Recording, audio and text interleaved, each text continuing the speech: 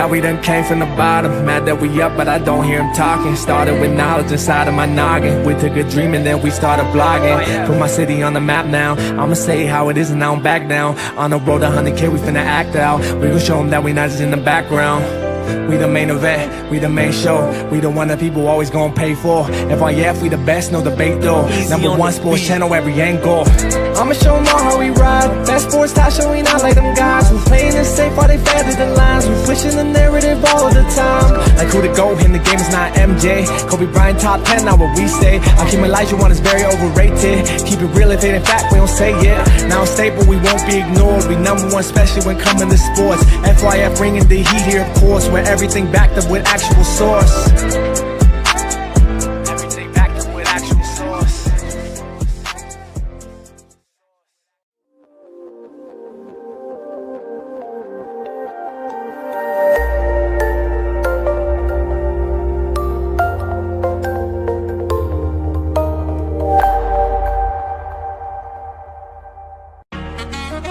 Nah, that's just passion. We love the game. You already know what it is. FYF. You don't got tough skin. Might as well not even come on in. Talk to 'em. FYF, blow the whistle, man, we too official. Better check the film, we not one of them. The greatest to ever ball above the rim. They wasn't with me shooting in the gym. Cut the small conversation, debate on major levels. This the playoffs, baby, bring that pressure, we never settle. Cross and spin, getting it in, I wanna win. That teamwork got us headed to the ship again. Oh, LeBron better than MJ, cut it out. Half these fans in the stands don't know what they talking about. Half-court jumpers, crowd going wild. FYF ranked number one, you better say it loud. Intellectual talk, but fuck your feelings. Elijah 1-2 overrated, Kobe still a realist. Top 10 all time, now how they cut the line. Magic Johnson, Draymond Green, one in the same kind. Fuck your feelings, fast break, stop and pull a J. He got how many rings, nothing else to say. With the team, live streaming, play by play. It's the dream, full steam on the road to 100K. FYF, blow the whistle, man, we too official. Better check the film, we not one of them. The greatest to ever ball above the rim. They wasn't with me shooting in the gym. Cut the small conversation, debate on major levels. This the playoffs, baby, bring that pressure, we never settle. Cross and spin, getting it in, I wanna win. That teamwork got us headed to the ship again. Started small, then turned into big dogs. They treat me like the GM, I just make the call. No matter who my op is, I'ma stand tall. Then pull up to the game, fresh like I just left the mall. 100K, 100K, 100K, check the score. We gon' bust the shot clock, fans running to the floor. All I hear is go this and go that. Man, your team suck, hang it up like a coat rack. I love the game, I admit it, I can't quit it. Step in front of me, man, your ankles gon' get the business. Been a legend like Moses Malone, way ahead of my time. This the greatest sports show ever, I just had to remind. FYF, FYF, blow the whistle, man, we too official. Better check the film, we not one of them. The greatest to ever ball above the rim. They wasn't with me shooting in the gym. Cut the small conversation, debate on major levels. This the playoffs, baby, bring that pressure, we never settle. Cross and spin, getting it in, I wanna win. That teamwork got us headed to the ship again.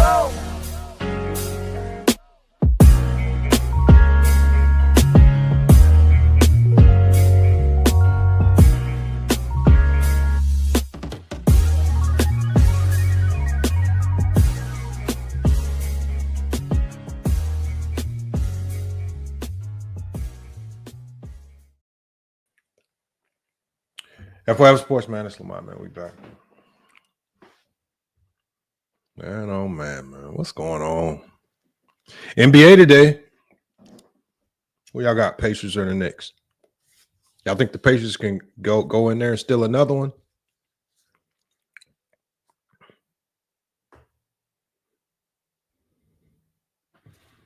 You said DreamersPro said I was spamming this chat the other day. I don't even watch his shows, man. I don't know why they like to blame me, man. What'd I do? Matt now says the FYF trolling continues. He's not trolling, man. These are just actual factuals. Yeah, you better hope the Knicks win tonight, man. Two-piece. Now the Knicks should win tonight, right? But like I said, the problem with the Pacers is when you open the door and give them confidence, you screw yourself for the whole series. You open that door and you gave them Pacers, they have confidence now. They walked into Madison Garden. They snatched the win out your mouth. They got the advantage in the series now. It's over with. The Pacers thrive when they're playing ahead. And that's what I feared for this Knicks team. And this is not like the Pistons or anybody else, you know. It's not a depleted Boston team. I mean, this team, this Pacer team, they crazy enough. They actually believe they the best team in the East. But you got to give them credit. They playing like it too. So again, I don't know what I honestly don't. It's hard for me to even predict this game. You know, if I had to go with a prediction, I'm gonna go with the Pacers in another close battle. And I see the Pacers going up 2-0. To everybody in the chat, man. Man, look, we did this live stream, and tonight, y'all, make sure y'all tune in at 6. We got Go James Kingdom at 6. He's going to be doing a show. I just wanted to make sure I go live today to talk about this topic right here that just I knew, and I told you guys this would happen.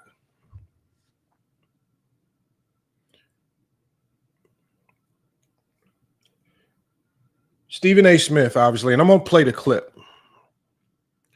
But Stephen A. Smith on First Take recently made some comments about LeBron James.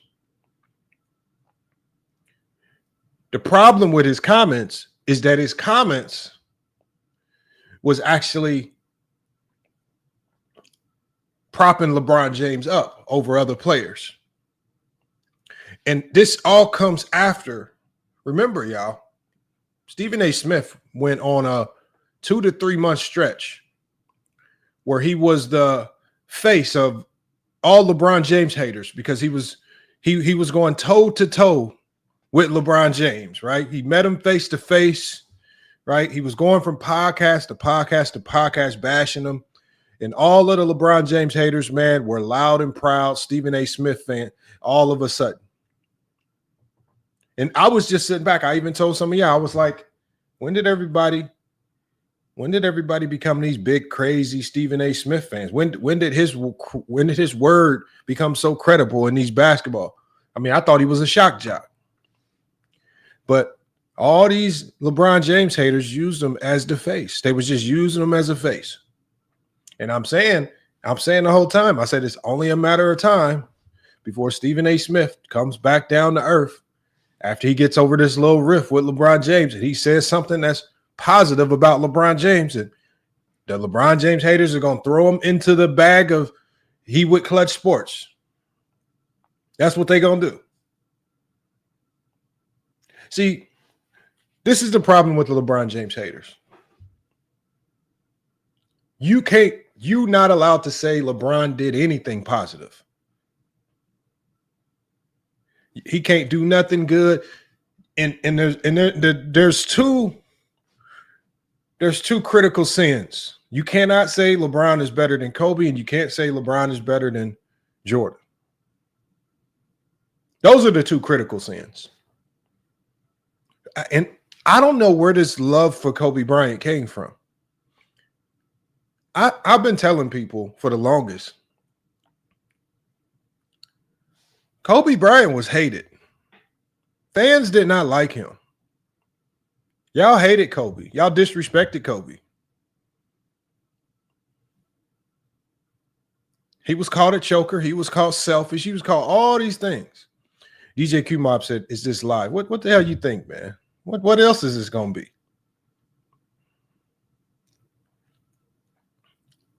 But it's just crazy, man, how people all of a sudden, now that Kobe's passed, people are just using Kobe. They're just using him. I already did the research. I did a video for y'all. Before Kobe's death, there were no sites running around that had Kobe as a top 10 player all time. There was nobody ranked Kobe as a top 10 player. Maybe 9 or 10 at the highest. But when you go to these different sites, NBA.com and Sporting News, and everybody was ranking Kobe between 9 to 15. Then Kobe passes, and all of a sudden, it's a sin to have him outside the top 5. Danny Mac said that's a lie. Danny Mac, I did a whole show showing y'all all of the sources. All you got to do is go look. I showed y'all over 30 different websites that had Kobe ranked at 9 or lower. And then I showed you how after he passed, how all of those websites somehow did a reverse course and said, oh, he's in the top 5. The majority of them, not all of them.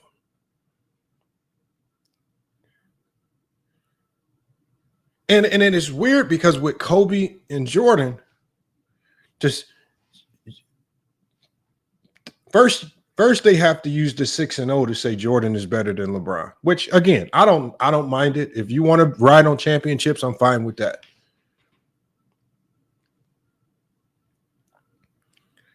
Right. But a guy in Kobe, first of all, if being the number 1 guy and winning the championships is your standard, then how is Kobe even in there? For 3 of his championships, he was a sidekick. Jared says that's cap. It's Jared. It's already documented. Y'all act like I'm just saying this. Jared, I've done a whole video and I've documented this stuff. It's documented. It's documented that the majority of these mainstream publications changed their rankings after Kobe died. That's documented. What do you want me to do? You want me to go undocumented? You want me to go delete the video so nobody knows that they did these changes after Kobe died? That's what happened.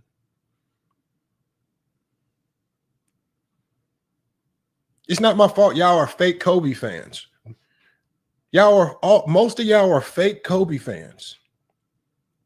Most of y'all did not appreciate Kobe when he was here, and y'all pretend to appreciate him now, only to use him as a prop to try to put ahead of LeBron James. And it's sad. The saddest part about the people that try to throw Kobe in front of LeBron is that there is absolutely, again, no metric that you can use with logic that puts him ahead. But in this video right here, I'm about to play 2 different videos. Obviously, we're going to react to the DreamersPro video, but I want to play this clip from First Take.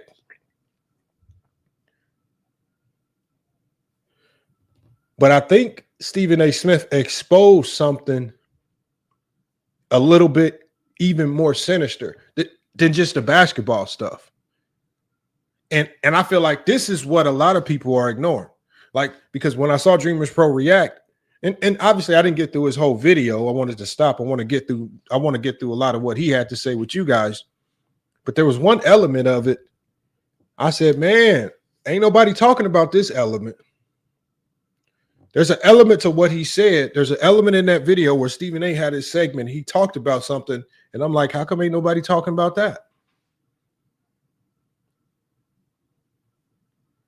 And the more I think about it, I believe that what Stephen A. exposed is something that's actually more widespread than we think. And I think it goes deeper than just David Falk. I think it goes deeper than that. And I think there are other people who also have these feelings and these sentiments. But let's get to this video with Stephen A. Smith. And as y'all know what we do, we're gonna stop it, we're gonna start it, we're gonna react to it. You know, we're gonna get to what they said, and we're gonna see if we can make logical sense of what they did. And we're gonna really address how they always do these exaggerations. They always exaggerate everything. Let's go ahead and let me put this up on the screen.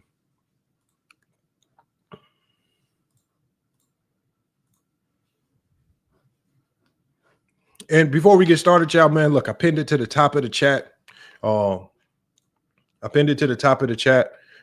If you have a question that you want me to immediately address, just hit the super chat. It's going to take you over to FYF Sports Clips, where we're also simulcasting, going live as well.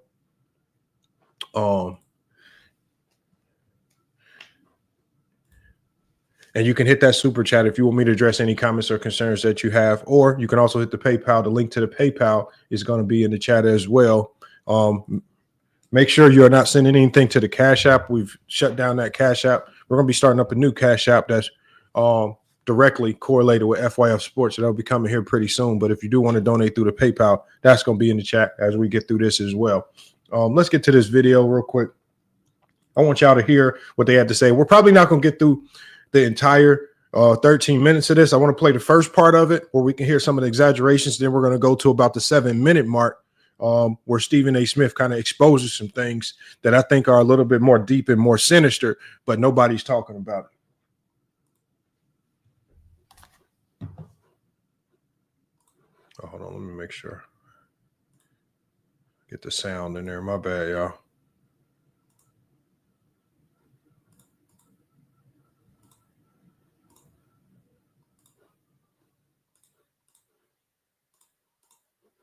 Here we go.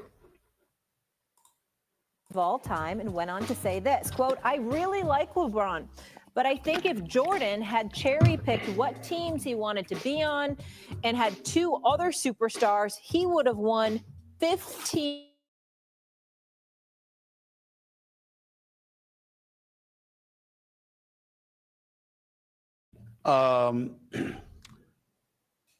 He was at a business conference, but obviously the cameras are rolling, microphones are on. I think it was an unnecessary shot at LeBron James.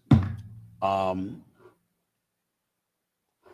I also think that it was a bit excessive because LeBron James is one of the top 2 or 3 players in the history of basketball. When people bring up top 5, top 10, now you are getting insulting. There are not 3 players, 4 players in NBA history better than LeBron James. That is a lie, okay? And David Falk knows that. Having said that, he ain't lying about the comparison to Jordan. If Jordan had picked to assemble a super team, you damn right he would have won about 10 titles, if not more. That's absolutely true. But that's not what Jordan did. And in the end, what LeBron is going to have to live with is the fact that you joined Miami for your first 2 titles. You went back to Cleveland, but there was Kyrie Irving and the team was compelled to acquire Kevin Love, which obviously helped you. How stupid is it, y'all? When they say if Jordan had the opportunity to pick to create a super team, why would you need to create a super team when you already got the super team?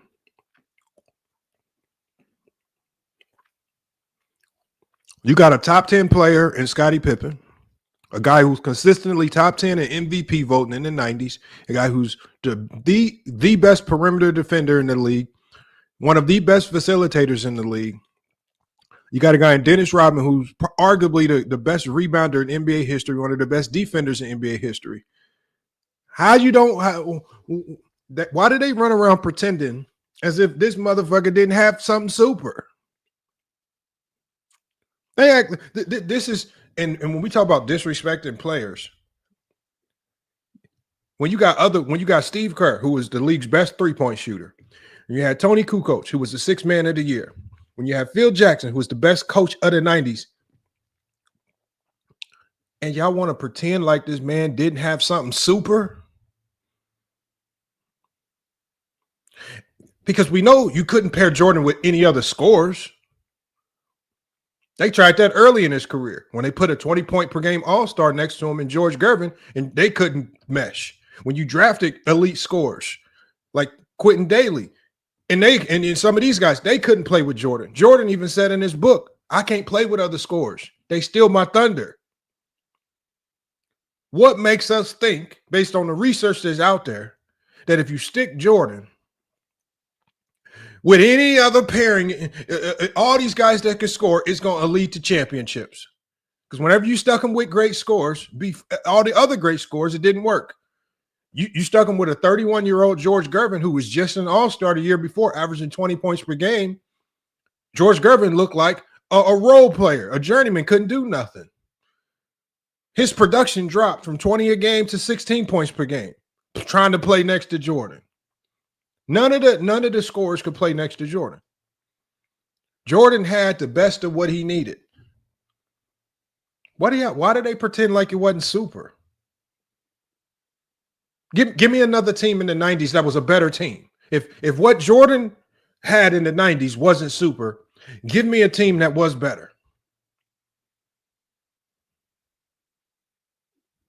This is not a GOAT debate, Dan Morton. This is just a logic debate. Y'all always want to try to reduce it down to the GOAT debate.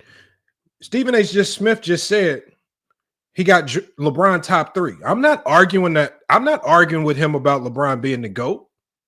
I'm not arguing that.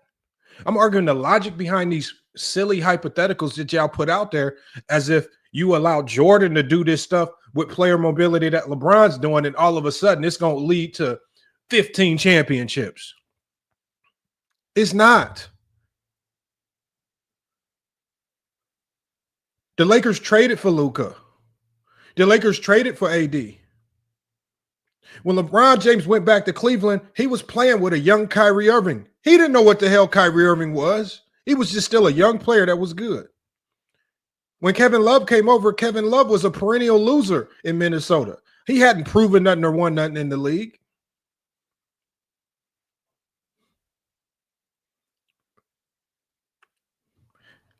People just love to come up with these hypotheticals. It's stupid.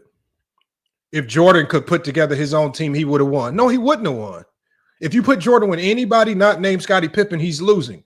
You know how we know that? Because Jordan's career was 15 years, and when you put Jordan with any other player not named Scottie Pippen, he was a loser. At the beginning of his career, without Scottie Pippen, he had a losing record in the NBA, continuously getting swept. At the end of his career, when he didn't have Scottie Pippen, and you put him with a young Jerry Stackhouse and a young Washington Wizards core, he looked like complete garbage. And all the young dudes wanted him up out of there. When he didn't have Scottie, what makes y'all believe this Jordan pairing would have worked with any other great player? It only would have worked with Scottie Pippen. Jordan's career proved that to us. But because y'all want to ignore, act like Jordan first 7 years in the league didn't happen. Come on, man.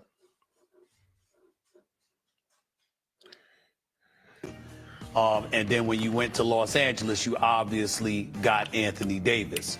And so people are going to look at that and judge him accordingly as opposed to somebody that stayed with one team. Santa Claus, that's not assuming nothing. It happened. When Jordan didn't have Scottie Pippen, he was a loser. At the beginning and at the end. What did Jordan win before Scottie Pippen got there? Jordan needed a guy that can be an all-star, but who led with defense. There was only one player that could do that. Because if you play with Jordan, you would have to relegate your game to being the number 2 option offensively. Ewing didn't have the mentality to do that. Ewing would not have sat and been backdoor to no Jordan. Ewing wanted to be the lead dog. So much so that he shot the New York Knicks out of contention of winning anything. Hakeem was slapping people around. He would have punched the shit out of Michael Jordan if Jordan wouldn't have passed him the ball. That wouldn't have worked. You couldn't put Jordan with any elite scorer. That they already tried it in Chicago. They were drafting top 5 pick after top 5 pick, trying to put him next to Jordan, and none of it worked. They were drafting elite players.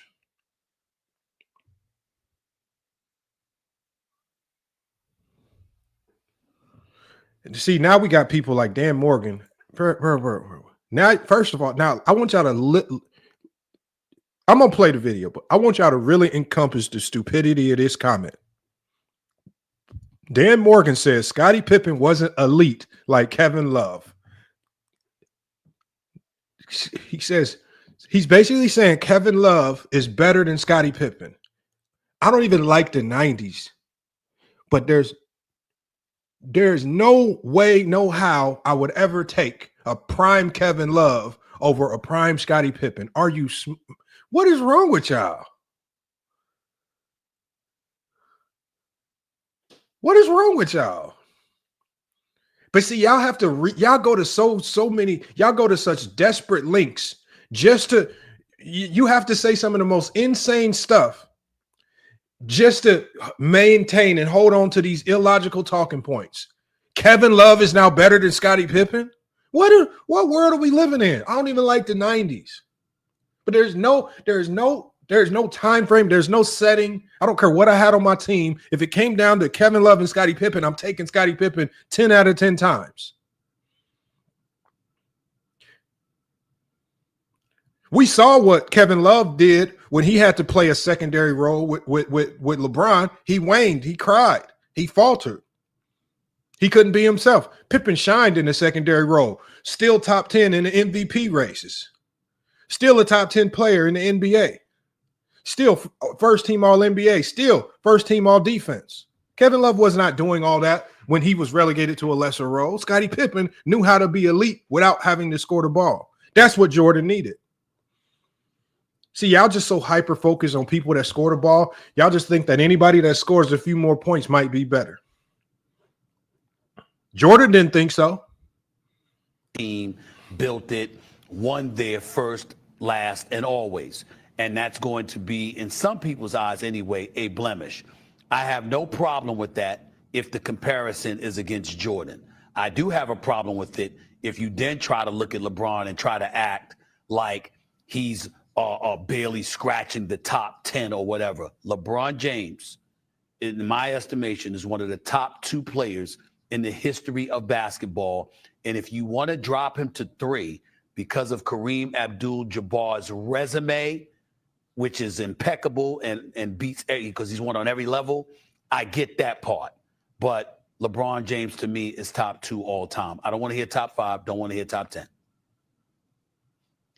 Yeah, David Falk is one of the greatest agents of all time. Not only the deals he made with Michael Jordan, but some other business deals he's made that are really historic.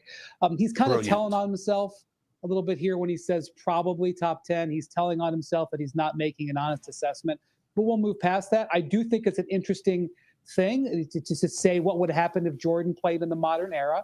Absolutely, especially like in 1998, if when the Bulls were exhausted as a franchise, when Pippen was done, when Phil Jackson was done, when the Bulls management was done spending money, if Jordan didn't want to retire, if he wanted to move on, he absolutely could have won more titles. I don't think it's arguable at all. But if we're going to have the discussion about time and place, let's have the full discussion, because you can't just you can't cherry pick it. What if Hakeem Olajuwon decided to go team up with Karl Malone and John Stockton, like Kevin Durant went to the Warriors? What if after winning one title with Jordan at age 25, which is when Scottie Pippen, the same age as Kyrie Irving, what if Scottie Pippen wanted to trade to the New York Knicks? Because that's what happened with Kyrie Irving. Kyrie Irving at age 25, after one title, forced his way out of Cleveland.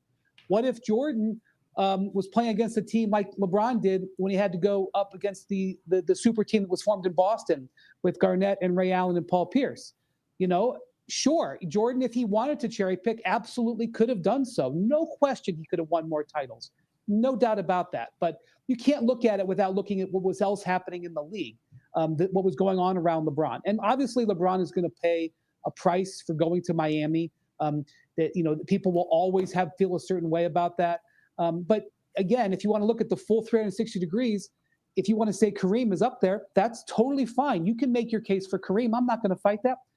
Kareem forced a trade that ended up being on a super team in Los Angeles. So I'm fine. If you just want to denigrate LeBron, which is what David Falk wanted to do, go for it. He can do it. It's his prerogative, whatever.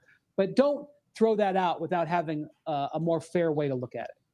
Well, Wendy, I'm not going to allow David Falk to do that. And I think David Falk was a brilliant agent. I think he's built a brilliant business. But to me, this one, that feels personal. That feels personal. So, it's interesting. Times reveal different opportunities for different players. And LeBron James was very fortunate with the time that he played in that Michael Jordan opened these doors, because Michael Jordan was a free agent twice in his career, right? These were longer term deals that these guys had back then. And then Michael decided to sign a series of 1-year deals, right? But also, when you look back on it, Michael Jordan had one of the greatest coaches of all time in Phil Jackson. He had a great front office that helped him in drafting Scottie Pippen and other players that helped him win championships. And, whenever somebody says terminology like cherry picking, that still doesn't get the job done. There was still a passing of the torch to happen between Dwayne Wade and LeBron James.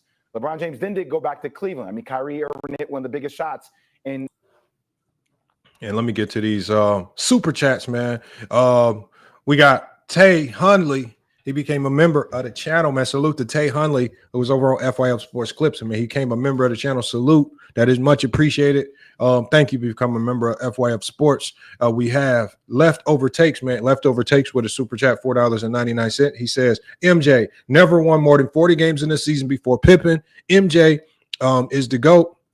But people got to stop pretending Pippen wasn't top 5 in his era. That is facts. He was top 5 in the 90s. And then we got Sean Talks always coming through to support the channel, man. He says, finally called a live show. And salute to Sean Talks, because Sean Talks, I always see your super chats that went through on the Streamlabs.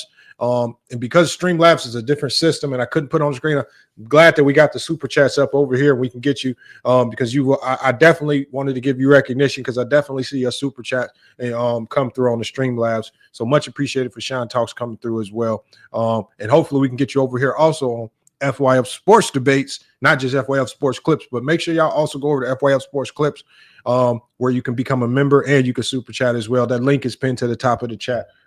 Let's get through what Jason Williams has to say, and then we're going to go over to Stephen A. Smith's true indictment and exposure of David Falk in this particular conversation that a lot of people are choosing to ignore, man.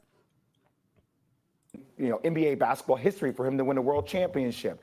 Then obviously going to LA, winning the game in a bubble. So like all of a sudden, you know, it just diminishes the leadership. It diminishes the adaptability. It diminishes the greatness overall when you just speak flippantly about a player that is one of the best to ever do it. It's fine if you have more allegiance towards Michael Jordan, but that just feels extremely personal to me, Stephen A. It doesn't feel objective at all.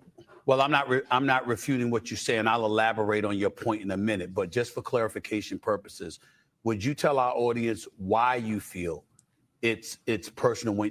Specify where would the personal come from? What do you think is personal? Why do you think rather David Falk will be personal in this particular evaluation? Why do you think he's doing it? You can answer questions in a lot of different ways. Stephen A., you and I go to a lot of these. Right, I see it all the time at different sports conferences where it's like, okay, that's a set me up question, right? I know there are cameras everywhere. I know what conference I'm at. Like, Stephen A., I've seen you at play. You are brilliant at setting the kitchen table for what you want to talk about. So for me, that seems premeditated. That doesn't just pop off the head. Okay. It's like, okay, now I'm going to use this moment to say this specifically. To me, that is a personal premeditated mindset to have going into something where you could answer that question a lot of different ways, even if you did feel that way about LeBron James. Okay. The reason why I was asking that question, you didn't go where I'm going to go, but I'm going to go here anyway, because I think I'm on with the perfect cast, meaning you and Wendy, to elaborate more extensively on what I'm about to bring up. I've butted heads with David Falk in the past, obviously, with some of the clients that he's represented that I've had to cover, mainly Allen Iverson, amongst others. And I've grown over the years. I grew to be very fond of David Falk. I think that he is an absolutely brilliant agent. Yes. One of the greatest in the history of all of sports. Agreed. Who is a brilliant man, a brilliant businessman, a brilliant representative who I think anybody should want fighting on their behalf, because David Falk is that dude. But I do suspect that when he said what he said, although I agree with him with comparisons directly to Jordan, but nothing else, I thought the rest was insulting to LeBron James. I do get the sense that because of Rich Paul's ascension, there's a lot of animus out there, because you have old guard agents, old school agents who did things a certain way, cultivated relationships, et cetera, that look at this guy, Rich Paul, and they identify obviously him with LeBron James for obvious reasons. And because of that, the critical eye intensifies.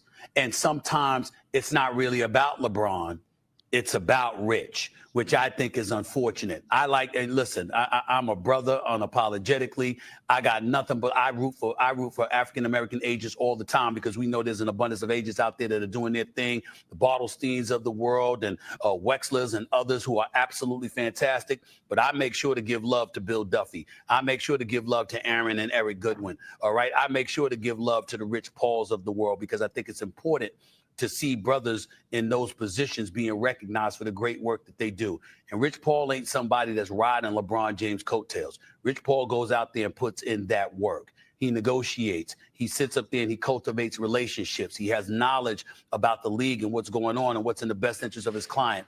And I think that there's a lot of people who resent him as opposed to giving him the respect that he deserves. So I would say that in a roundabout way, some of the venom that comes in LeBron's direction, it's really aimed at Rich without people saying his name. That's my thought. What do you guys think? And that's the point that I've been trying to get. And how do we know?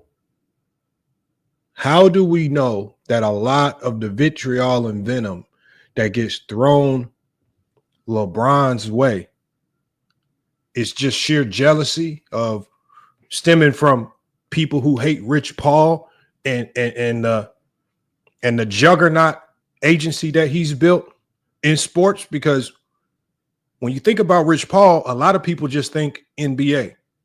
Rich Paul has now become one of the biggest agents in football and baseball, and he's getting these guys straight out of college. He's getting them early, and he's getting them often.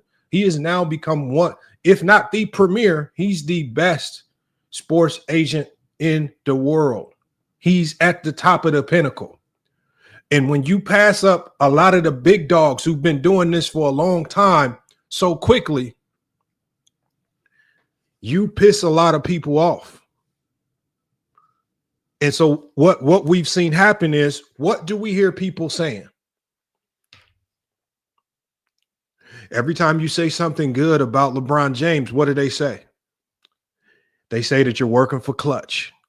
They always connect the success of Rich Paul and their jealousy of what Rich Paul has been able to do with LeBron James. Your Clutch media, they always try to say somebody paid by Clutch. They always try to connect saying something positive about LeBron with Clutch Sports, which is a completely separate entity. It's a completely separate entity. Do you think the baseball players signed to Clutch Sports are thinking about LeBron James? Do you think the football and soccer players signed to Clutch Sports are running around thinking about LeBron James? Or are they looking at Clutch Sports as just one of the best agencies in the business right now? And they're not signing with some of, like just what Stephen A. Smith said, some of the old guard agents who become has-beens. Nobody is talking about David Falk being a premier agent right now. He got aged out. He got phased out. And when you talk about a little bit of the jealousy that Falk may potentially have, well, he's a sports agent. Of course, just like we all would expect Rich Paul to say things positive about LeBron James because he obviously represents LeBron James, of course I would expect David Falk to say things positive about Michael Jordan. I'm not shunning David Falk for saying anything positive about Michael Jordan. But as they said, when you go out of your way to throw disrespect at LeBron by saying, oh, he's probably top 10. Oh, where is this stemming from? And Stephen A. Smith, this is a guy who's had his battles with Falk over the years. When David Falk was Allen Iverson's agent and when Stephen A. Smith was going head to head and butting heads with Allen Iverson. He knows this man very well. And you have to think, with all these narratives about Clutch Sports and these ties to LeBron James and you being Clutch media, if you say something positive about LeBron, where do y'all think this is all stemming from? Where do you think this is trickling down from? From sports agents that probably hate Rich Paul. And what's the best way to attack Rich Paul? Is probably to attack his top client, LeBron James. And it's still not working. Y'all hear it every day. It's jealousy for Rich Paul. People act as if Rich Paul is supposed to walk around not boosting up his clients. He's an agent. No, and no one looks to Rich Paul as an aficionado for basketball information. When we hear Rich Paul talk about LeBron James, whether you're a LeBron fan, a Laker fan, or a basketball fan alike, I think we all kind of sit back and say, he's probably going to put a little extra on it to give LeBron a little bit of, because that's his client. I think we all can honestly say, no matter what fan you are, I think when Rich Paul talks, we all know he's probably going to put a little extra on it to make LeBron look a little bit better. Just like when David Falk talks, why do Jordan fans try to take what he says as the Bible? Why can't they just look at what David Falk says when he runs around saying Jordan would come into this era and average 50? The funny thing about Jordan fans is y'all idiots believe that. David Falk said Jordan would average 50 in this era, and y'all said, yeah, he would average 50. How stupid are y'all? David Falk says, yeah, LeBron, if he could do what, if Jordan could do what LeBron did, he'd have 15 championships. 15? What are you talking about? This is the difference between Jordan fans and LeBron fans. Like I say, the level of stupidity that Jordan fans are willing to go to parade and push narratives is wild. Y'all will believe anything from anybody as long as it aligns with hate for LeBron. That's it. Salute to Tyson with the super chat, man. He says, enjoying the content at work. Salute to Tyson, one of the OGs, always supporting the channel, always coming through, hopping on panels. Salute to FYF community. Much appreciated, Tyson, man. And salute to Tyson while he's at work, man. But these are facts, y'all. Real Lamar says, y'all really doing a live stream crying about Jordan fans? No, it's about basketball. It's about basketball. And this is really not even about basketball, because this is now about something much deeper, which I think a lot of people, remember what I said before, there are a lot of people not talking about this element. Rich Paul has taken a lot of clients from a lot of these other sports agencies. Do you think these agencies and these sports agencies are happy? Rich Paul has put a lot of agents out of business. Do you think they're happy about that? Do you think when you think they have the opportunity to leak something out there or put something out there that is false or negative about LeBron James, they're going to go ahead and slide it to a media member and make sure it gets pushed? Rich Paul's success as a sports agent, there are direct connections to how that's impacted how people talk about LeBron James. And David Falk, what Stephen A. Smith just said, just exposed it. And this is actually an avenue in this conversation that nobody has ever talked about. That's why I did a live stream about this. That's why I was glad. And see, the problem is, and I think a lot of the Kobe fans or the LeBron haters, what they thought was once Stephen A. Smith got into his little riff with LeBron James, that every time he opened his mouth, he was going to always say something hyper negative. They never thought, again, he would play both sides of the coin and actually say something to the positive. Remember, this is not about Steve. We know Stephen A. Smith has Jordan as the GOAT. Nobody's debating or arguing him for that. I can't argue your top three. That's subjective. That's your pick. But to put a player like LeBron James outside of your top 10, that's just you finding ways to hate. We're gonna take this over to what Dreamers Pro had to say. Let me get to this super chat real quick. We got M and M ATL always coming through the sports channel with the $10 super chat. He says the older players, agents, big mad they couldn't make money off the current players. That is facts. And when you look at who is at the top of the mountain, especially in the NBA, it's Clutch Sports.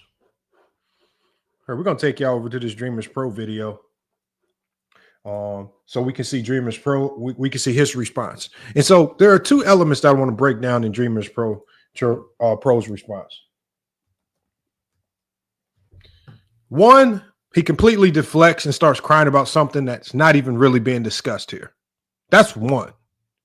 And two, he fails to discuss what I think is the most important element of the conversation, is what we just saw. That is the most important element.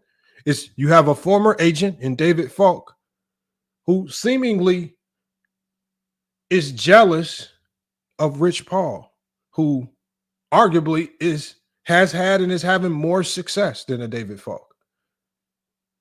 And we know at this stage he's made far, far more money. That's not even close. And just so y'all can see, I'm going to put it on the screen just so y'all can see the top agents in the NBA. I'm going to show you in such little time what Rich Paul has been able to do and why there is so much jealousy for Clutch Sports just across the globe. Let me show y'all this real quick.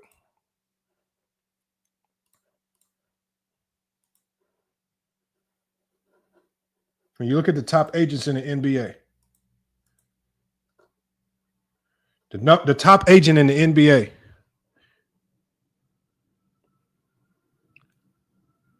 is Rich Paul, right? He's the agent over $500 million in salaries, $628 million to be exact. He has 37 players, 4 All-Stars.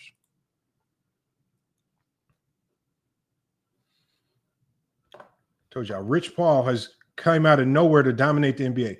He's passed up Jeff Schwartz, a longtime agent. He's passed up Bill Duffy, a longtime agent. He's passed up Mark Bartelstein, a longtime agent. He's passed up Mike Lindman. He's passed up all these agents of the old guard. All these agents of the old guard are just dropping down this list, while Rich Paul has come seemingly out of nowhere to take the number one spot. This is just the NBA. We haven't even talked about football, baseball, all the college athletes with NIL deals under his mantle as well. This is just the NBA. And when you talk about the jealousy of some of these agents, when you have certain agents running around complaining, and remember, David Falk was complaining about what? He was complaining about if Jordan could move around from team to team, you're complaining and crying about player mobility. Well, who helps govern player mobility more so than the agents? This is how we know everything that he's crying about is directly tied to Rich Paul and just jealousy for Rich Paul and the success of Rich Paul. When you talk about David Falk, who was one of the forefront, who was one of the people at the forefront of the NBA? Do y'all remember this? When the NBA, for a short period of time, had implemented a rule that said to be an agent, you have to have a college degree. Who was at the forefront of that ruling? It was David Falk. Why would David Falk be at the forefront of that ruling, trying to implement a rule into the NBA that says to be an agent, you have to have a college degree? Maybe it's because the guy that's seemingly headed to the top don't have a college degree. It shows just jealousy. And then when the NBA saw that they would just receive a ton of backlash for implementing the rule to that degree, they ditched it as quick as it came. But who was at the forefront of that?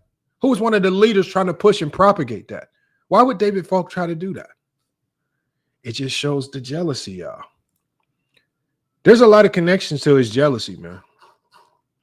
But when we talk about the hate and the delusional hate, because when we talk about LeBron James's career, y'all, I'm like, there are a lot of things that LeBron has done in his career that are you're good to go to criticize those things.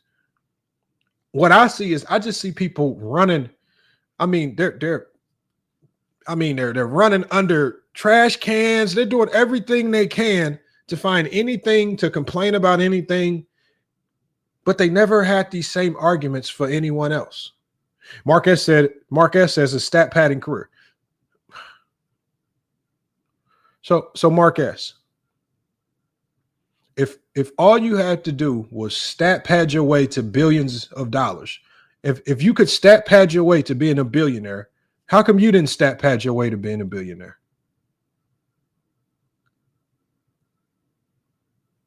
If it's ultimate stat padding, how come you ain't training your son to be your ultimate stat padder and build generational wealth in your family? just by going into this so-called soft NBA and just stat pad if it's that easy?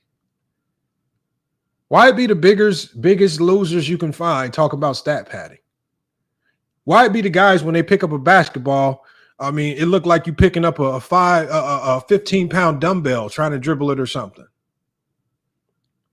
Imram, the point is only bums talk about stat padding.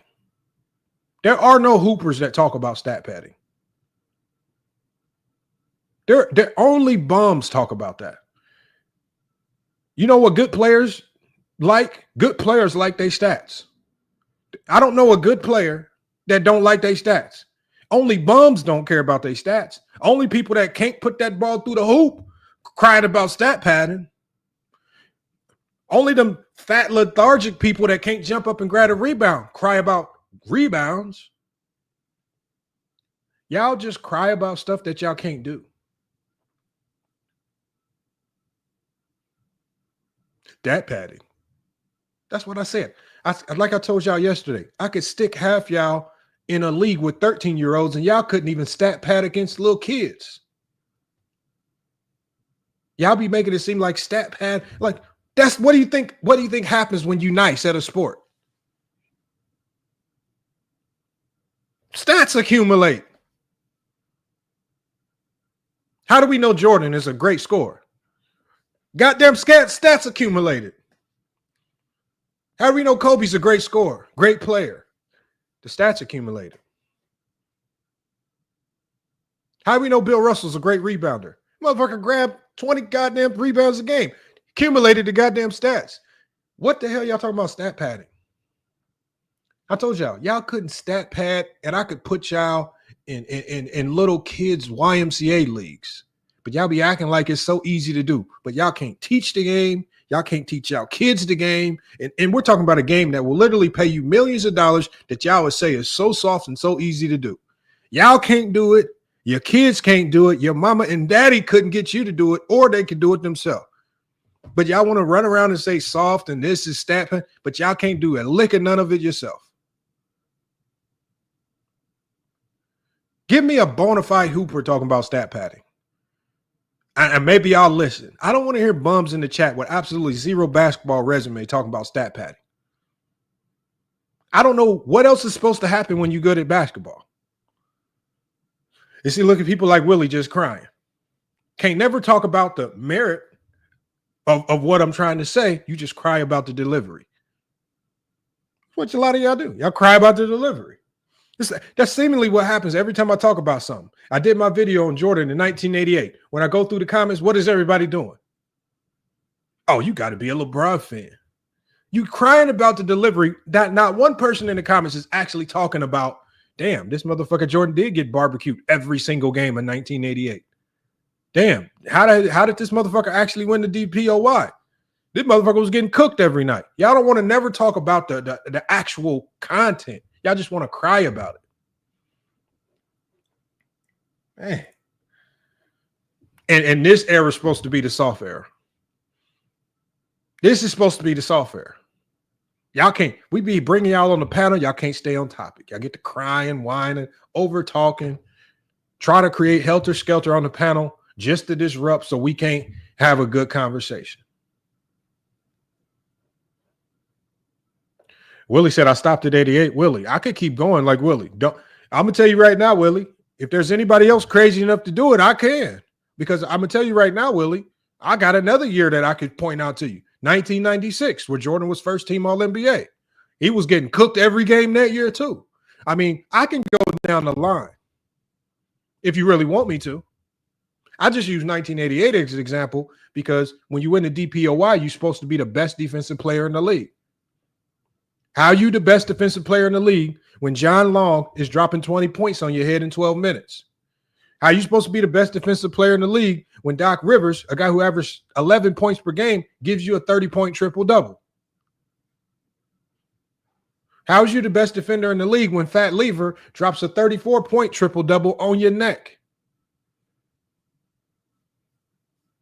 Half these players y'all don't know, but because they was barbecuing Jordan, y'all gonna pretend that they was nice. Fat Lever, yeah, he was that dude. Yeah, Doc Rivers, man, he was nice. Yeah, John Long, I remember him.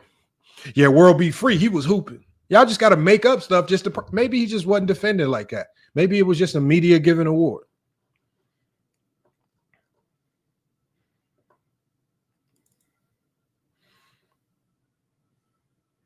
We're going to get to Dreamers Pro response. All right, let's get this up here, y'all.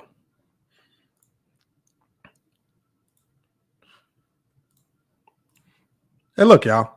And look, I'm not going to be one of those people to tell you don't watch. Y'all need to go watch Dreamers Pro. Why do I tell y'all to go watch and check out and subscribe to Dreamers Pro? Because you need to be educated on stupidity, right? I don't tell you what the only way you can get a full understanding of the stupidity is if you actually watch and discern the stupidity. So I'm not going to be one of those people to say unsub and don't watch. Make sure y'all go check out Dreamers Pro. When you talk about quality of content, man, the man knows how to.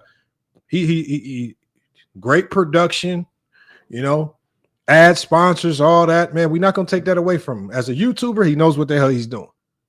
I just think as a basketball mind, he's fell into an agenda of I've found a niche of hate. That niche of hate has become fruitful. So we're going to attach ourselves to this niche as long as possible to ride this wave. And I don't, you know, I'm not going to hate him for it. If this is how you get your bag, get your bag. But when you go down this road of hate, it's going to take you down. It's going to take you down a path of a lot of illogical fallacies, a lot of lies. You're going to have to be deceitful. You're going to have flawed arguments that you don't believe. And how do we know this? Because we've already found old videos of Dreamers Pro where he says LeBron James is in his like top 3 or 4. We found old videos of Dreamers Pro when he was young, when he wasn't, you know, when he wasn't so caught up in this LeBron James hate. And he was saying it on camera, man. You know, his production level was a little bit lower. I mean, look, camera quality was low, but he was on camera. LeBron, man, he that dude, man. He's so good, man. You bigging him up. How did this happen, man? Where did this U-turn happen? Remember, we played the video on the channel. We played it for Dreamers Pro. Dreamers Pro has content on his own channel. So we know that what Dreamers Pro is doing is not sincere. It's not because he's done a lot of research and this is a conclusion he's come to. It's because he's found a way to monetize hate. And I can't knock that. Let's hear what Dreamers Pro has to say. And we just listened to the conversation with Stephen A. Smith. We know the direction that they went. We heard what they were talking about. We heard who they were talking about.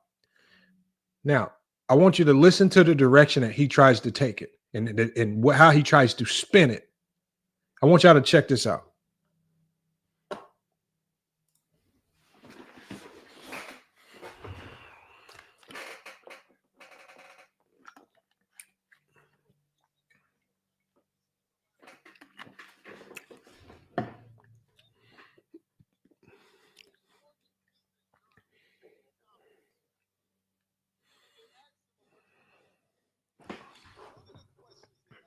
Oh, my bad, y'all.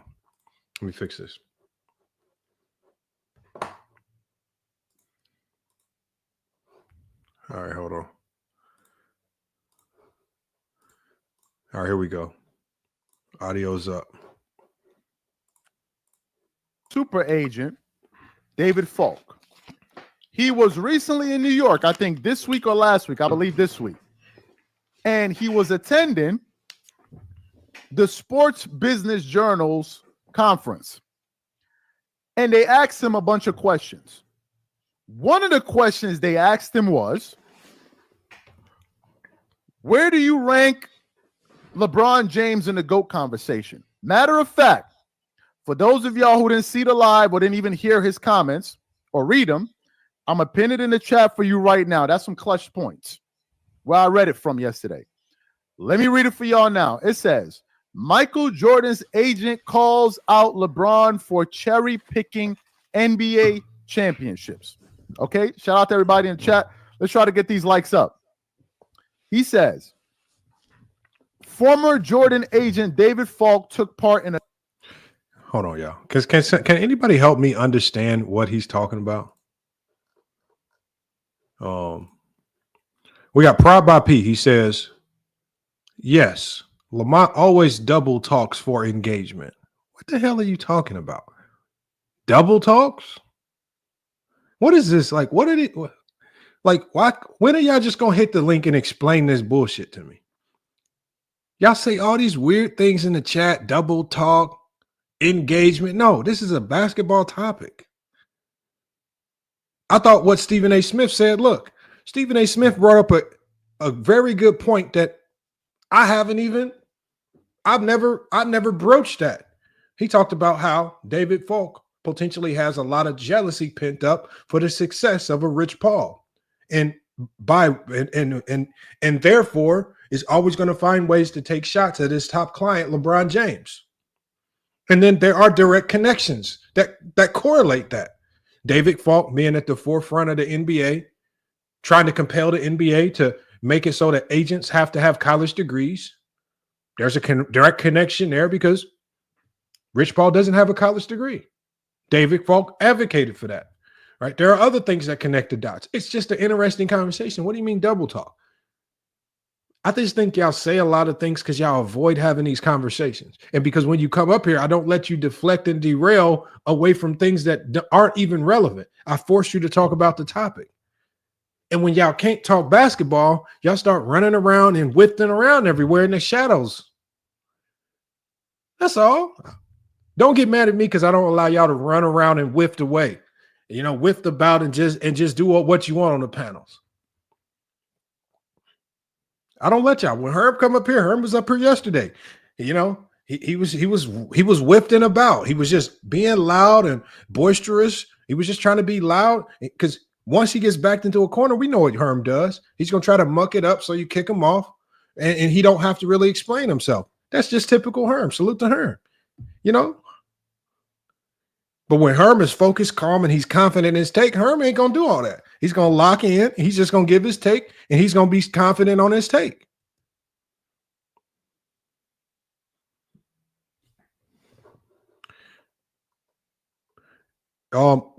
We're just talking about David Falk's, Mr. Winner's response to what he was asked, and why in his response did he choose to try to take subtle shots at LeBron James when the shots that he took make no basketball sense. That's what we're talking about here. A Q&A session at Sports Business Journal conference in New York. And naturally, a question on the GOAT debate popped up from the crowd, per Rob Schaefer of Sports Business Journal. To no one's surprise, Falk listed Jordan as the GOAT. Before saying that Kareem Abdul-Jabbar and Kobe Bryant would round out his top three, before adding that James would probably be in his top 10. He then said, I really like LeBron, but I think if Jordan had cherry-picked what teams he wanted to be on and two other superstars, he would have won 15 championships. That's what he said yesterday. Now, shout out to everybody in the chat. Shout out to Andrew Romeo. Shout out to Greece in the building. Shout out to Manila. Let's get these likes up, guys. We're just getting into this.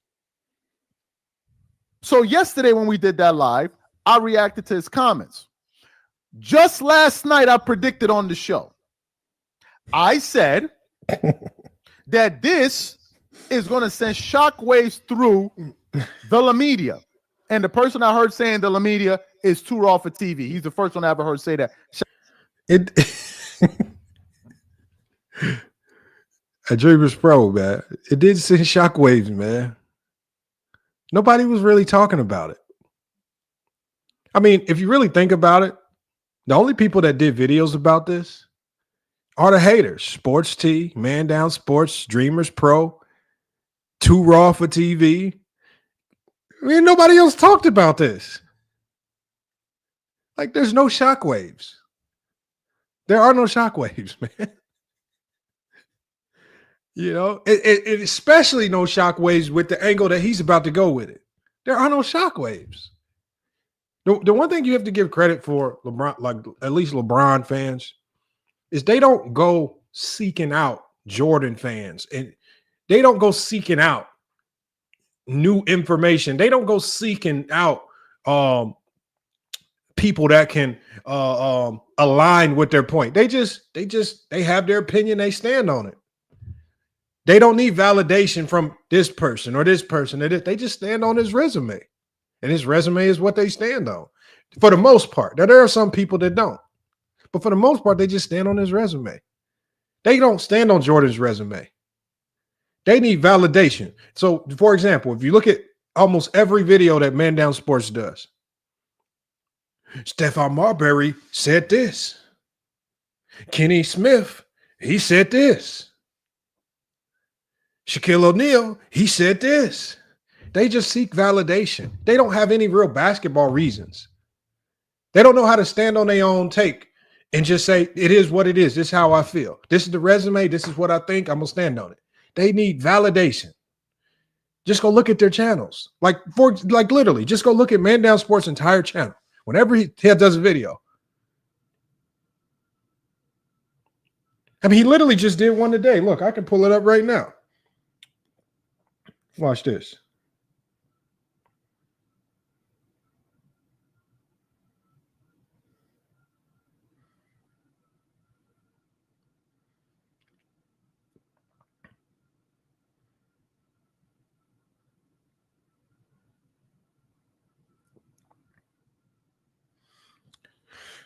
Charles Barkley said this. Hold on. He just released a new one too. Michael Wilbon said this. So they just use y'all. When you go down to Shaq's, everybody, they just need validation. They just want a whole bunch of people that might agree with what they say because they don't have the confidence to stand on how they think or feel about the game of basketball. Like the way I see basketball, do you really think I'm about to sit here and whiff around waiting on somebody to validate it? No. This is how I see the game. It is what it is. They running around. They need validation from Mike Wilbon, Skip Bayless. They tried to use Stephen A. Smith for validation. They just need validation. They don't have real basketball takes. This is why sometimes, even with Johnny, no matter what you think about him, you can sit down and actually talk basketball with him. You can't sit down and talk real basketball with DreamersPro. They need people to co-sign them for them to have confidence in their basketball takes. Shout out to him. That they're going to try to have some pushback. And I said, if Rich Paul, who's the agent of LeBron, who's also a super agent, is able to go on show after show after show to tell people why he believes LeBron James is the GOAT, how is it then a problem that David Falk, who they asked the question, not like he actively goes on these shows, who they asked the question, where do you rank LeBron in the all-time standings? Who had a problem with it? When we listened to Stephen A. Smith's video, y'all, did Stephen A. Smith, Wendy, or Jay Williams, did any of them have a problem with David Falk voicing this opinion, or did they just speak about what he said? No one said, David Falk, why are you talking about LeBron? All they basically said was, at least Wendy and Jay Will said, you didn't answer in good faith. They said your answer sounds like you got a personal vendetta. And Stephen A. Smith just put the stamp still in approval on it by saying, yeah, I think you do have a vendetta. You jealous because Rich Paul has eclipsed you, and he's doing in the NBA what you couldn't do. He can make more money than you because there is more player mobility and movement. And now he's going to go down in history as a far superior agent than a guy like a David Falk. That's why David Falk. All they did was allude to your comments. They're not. See, the thing is, in DreamersPro, and I hope people like to hit DreamersPro are listening. They are not complaining about DreamersPro voicing his opinion. They are just talking about what came out of his mouth. What came out of his mouth. And they did it with logic and reason. I want y'all to continue. Now, as we progress through this, watch how DreamersPro completely derails this to a topic that has nothing to do with what anybody discussed. Because that segment on ESPN was like 10 minutes. They spent 2-3 minutes, talking about the player mobility stuff, and they spent the last 7 minutes talking about the little bit of jealousy factor with Rich Paul. Watch where he tries to take it and completely derails it because he relies on Yao using him as the point of reference. He doesn't rely on Yao actually going back to the source to listen for yourself. And the man gives his own opinion. His own opinion. And now all of a sudden, all hell broke loose. So what happened? I was going through my computer, and I came across, let me pull it up here, a clip, or not a clip, a full segment from ESPN First Take just today that I want to play for y'all. And during this segment, it has the following headline: unnecessary jab. Stephen A. Smith calls out Michael Jordan's former agent, hear this, for excessive GOAT comments. This is the title. I don't know if y'all can't see it. For excessive GOAT comment. Let's just address the title. Hey guys, let's try to get these likes up to 100 likes, guys. Just a second, y'all. Just a second.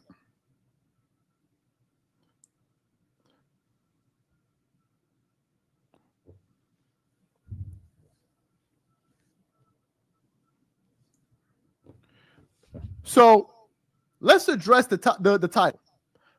Unnecessary jabs. Unnecessary jabs. Stephen A. Smith calls out Michael Jordan's former agent. Hey, y'all. Can I give y'all a little bit of advice?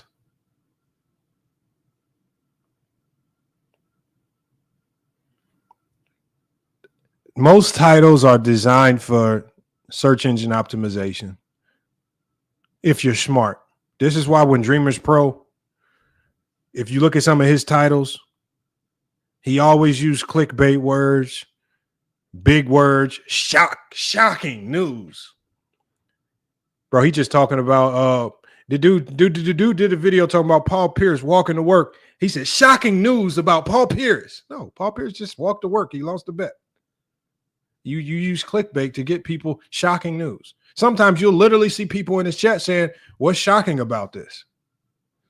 Bro, why like when you look at his channel, man. Like watch this, y'all. He's complaining about ESPN's title. Watch this. Yeah, devastating report.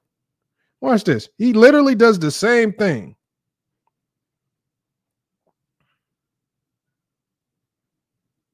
Look, he says right here. Stephen A. Smith attacks Michael Jordan's agent. No, he didn't attack him. He did not attack him. Why are you using clickbait words, DreamersPro? All right, we keep going through all his videos. Watch. He literally does the same thing that ESPN just did.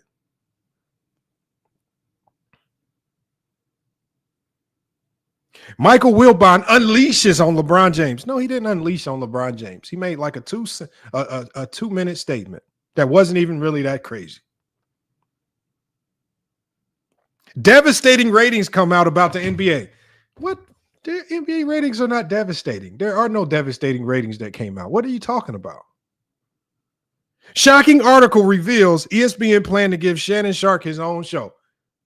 It's not shocking. It was just an article on Clutch Sports. It really wasn't that shocking, man. Anthony Edwards gets brutally exposed. No, he did not get brutally exposed, man. What are you talking about? What are you talking about? Rob Parker exposes Skip Bayless. No. First of all, how can Rob Parker expose Skip Bayless? Those are the two most irrelevant sports minds right now. Skip fell off. He's irrelevant. And nobody watches Rob Parker.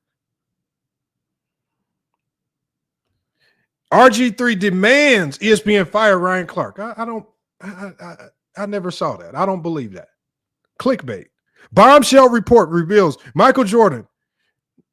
There have not been any bombshell reports on Michael Jordan. Have any of y'all seen any breaking news tickers come across the screen when you've been watching TV? Anything bombshell about Michael Jordan? I haven't seen anything bombshell about Michael Jordan. My ticker hasn't said anything about Michael Jordan when I watch ESPN. What are you talking about? He's crying about ESPN's title when we can literally, he does the same thing. All this, I'm just going down his list. Major update comes out about Michael Jordan's role at NBC. Yeah, it did come out about his role at NBC. Half y'all didn't believe the article. Do you know the guy that wrote the article?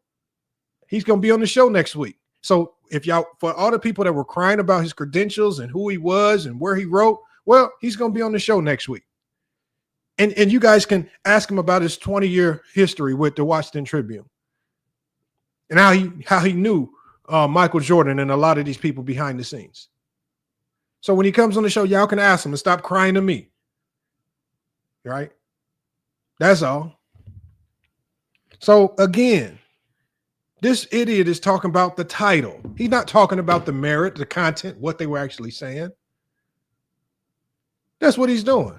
He's crying about his title when we can literally go to his videos and say Dreamers Pro. Why are you putting bombshell on a video about a dude tying his shoe? Why are you putting shocking on a video? You talking about these three dudes chewing bubble gum over here?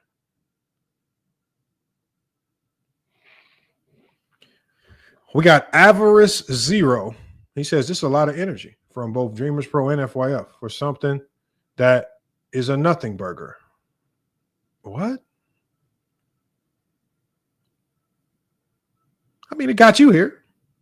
I haven't seen you here in a minute, Avarice Zero. So whatever we did, salute to Dreamers Pro, salute to FYF. We got you back. You back watching. So that's all we needed. So whatever we did, it worked. It made you click. So I did my job. Let me get back to this video.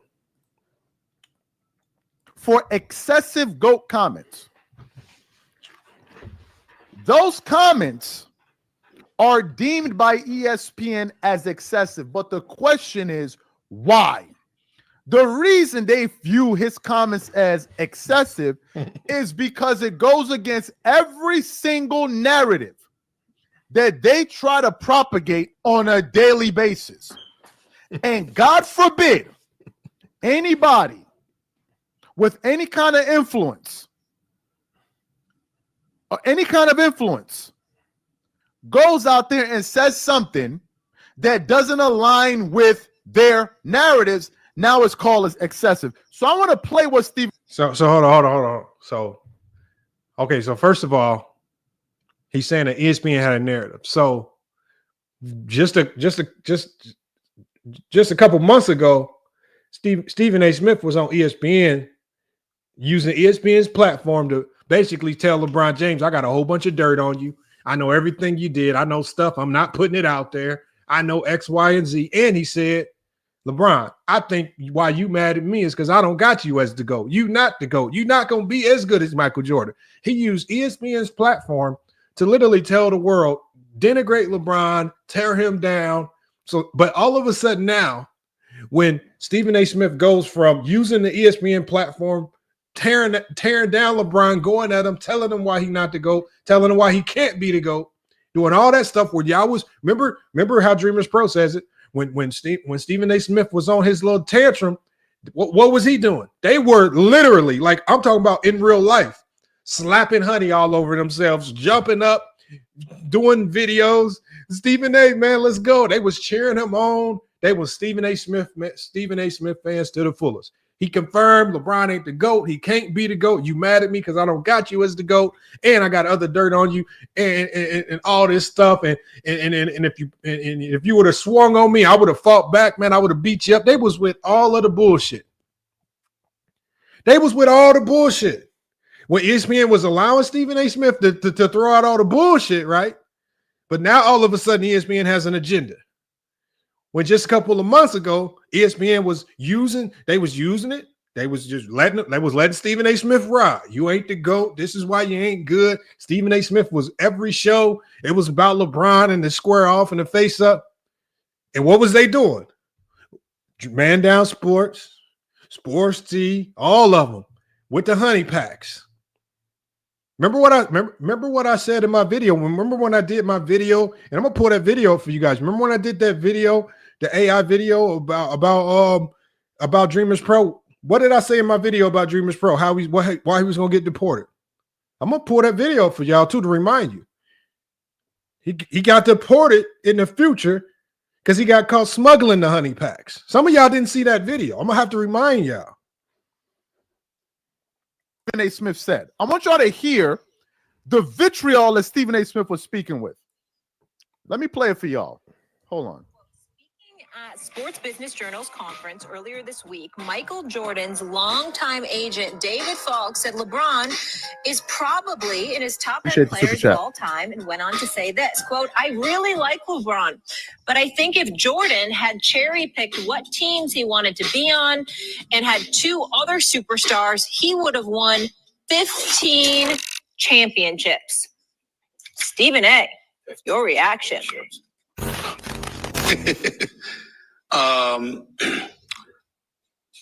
He was at a business conference, but obviously the cameras are rolling, microphones are on.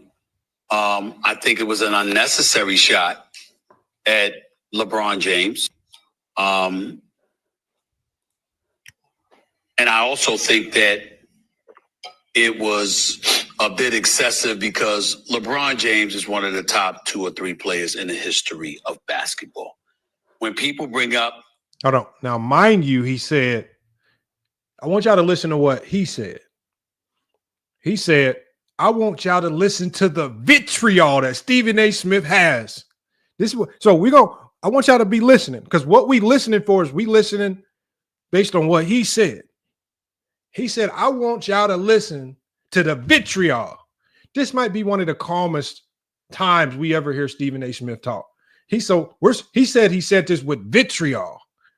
Y'all know what that vitriol means? That means he's going. Remember how Stephen A. Smith was going off on LeBron James on ESPN about the square off? That was vitriol. But he says that this is vitriol. Well, listen to this, man. Top 5, top 10. Now you are getting insulting. There are not 3 players, 4 players in NBA history better than LeBron James. That is a lie. Okay. And David Falk knows that. Having said that, he ain't lying about the comparison to Jordan. If Jordan had picked to assemble a super team, you damn right he would have won about 10 titles, if not more. That's absolute. So not only is he not saying it with vitriol, he's actually agreeing with David Falk to a certain degree. He ain't saying nothing with no vitriol. He didn't say nothing that was shocking. He didn't say nothing that was devastating or all these crazy words he liked to use. I want y'all to know, why is he doing this? There's a reason why he's doing this. I want y'all to keep listening. True. But that's not what Jordan did. And in the end, what LeBron is going to have to live with is the fact that you joined Miami for your first. Okay. I'm going to assume, shout out to the 300 people in the live. Let's try to get these likes up to 150 likes. I'm going to assume that Stephen A. Smith did his due diligence and understood that the 3 people he had ranked higher than LeBron is Michael Jordan, Kareem Abdul-Jabbar, and Kobe Bryant. Those are the 3. I'm going to assume that he did his homework and that he's aware of that. Let's get into this thing of it being disrespectful. Hold on. What did he just say? Hold on. Watch this.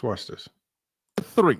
I'm going to assume ranked higher than LeBron is Michael Jordan, Kareem Abdul-Jabbar, and Kobe Bryant. Those are the 3.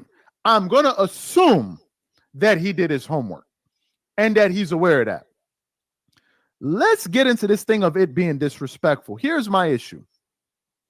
So, they said, see, this comes from just bad comprehension. They didn't say that it was disrespectful that he wasn't in the top 3. They said it was disrespectful that David Falk said he was probably top 10. This is called comprehension skills, y'all. So when you say somebody is probably top 10, that means they are barely in the top 10 or possibly not even in the top 10. That's what they said was disrespectful.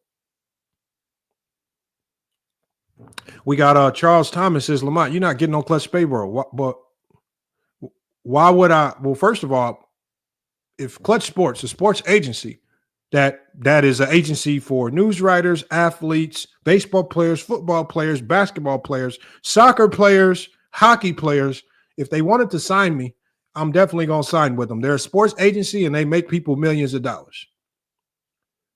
But I don't think that's how they sign people. I don't think they scour through YouTube looking for videos about DreamersPro to determine who they're going to sign, Charles Thomas.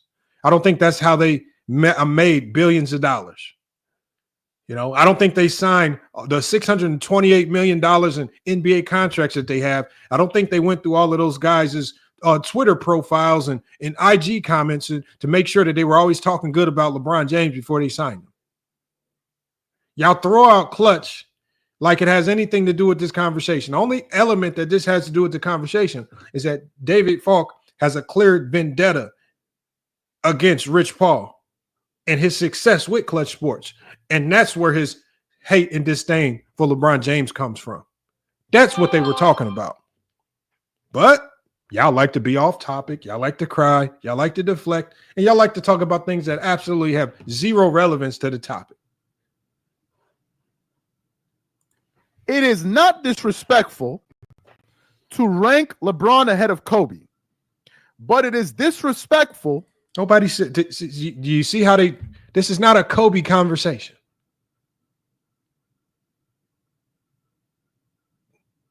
Now what we're doing is now he's inserting his own narrative in.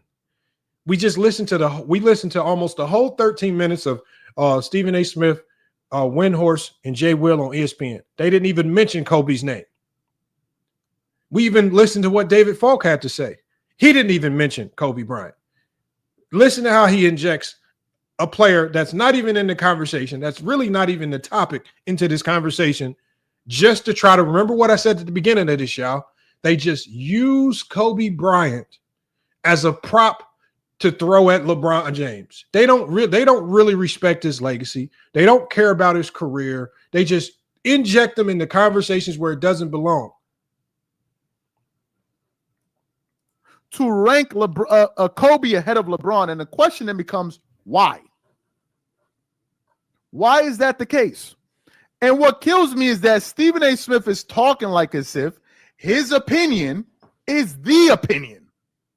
Like as if there are not millions and millions and millions and millions of people out there that rank Kobe ahead of LeBron. He's acting like as if it's a fringe opinion.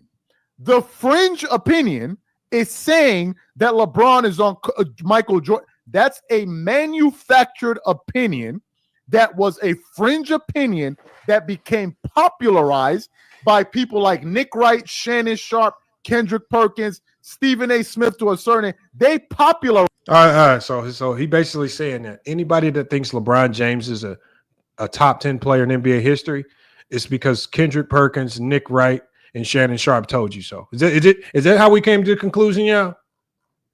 Am I tripping, or is that how we came up to the conclusion? Because Kendrick Perkins, Nick Wright, and Shannon Sharp told us. These are the basketball aficionados that we run to as if we need validation, right? For the people that believe LeBron James is a great player, and you don't even have to believe he's the GOAT. For the people that believe he's a great player, when I say great, top 10 player, for most people, top 5. We have to run around like people like DreamersPro and Man Down Sports, and we're running around seeking validation on our opinion by getting the cosign of Shannon Sharp, Nick Wright, and Kendrick Perkins. Those are the people that put the stamp seal of approval on LeBron James' career. That's what it is, right?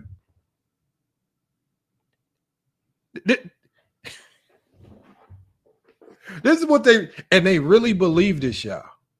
They really believe this.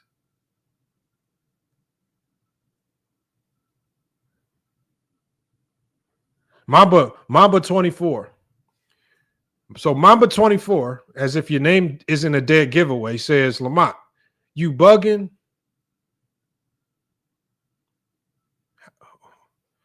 Why can't y'all just say the opinion that y'all want to say? Why do y'all always got to say some blanket statement that I don't know what the hell you mean? I'm a troll. What am I trolling? Am I playing slow? What am I playing slow about? Do I actually begin it? Why y'all say these blanket statements that don't mean nothing? What am I trolling? I want to know, how did he inject Kobe Bryant into this conversation when I didn't hear nobody talking about no Kobe Bryant? David Falk just said, I probably got LeBron James top 10. That was the disrespect that they were referring to. He didn't say he's in my top 10. He said probably top 10, alluding to he could possibly be out of my top 10. That is the disrespectful element. It has nothing to do with Kobe. And when y'all say he mentioned Kobe, we're just talking about when David Falk mentioned LeBron, he said LeBron is probably in my top 10. We're just going to use third grade listening skills. When they said that he was being disrespectful, that's what they were referring to, you guys. The probably top 10 part. Because most people with a brain believe LeBron is top 10. Where you have him in the top 10, that's completely up to you.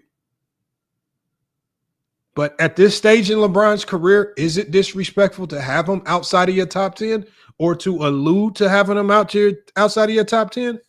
Probably so. That's what we're talking about. Why do y'all fake Kobe fans try to inject Kobe in conversations that don't involve Kobe? And the only thing that happens is then you get this whole wave of people digging and tearing into Kobe's career, and then you have people making graphics like this. Because you're going to have people making graphics like this because y'all want to go dig and dig and dig, and then motherfuckers start doing shit like this. Head to head, LeBron James, 16-6 versus Kobe. He scored more points. He averaged more points. He averaged more rebounds. He averaged more assists. He averaged more steals. He averaged more blocks. He had a higher field goal percentage. He had a higher three-point field goal percentage. He had a higher effective field goal percentage. He had a higher box plus minus. He had a higher VORP. See, when y'all go around digging and prodding at these people and they start creating graphics like this, and then they start putting the information in front of your face. Kobe Bryant, 6-16 versus LeBron James. Then they start doing shit like this, putting up stuff like this. NBA regular season. Kobe never scored. He don't average more points than LeBron, rebounds, assists, steals, or blocks. He don't have more points. He don't have more rebounds, assists, steals, or blocks for a career. When you go to the playoffs, it's literally the same thing. Then they start running down shit like this. Then they start looking at the career.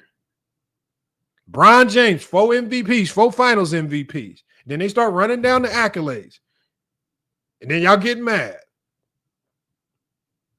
See, I can show you another video. Look, see, when y'all start digging and prodding around, messing with people, then these motherfuckers start making videos like this. Watch this. Let me be crystal clear. There's not a single way to argue that Kobe Bryant was a better basketball player. Matt Barnes recently came out and said that strictly when it comes to basketball, Kobe Bryant's better than LeBron. But what's kind of funny is that when it strictly comes to basketball, there's literally no way to argue that Kobe's a better scorer. Then why does LeBron average more points on better points per game? Kobe was a better scorer.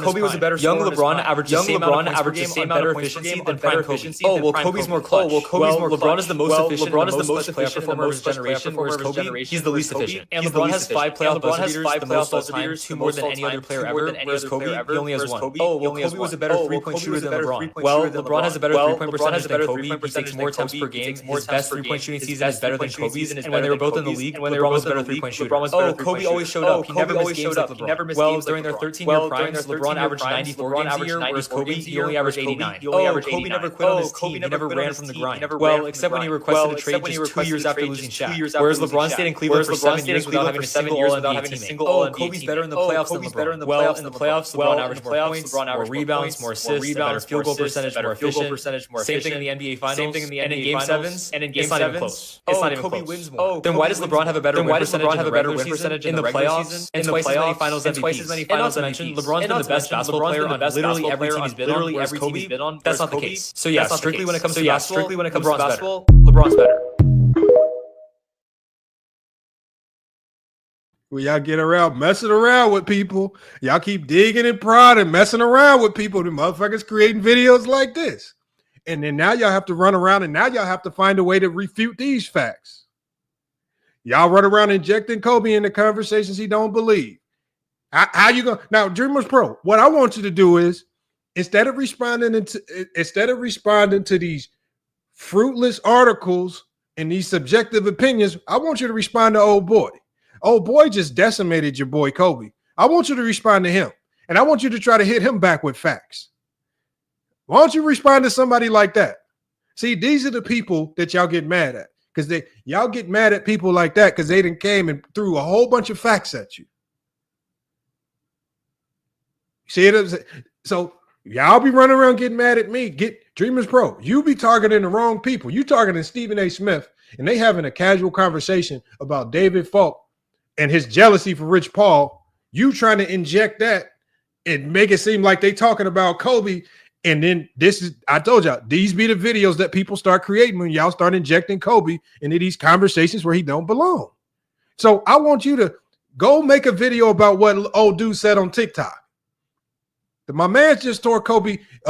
He just tore Kobe whole resume down compared to LeBron James. Every argument that y'all can come up with, he just threw it in the whole garbage can. Why don't you go do a video about him? Because I think he said that with some vitriol, DreamersPro. Why don't you go do a video about him? I don't think DreamersPro want them TikTok problems. I honestly, DreamersPro, I think you scared of them young dudes on TikTok. That's what I think, DreamersPro. I think you scared to react to them. I think this is why you always react to these old heads and you just try to seek validation. But you don't go mess with some of them young dudes on TikTok. Them motherfuckers are how you going viral real quick, DreamersPro. You thought they was crazy on YouTube? Shit. It's a reason why I don't mess around on TikTok. Them motherfuckers are crazy over there. They is crazy on TikTok. Why is this? Back in 2014-15, when nobody ranking LeBron James next to Michael Jordan, when were they? When do you think LeBron all of a sudden started getting ranked next to Michael? When do y'all think that occurred? Was it in 2011? Hell no, because he was sitting on 0 rings. Was it in 2012? Well, you would have to be a flaming idiot to say that LeBron James, who had 1 NBA championship, would be ranked ahead of Kobe Bryant or Michael Jordan, who had 6, or Magic Johnson, who had 5, or Tim Duncan, who had 5, or Shaq, who had 4. So it didn't happen in 2011. It didn't happen in 2012. 2013, he won his 2nd championship. You would still have to be a flagrant moron to say that you would rank him ahead of some of these players I just mentioned, like Duncan, like Kareem, like Kobe, like Shaq, like Magic Johnson. You would have to be a super bozo. So the question, wouldn't you, by this logic, y'all, wouldn't you have to be a bozo then to rank Jordan over Kareem Abdul-Jabbar in 1989, 1990? Because that's when Jordan was labeled the GOAT. Jordan was labeled the GOAT well before he had 6 championships. Why don't you do a video addressing the bozos that labeled Jordan the GOAT well before he did anything that could be compared to a Kareem Abdul-Jabbar? And at the end of the day, even after he won his 6 championships, his resume still don't stack up to Kareem Abdul-Jabbar's. It still don't stack up.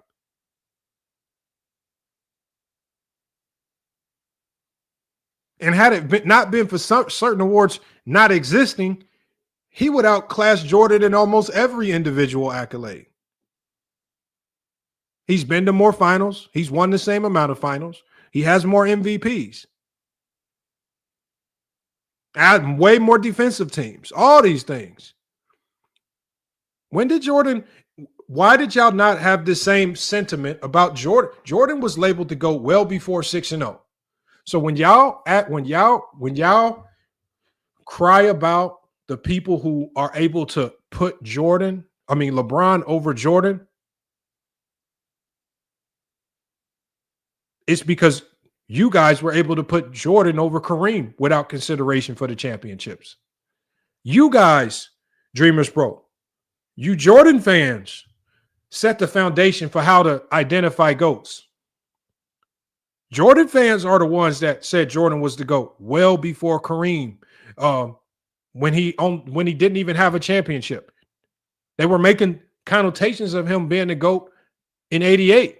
By 89, 90, it was all over Sports Illustrated, and it was all over news publications. He hadn't done anything in the NBA. Y'all said he was the GOAT. So it's the Jordan fans that set the foundation for when and how you can identify and label GOATs. How do you conversely then get mad at LeBron fans who look at things outside of just championships to say that LeBron is the GOAT? That's exactly how Jordan became the GOAT. What are y'all talking about? This DreamersPro is so out of touch with basketball, y'all, that he thinks that the NBA world waited till Jordan got to 6-0, retired after the Washington Wizards, and then they started to evaluate his career and said, damn, I think he's the GOAT. No, you motherfuckers looked at how he jumped. Y'all looked at his shoe sales. Y'all looked at his popularity. Y'all looked at his athleticism and said, God damn, this is the GOAT. Y'all didn't give a damn about championships. That's why y'all bumped Kareem down. So while you say that people disrespect Kobe, why did y'all disrespect Kareem Abdul-Jabbar every day of the week times 10? And y'all didn't care. Y'all disrespected Bill Russell. That man has 11 championships. And what do all Jordan fans do? All Jordan fans do is tell us why those championships don't mean a damn thing. All they do is spend their whole time. When you say 11 championships, he was playing little white dudes. They was bums.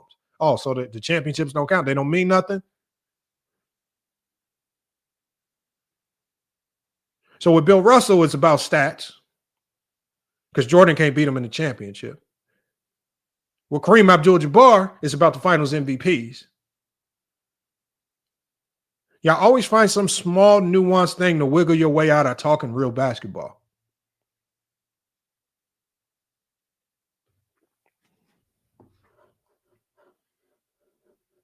Question then becomes, when did he get so high in the ranking? Was it 2014? Well, you can't be serious because they got blown off of the finals by a record margin. So when did this GOAT talk begin? In DreamersPro, the GOAT talk began. Just go look at the video you did yourself about 8 years ago, DreamersPro. I'm about to pull the clip. I'm going to put it on the screen. DreamersPro, just go look at your video when you were saying LeBron James was in the GOAT conversation on your own channel, on your own videos. That's probably around the time when he started getting labeled the GOAT. When you started saying it, DreamersPro. Before you flipped and started to monetize LeBron James hate, and when you were actually making videos saying that LeBron James was in the GOAT conversation, when you actually were saying that LeBron James was better than Kobe himself, he had LeBron ranked over Kobe himself. I'm going to put a video up and show y'all. That's probably around the time, DreamersPro. This is how we know this is all fake.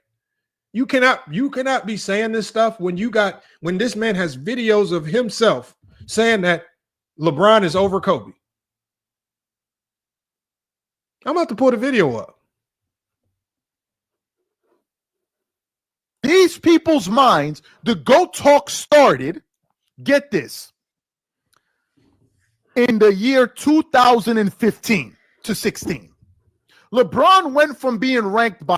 What is he talking about, man? My Mitchell Patterson said, pull up the video. Y'all don't believe me, right? We played it on this channel once before. I'm about to pull it up for you. Hold on, watch this. Let me take this down. And you know what? And check this out. While I look for that video, I'm gonna give y'all a simple reminder. I'm gonna give y'all a simple reminder of what life is going to look like for people like DreamersPro here in a couple years.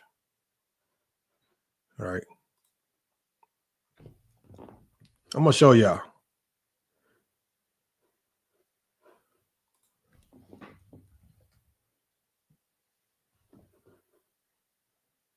Oh, hold on. I'm in the wrong section.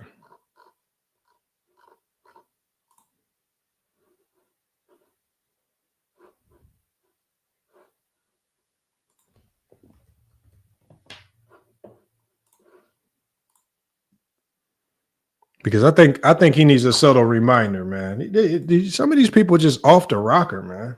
We're going to drop the link. I'm going to bring some of y'all up here before because we not going to be live too much longer. We know we got Go James Kingdom. He's going to be his show, Friday Night Exposure. He's going to be on at 6. Make sure y'all stick around and stay tuned into that show as well. Let me get this clip, man.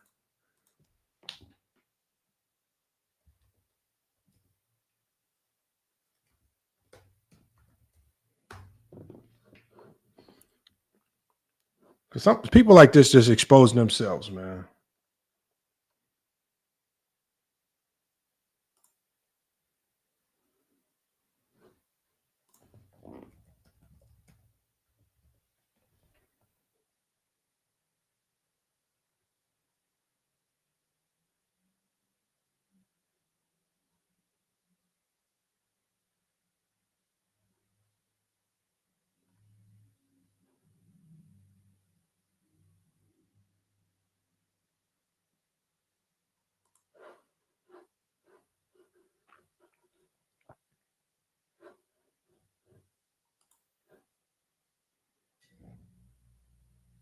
I think I found it here. Here, check this out, y'all.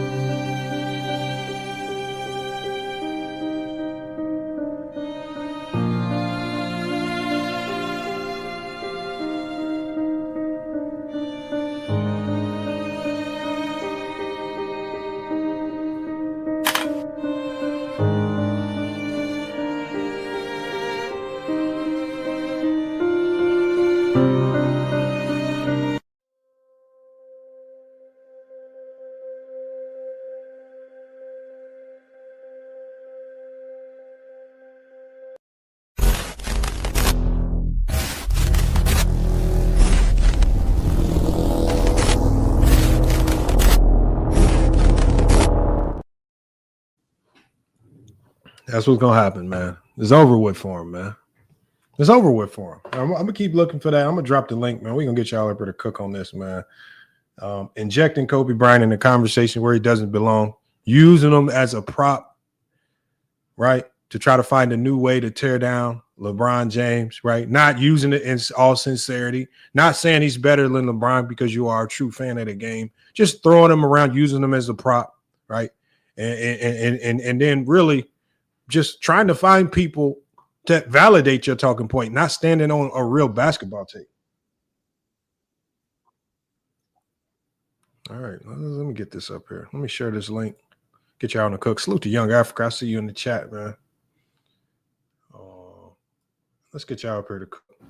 And I saw him in the chat earlier, 2 Peas and a Bong podcast, man. Make sure y'all go check them out. I'll be putting that link in the chat so y'all can go sub up over there. If you want to pull up, man, we can cook on this topic. Link is in the chat, man. Let's get some of y'all to pull up, man. Like I say, man. DreamersPro, man, again. Got caught smuggling honey packs, man. Nah.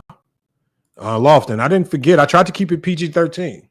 And the outcome for people like Kwame Brown and Mookie Jones, actually, I already did a video on Mookie Jones. See, if you're an OG of the channel, would you have seen it though? Like I can show y'all the video that I did on Mookie. We got Mookie up out of here a long time ago. That wasn't even me, right? That was FYF Fred, right? I can show y'all. That video too, man. We got Mingo Jester. We got Mahar. I'm gonna let Mingo Jester cook. And hold on, Mingo, you got to echo. Mingo, you got to echo. And then I'm gonna let him cook, man. I'm gonna show y'all what happened with Mookie. See, y'all thought Go James Kingdom got him first. Now it was FYF Sports. Go ahead and cook, Mari. Oh, you want me to go first? Yeah, go ahead and cook. All right, well, I'll start it off by saying this. DreamerPro is a freaking clown. Like, we already know what type of time it is.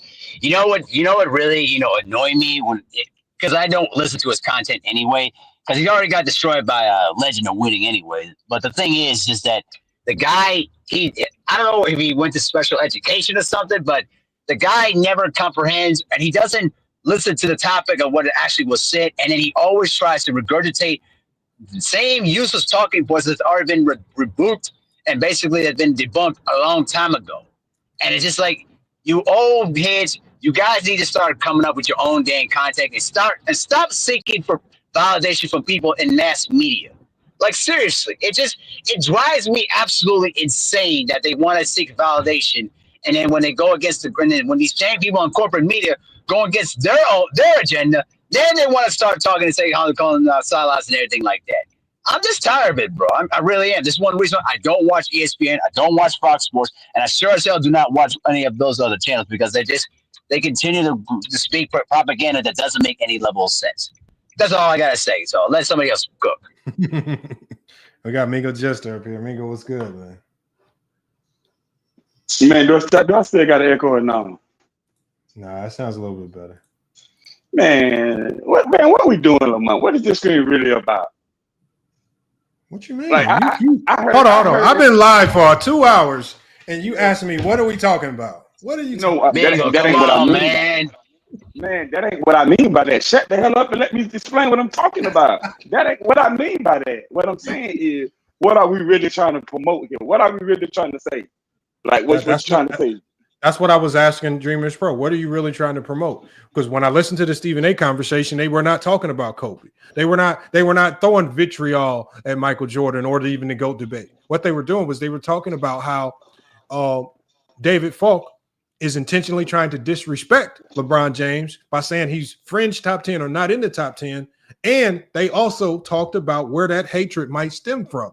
And the bigger part of that conversation was, and Stephen A. Smith talked about how he has had past beefs with David Falk when he was the agent of Allen Iverson. So he does understand the dynamics of how David Falk operates. And he said he believes that this is just jealousy for Rich Paul, an agent who has surpassed what David Falk was able to do during his time when he was an NBA agent because of the player mobility. So when David Falk makes comments about player mobility, jealous about how LeBron is able to move around and create winning situations for himself, and Jordan was stuck in one place, even though Jordan chose to be with Chicago. And when Jordan could have had an opportunity to go elsewhere, he decided to retire.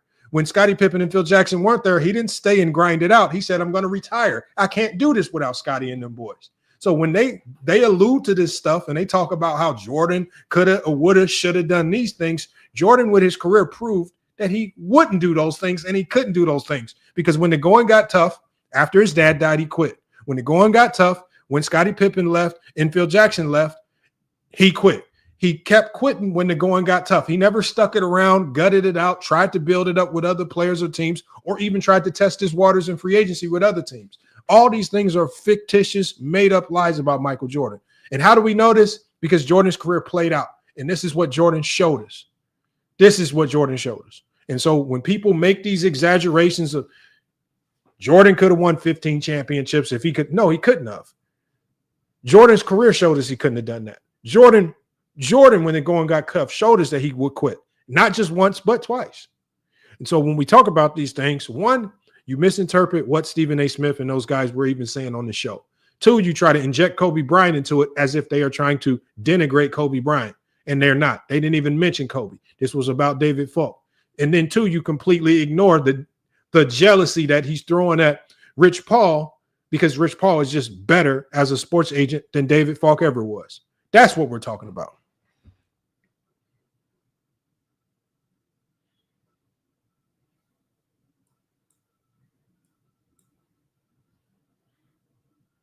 All right, Mingo. Mingo ain't got nothing to say. We're just gonna go to Hollywood Herm. Herm, what's good?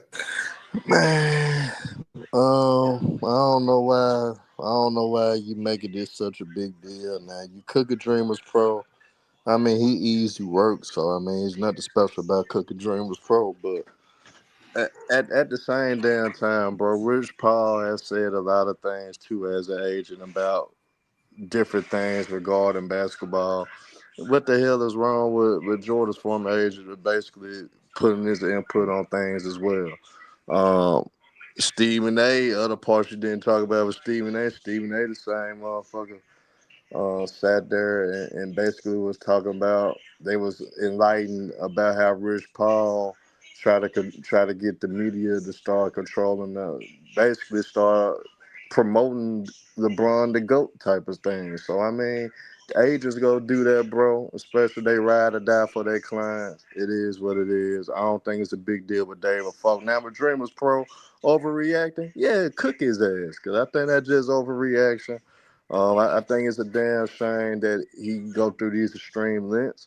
But outside of that, there's nothing wrong with David Falk doing what he's doing. Rich Paul do it all the goddamn time. Now, Herm, I don't know if you were here earlier when we said was, I said that no one has a problem with David Falk expressing his opinion. I said what they were talking about was they weren't saying he can't have an opinion. They were talking about what he actually said and what he actually said. And they were trying to delineate his words and what his true meaning was. So when he said LeBron James is probably top 10, they said that they felt what he said. They didn't say he couldn't have an opinion or he shouldn't be talking. They just said, when you say that, you're trying to take a subtle shot at LeBron because, one, I don't think anybody, even if you hate LeBron, is going to have him outside your top 10. You might have him low towards the bottom half, but to allude to having him outside of your top 10, they said that is disrespectful. I mean, then they carried the conversation on and said that potential disrespect stems from potentially his jealousy for Rich Paul as an agent. They were just saying that. They weren't saying he can't have an opinion or he can't talk. Okay. That's not what nobody said. I'm going to give you an example then. Was it disrespectful when Dr. J said in his own top 10, he didn't have LeBron in his personal top 10? Was it disrespectful when Dr. J did? I wouldn't say so because he came from a different era. So but I'm saying he listed and he basically had LeBron on. Well, the reason why it wasn't disrespectful. The reason why it wasn't disrespectful with Dr. J is because the one thing Dr. J actually did was he actually gave a criteria that put LeBron outside the top 10. And so whether I agree with his criteria or not, at least he had a criteria that, well, damn, okay, if that makes sense then. And so Dr. J's top 10 was formulated out of what? Mostly older guys that he grew up watching. And a like criteria, I said, yeah. And a criteria that was built around putting those older guys in his top 10. I can't knock him for his criteria. He told us LeBron was out of the top 10, and he told us why. David Falk didn't tell us why. He didn't give any criteria or reasoning. He left that up for the debate. And so what they're saying, what they're doing on ESPN is they're saying, since you want to leave it up to debate, we believe you're only doing it because of your jealousy for Rich Paul. Do you believe that there's jealousy for Rich Paul? Dr. J on blast. We're not talking about Dr. J. We're talking about David Falk. But you stay on topic. But I'm giving you an example of a guy that did the same thing. So basically, when it's not the same thing. Herb, stay on topic. Can we please, for one day, not reduce our brain cells to sheer stupidity by talking about Dr. J? Just because Dr. J did it, I told you what made it different when Dr. J did it. He gave context, he gave a criteria, and I can't knock a man's criteria. David Falk gave no criteria. He left it up for discussion. And Stephen A. Smith and a lot of people on the panel believe that it was personal. And Stephen A. Smith is talking about what? I believe that you are just jealous of Rich Paul, and your hate for LeBron stems from jealousy of Rich Paul. We are talking about that. We're not saying he can't do it. We're talking about why he did what he did and where it might have stemmed from. You bringing up Dr. J, I actually talked about it. I don't know if you forgot. We talked about it. Go watch the video. We're not talking about Dr. J and why he did what he did. He justified himself, whether we agree with his criteria or not. He gave criteria. I don't have to agree with your criteria, but if you give criteria, I'm gonna rock with it. Why are we talking about? Why do y'all refuse to engage in the actual conversation?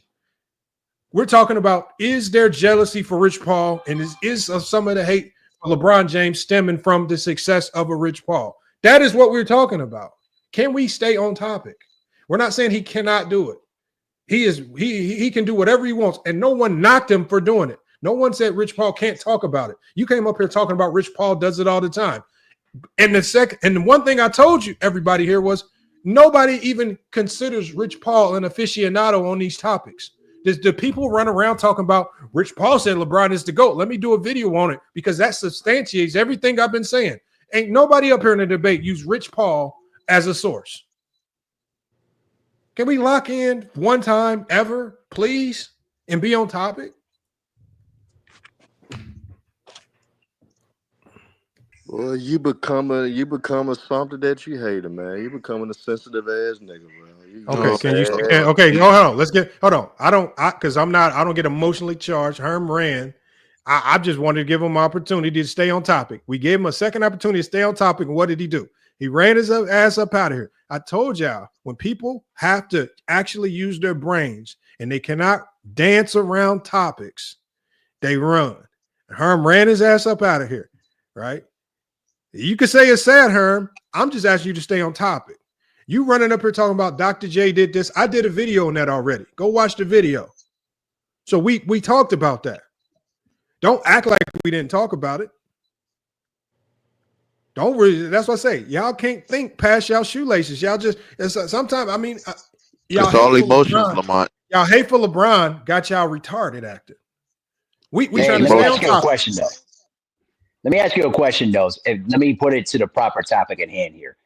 What do you think that David Falk's, reasoning is coming from? Do you think because of the fact that Rich Paul has been able to become more successful in a different way than what David Falk went through when he became a top agent, especially when David Falk was at the height of his powers and basically was pretty much the voice of the NBA players during the 98-99 lockout? That was a question for you, Lamont. Hold on, say that again.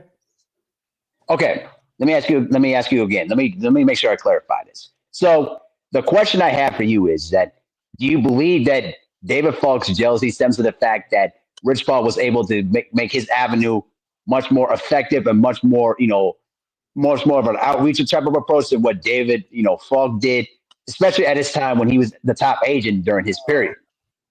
I just think it's jealousy that stems from, just like the old heads seem to be jealous of the players of today. The players today got more freedom. They make more money.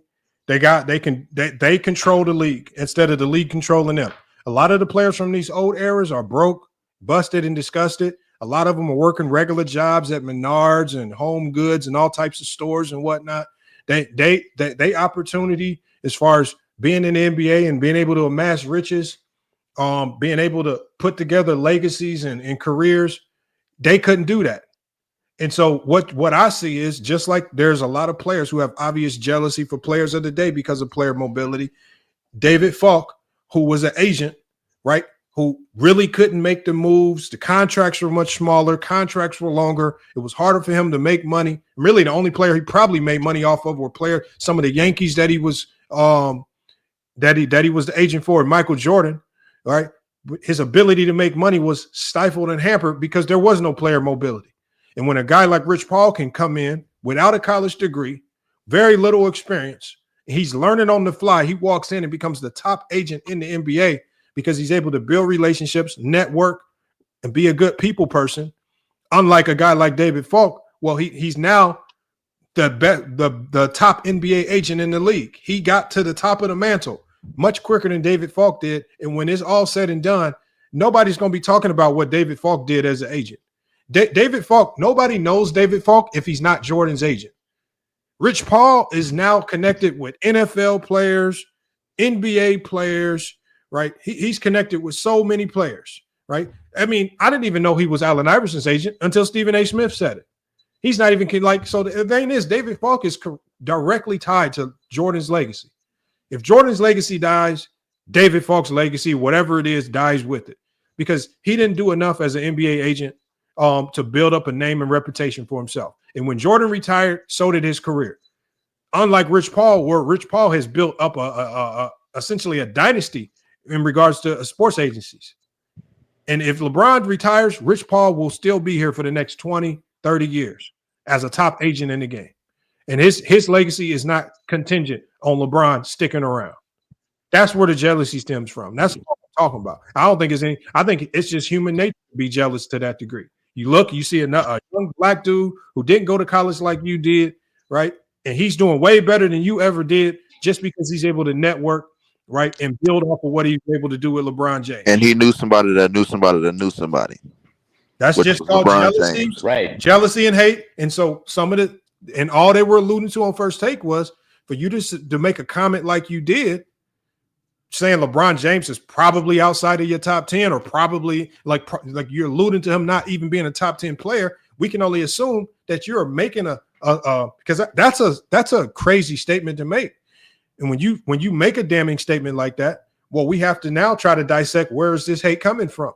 And especially if you don't give a criteria that aligns with that. There's so many people that come up on these panels and say LeBron is this, LeBron is that. And then we ask them for the criteria, and we put that criteria in the chat GPT, just like we did with King Rowe's speech. And the LeBron James is number one based on your criteria, according to chat GPT. See, so we know that he doesn't have a logical basketball reason to put. He doesn't have a basketball reason or a logical reason to say LeBron is not top 10. It's like you got in the chat that's basically spinning around my name. Bro, you don't know shit about basketball. Beat it. Anyway, the thing with DreamersPro I don't like about him is that DreamersPro, he just doesn't know basketball. That's simple as that. That's why I don't listen to his content. I don't care for it at all. Actually, yeah, exactly. It's like, dude, this dude is a clown. He don't know basketball. He gets roasted every time. Every time. That's it. Let me go to Twin Man real quick, and then I'm gonna go to Olo, and then Plays by CJ. What's good, Twin Man? What up? So I'm gonna attack this aspect of the conversation first, and then I'll give my broader take. This notion that if Jordan would have had the ability to pick his team, like Jordan couldn't force his way out of the Bulls if he wanted to, is insane to me. There was only certain players in the 90s that had the ability to force their way out, and those were the superstars of that era. That's why Charles Barkley was able to do it. So if Charles Barkley was able to force his way off of his team twice, why wouldn't Jordan be able to do it? Jordan didn't need to force his way off his team because they consistently put pieces around him from the moment he got in the league. Lamont, you already broke down how he couldn't have another scorer on the team because he wanted to take the overwhelming majority of the shots and he wanted to shine.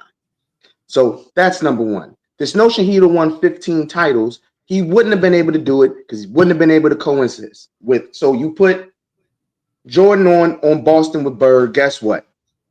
Boston doesn't win because you have Bird saying this is my team and this is Jordan saying this is my team. And guess what? That internal conflict would have messed up the chemistry in Boston. Same thing in Detroit. Detroit was built on defense and playing team basketball. Jordan would have destroyed that as well. So if you put Jordan in this era of basketball and you put him on a contending team, guess what? His team doesn't win. Because today's teams, you have to play more team basketball. So this notion that if Jordan would have been able to team hop, he would have won is bullshit. We all know he needed a specific formula for him to win, and that formula revolves around two things, Scottie Pippen and Phil Jackson, period. He doesn't have those two things. He cannot win. Jordan's career says that. The second thing I need to talk about here is at least Stephen A. Smith was honest about something. If you have LeBron James outside of your top three, he doesn't respect it. Because at this point, you're just hating. You're not going to be able to name 6 or 7 or 8 or even 9 other players better than LeBron James outside of your delusion. So even though he had that tiff with LeBron James, at least he could keep it real and tell the truth. You see what I'm saying? I respect that. I understand Stephen A. He has some crazy takes sometimes, but I can respect when he can be honest, even when he comes at LeBron James over some of the things he's done over his career. I can sit here and say he has a point on that. At least he can be honest about this. DreamersPro is a Kobe retard. Let's just put that out there. Anybody who knows DreamersPro, he's a Kobe retard. And I'm so tired of this Kobe argument. I am known as the Kobe hater. No, I'm the Kobe truth teller, especially when it comes to actually talking about his career. If you're comparing him to people in the top 10, that's why he's not top 10. And if you're sitting here talking about Kobe Bryant as top 10 or even the GOAT, you don't know basketball. Something is wrong with you. Lamont, you already pointed it out. Kobe Bryant was literally top, maybe top 10, top 15 at most. I've always given Kobe his respect, and I put him at number 11. You can't be in the top 10 if you're not better than Kobe Bryant. To me, that's honor.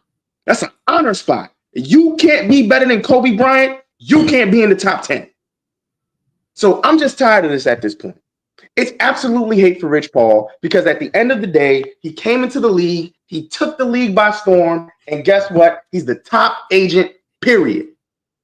Period. And people are mad at it because they didn't have to do all the wheeling and dealing and bullshit to get their names out there.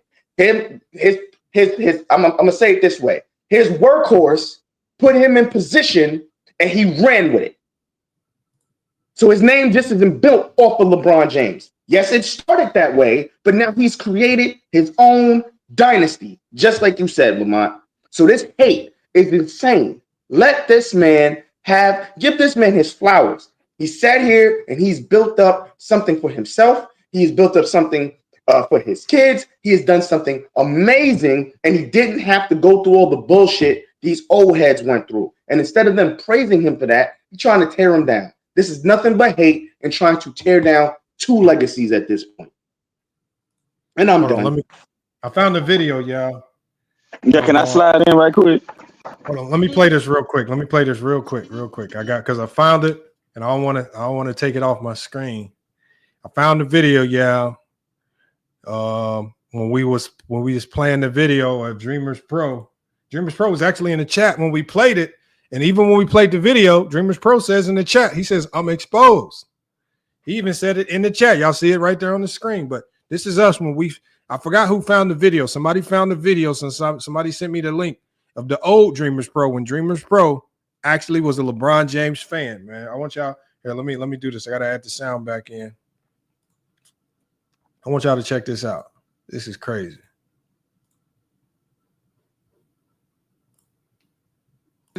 I didn't expect this turn of events, man, to happen today, man. This is crazy right here. Fan, as someone that has been following the NBA for years, I have to concede that he is truly an unbelievable basketball player. What makes him so great? Okay, what are the things that separates him from people like, Tim Duncan, Kobe Bryant, Michael Jordan, whoever it is, Allen Iverson, Carmelo Anthony, Dwayne Wade? What did DreamersPro just say, y'all? He said, what are the things that separates him from players like Tim Duncan, Kobe Bryant, yada, yada, yada? What are the things that he just said it himself? He said, what are the things, and mind you, this was years ago. He said, what are the things that separate LeBron James from people like Kobe Bryant? I'm going to run that back, y'all. Lamont, DreamersPro knows. Hold on one second. Let me play in the video still. Hold on one second. Separates him from people like, Tim Duncan, Kobe Bryant, Michael Jordan, whoever it is, Allen Iverson, Carmelo Anthony, Dwayne Wade. What are the things that separate LeBron James from all these other players? And what are the things that that allow him to succeed at such a high level and go to multiple NBA finals and win NBA championships and regular season MVPs and all these different things? So today I just want us to look at some of the facets of this game that make him so unique. So one of the things that really stand out about LeBron James is, of course, his passing ability. Now, the thing to understand is that LeBron James is about 6'8" tall. So he's very, very tall, which means that he can. No, Pride by P. This is not about him saying anything positive about LeBron. He literally just had a meltdown on Stephen A. Smith because Stephen A. Smith said he has LeBron James at number 2 all time, which means it's over Kobe. He literally had a meltdown and started talking about Kobe Bryant because he feels that Kobe Bryant all of a sudden now is better than LeBron James. This is just an old video right here of DreamersPro explaining to the people how LeBron James has separated himself from players like Kobe Bryant. How can 8 years ago, how can LeBron separate himself from Kobe Bryant, but now all of a sudden today, you got Kobe Bryant ranked over LeBron? How does that work? He's monetized hate. Just like you explained, bro. Hold on, He's monetized the hate. I'm going to keep playing it, man, because people think it's a joke. See over defenses really, really well, and he's able to pick out players as they move in an offense and put them in positions to score. So that's the first thing. His height, his natural physical, physique already gives him an advantage that some players just don't have. The second thing is his IQ, because for whatever reason, he's really, really, really smart. He has a high basketball IQ, and he has a really good feel for the game. So he knows the type of plays that he has to create in situations. So he knows if he drives to a particular point on the basketball court, he's going to draw attention and then kick out. He's really, really good at passing out of the double team, passing in transition. This is, running the fast break and just coming to a complete stop and just really setting up players to make open buckets. It's something he's been doing ever since he got into the NBA. That's one of the things that really separated him from a lot of people that came into the NBA, because of his ability to set up his teammates. He has the same ability that Steve Nash, Magic Johnson, and other great point guards have, except he's 6'8". So that's what makes it really unique and really hard to defend against, because here's this really big dude coming down the floor and really setting up guys. Usually players at that size are the ones that are on the receiving end, and they're usually the finishers. So that's the first thing, his passing ability. The second thing is his athleticism. LeBron James is probably one of the most athletic. Now look, y'all, I'm not gonna play the whole thing, but that is DreamersPro on about a 30-minute diatribe telling us why LeBron James is better than Kobe Bryant. He's telling us, remember at the beginning of his own video, he said LeBron has separated himself from people like Kobe Bryant.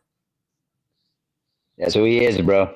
How then has LeBron all of a sudden undid his career and retroactively take some? Did the NBA come take some accolades or championships away or something? And we reverse course on some of this stuff. This is DreamersPro in his own words saying that LeBron James surpassed Kobe.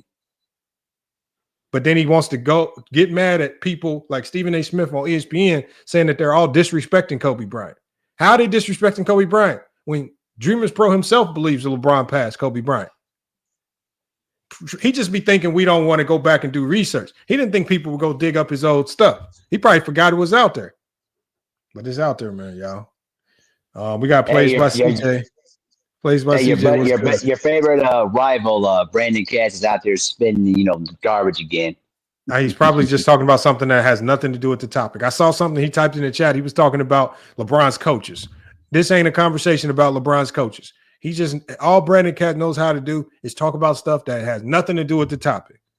He talks about LeBron got his coaches fired. There has been no credible report that's came out and said he got anybody fired. You just want to assume that. And even if that is the case, who cares? Magic got his coach fired. It's a whole bunch of players that got their coaches fired. I don't give a damn. Get his ass up out of here. Why do I care? What does that got to do with anything? So some of these coaches is trash. Okay. So as I've been listening to y'all talk, right? Getting all y'all little stuff out and all that. So you just said that DreamersPro said that LeBron was better than Kobe. And what separates himself from those guys. But mind you, Nick Wright also said that Kevin Durant was better than LeBron, but he didn't change it. So you're not looking at Nick Wright as credible. Why do I care about Nick Wright? It doesn't matter. He had to change his mind. He had to change. Why do I care? But what is? But we're. And you look at DreamersPro. Hold on. How about this? Just because someone else does it, don't mean it's okay. So what we'll do is just for you, Mingle Jester, tomorrow. We'll do a stream just for Nick Wright so we can address Nick Wright. But today we're addressing DreamersPro and the conversation that he had on ESPN, on his reaction to the ESPN conversation. Just because Nick Wright did something with Kevin Durant a long time ago, well, that's a different conversation, different topic. I don't know all the elements to that. I don't know if you're very factual and reporting it correctly. I got to go do my research on it. I'm talking about right now. Again, that's a different topic and a different person. We have the facts in front of us right now. DreamersPro is right now. He all of a sudden now has Kobe ranked over LeBron. Years ago, he had LeBron ranked over Kobe, and he told us why LeBron was ranked over Kobe. Now he's doing a reaction, getting mad at Stephen A. Smith because Stephen A. Smith has LeBron over Kobe, and he's trying to say that that's disrespect to Kobe. That's what we're talking about here, Mingle Jester. I mean, I don't care if Nick Wright did something similar. That's another video. My thing is what Twin Man said was total BS. That's number one, because a lot of the same stuff that y'all, a lot of the same like criteria and stuff y'all use will put Kobe, and will in fact put Kobe over a lot of quote unquote guys y'all got in y'all top 10. Everybody done did it. Everybody done did it multiple times. Everybody done did it multiple times. So what in my criteria? What in my criteria puts Kobe over LeBron? Just talk about my criteria. In the end, you didn't make that statement. Twin Man did, so we can't use your criteria. Because Twin Man you don't know Twin Man's criteria. Well, regardless of what his criteria is, a lot of the criteria that people use, in fact, put Kobe over a lot of the guys that y'all got. Like what? Like when they went back and looked at like a lot of the all NBA teams, all-star teams, and a lot of this stuff like accolades and stuff, Kobe got a lot of these accolades over these guys. What does Kobe have more than LeBron other than championships? Bro, we ain't talking, but I'm talking about top 10. I'm talking about Twin Man comments exactly, or what he said that Kobe is outside the top 10. And I was saying that a lot of the criteria that y'all use, in fact, split Kobe in the top 10.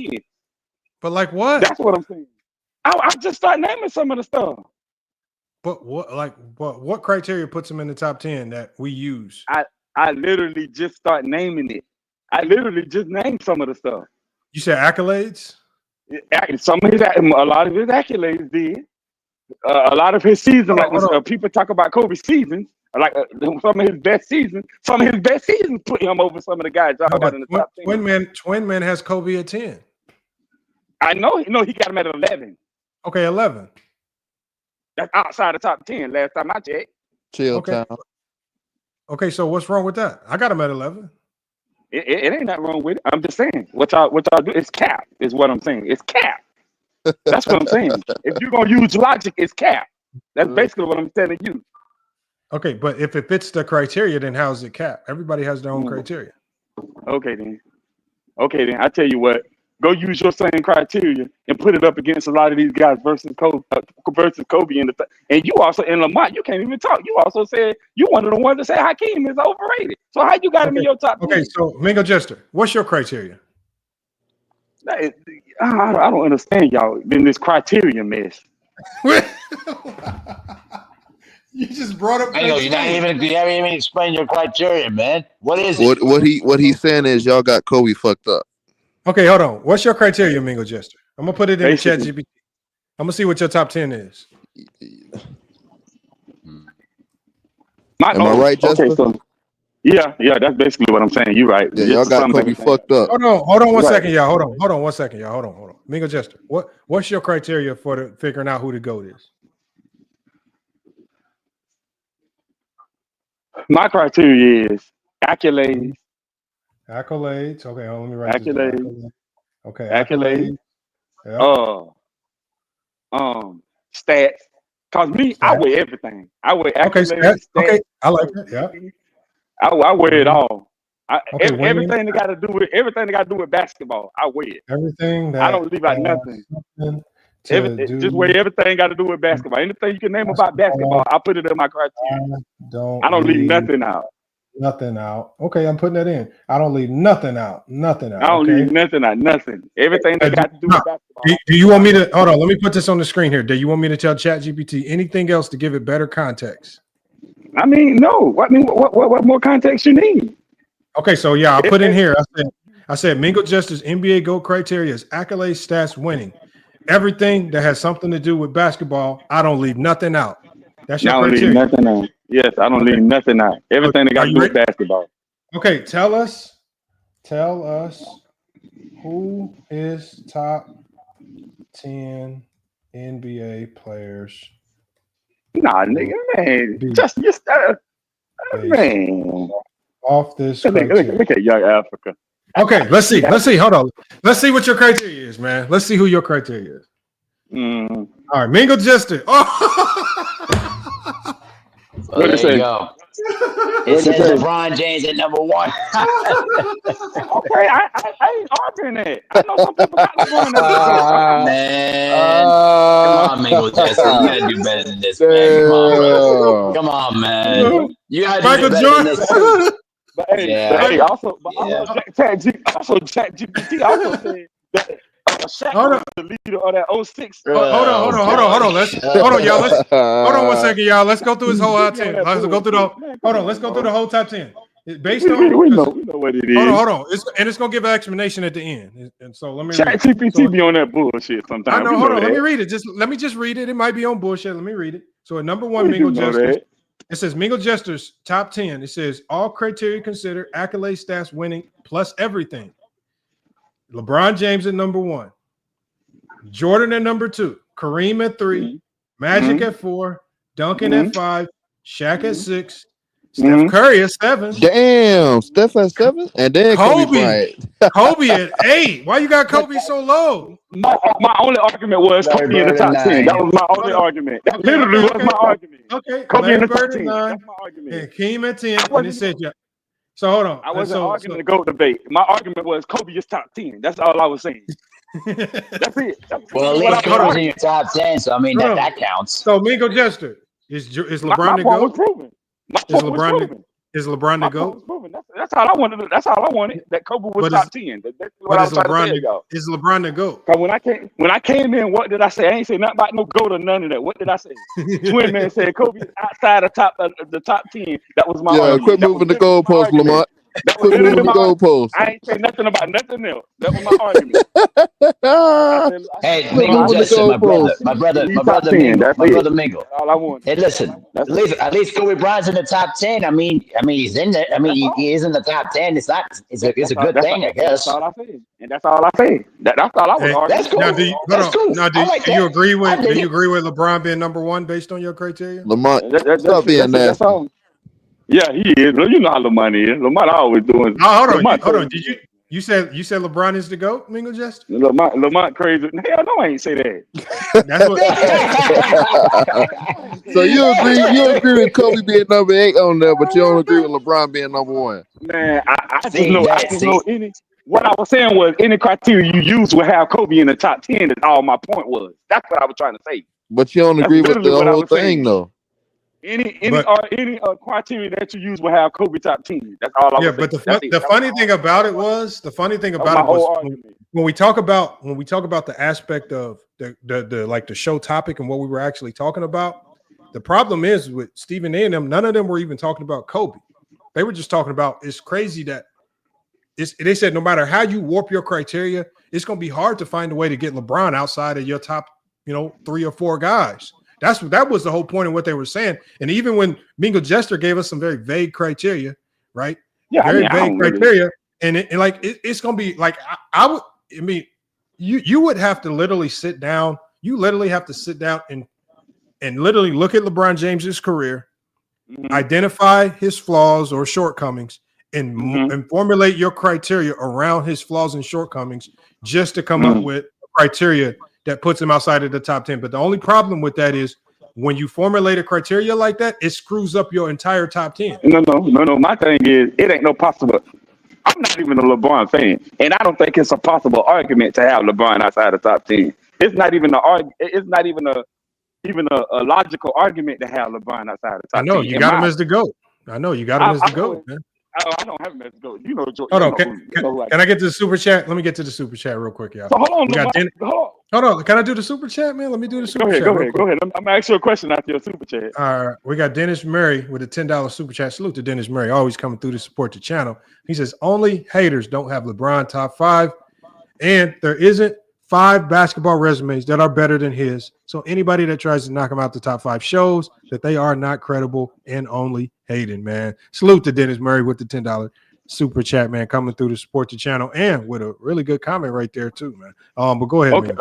Okay, Lamont. So you trying to tell me that you also got Jordan as the GOAT? So you trying to tell me you disagree with Chat GPT too? You got Jordan as the GOAT as well. Understand? Oh, I do. Understand? I understand. But my criteria puts him as the GOAT.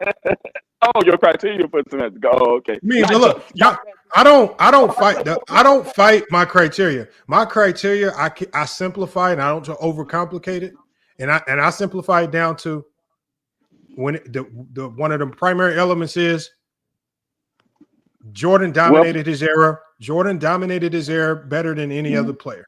And when you talk about just sheer total domination over a 10-year stretch, where again Jordan was the viewership, Jordan was the most talented, Jordan had all the fans, like literally, like the 90s can't function without Jordan. We saw that when Jordan retired. The entire area revolved around Jordan. Even when I challenge some of you guys and I say, tell me about the 90s without mentioning Michael Jordan, y'all get stuck. That's how dominant he was. You can't even talk about the 90s without mentioning, like you can talk about some portions of LeBron's era without mentioning LeBron because you have the Kobe's, you have the Duncans, you have the Steph Currys, you have the Kawhi Leonards, and they have their own, they have their own segments of their career that kind of stand out and is not associated or attached to LeBron. The problem with the 90s is everything about the 90s is attached to Jordan. There's nothing that happened in the 90s that you can detach. Even Hakeem's championships are attached to Jordan because people feel that he wouldn't have those championships if Jordan didn't retire. Like everything in the 90s is attached to Jordan. Nothing can move or shake. That's how dominant he was. Well, put your criteria in Chat GPT and see what they come up with. All right, what do you want to put? The most dominant? No. You got Jordan as a GOAT. You said based on your criteria. Put your criteria you did me and see who'd be number one. So my criteria, FYF's criteria is the most dominant of their decade. And so I have more elements, but I'll simplify it down to just this statement. Decade. Who or era. Who would my top 10 be? All right, let me hear. I'm gonna share my screen so y'all can see it.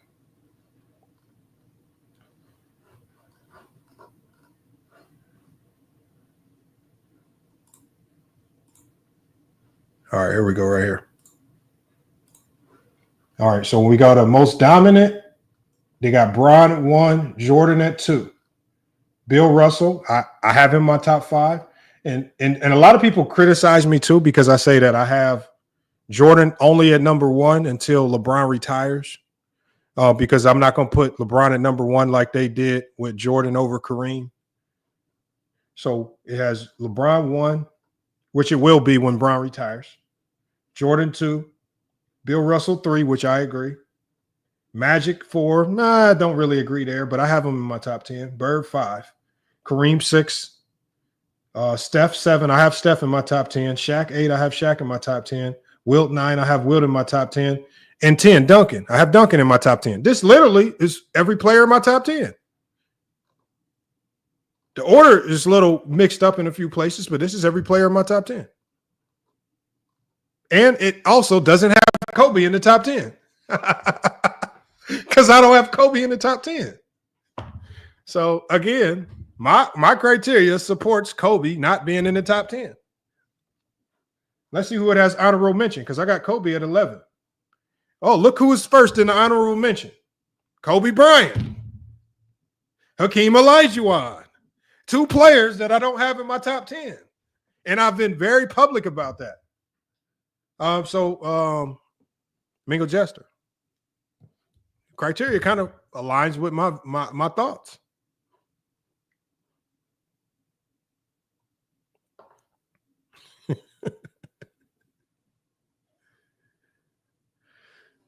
Oh, man. There we have it right there, y'all, man. Man, where did Mingo Jester go? That's crazy, man. Everybody, what? Hold on. Let me drop the link, y'all. Let me get some more people up here to cook, man. I don't know where Mingo Jester went. He rage quit, man. Everybody dipped, man. He quit. Like I said, cook right quick. Go ahead, please, DJ. Yeah. First off, hey, Lamont. Real talk, it be so many times that I be in the chat but because the conversation be flowing, I be like, damn, I got a deal, bro. You know what I'm saying? So I don't know, you know what I'm saying? I just be doing all this, be like, man, I ain't trying to carry out the conversation. But I be like, damn, it's conversation heating up, it's stirred, it's stirring. Let me go ahead, just dip out, silently. I got, kids and job, whatever, responsibility. So, what I'm saying, glad to be up here, you know what I'm saying? But I kind of wanted to talk about, first off, when it comes to, when it comes to the sports agency with, Rich Paul, I had to do some research because I'm not gonna lie, like when you your own man, you just gotta look certain stuff up, you know what I'm saying, no matter who's saying it. So when you was telling me, or not telling just me, just telling the chat about the whole with the whole, college degree, situation with Falk, and not to say you were capping about it, of course that's that was real, but I was like, you know what, I just wanted to see if the other top tens, that list I believe you pulled from Hoops Hypes, I believe. I wanted to see, like, do they all have college degrees or is there anybody left out? And I noticed they all got college degrees. So I said, okay, real, okay. So Rich Paul is really the odd man out. Now, what you do to stop an anomaly is you got to look at that anomaly and you got to say, okay, what's something that we can strip away so this can possibly never happen again? Yeah. So you say, you know what? Because, going to college, that may not be everybody's stilo, but, Rich Paul found a way. So they was like, you know what? We can take away the education part and that should for sure get some people up out of there. Now, for people that say, oh, well, that wasn't no slight at Rich Paul. Well, what do you say when everybody else, is, and no slight at Rich Paul that, went to school, but Rich Paul, the most successful one, didn't go to school. He got the biggest name, and not just the biggest name, bigger names. Not, it ain't just LeBron, it's a plethora of other people. So how do you stop that? How you be like, damn, maybe I don't want another Rich Paul I got to deal with. Let me try to stack it against, you know what I'm saying? So that's why I feel like, at least with that criteria right there, yeah, it's a little, it's a little slow, right? And then for criterias and top tens and things of that nature, it's never consistent. Hey, now I ain't gonna lie. I used to be a Dreamers Pro, like I ain't gonna say a fan, but I was a watcher, you know what I'm saying? Cause I like to scour through YouTube. I like to see, maybe what's popping out here. Maybe I can read up on a basketball story, something that I didn't know about. But I swear to God, it was like a 2 week straight. I'm like, man, all I'm getting is a bunch of LeBron hate. I ain't really getting too much else. I'm just getting a bunch of LeBron, like this shit sound like TMZ.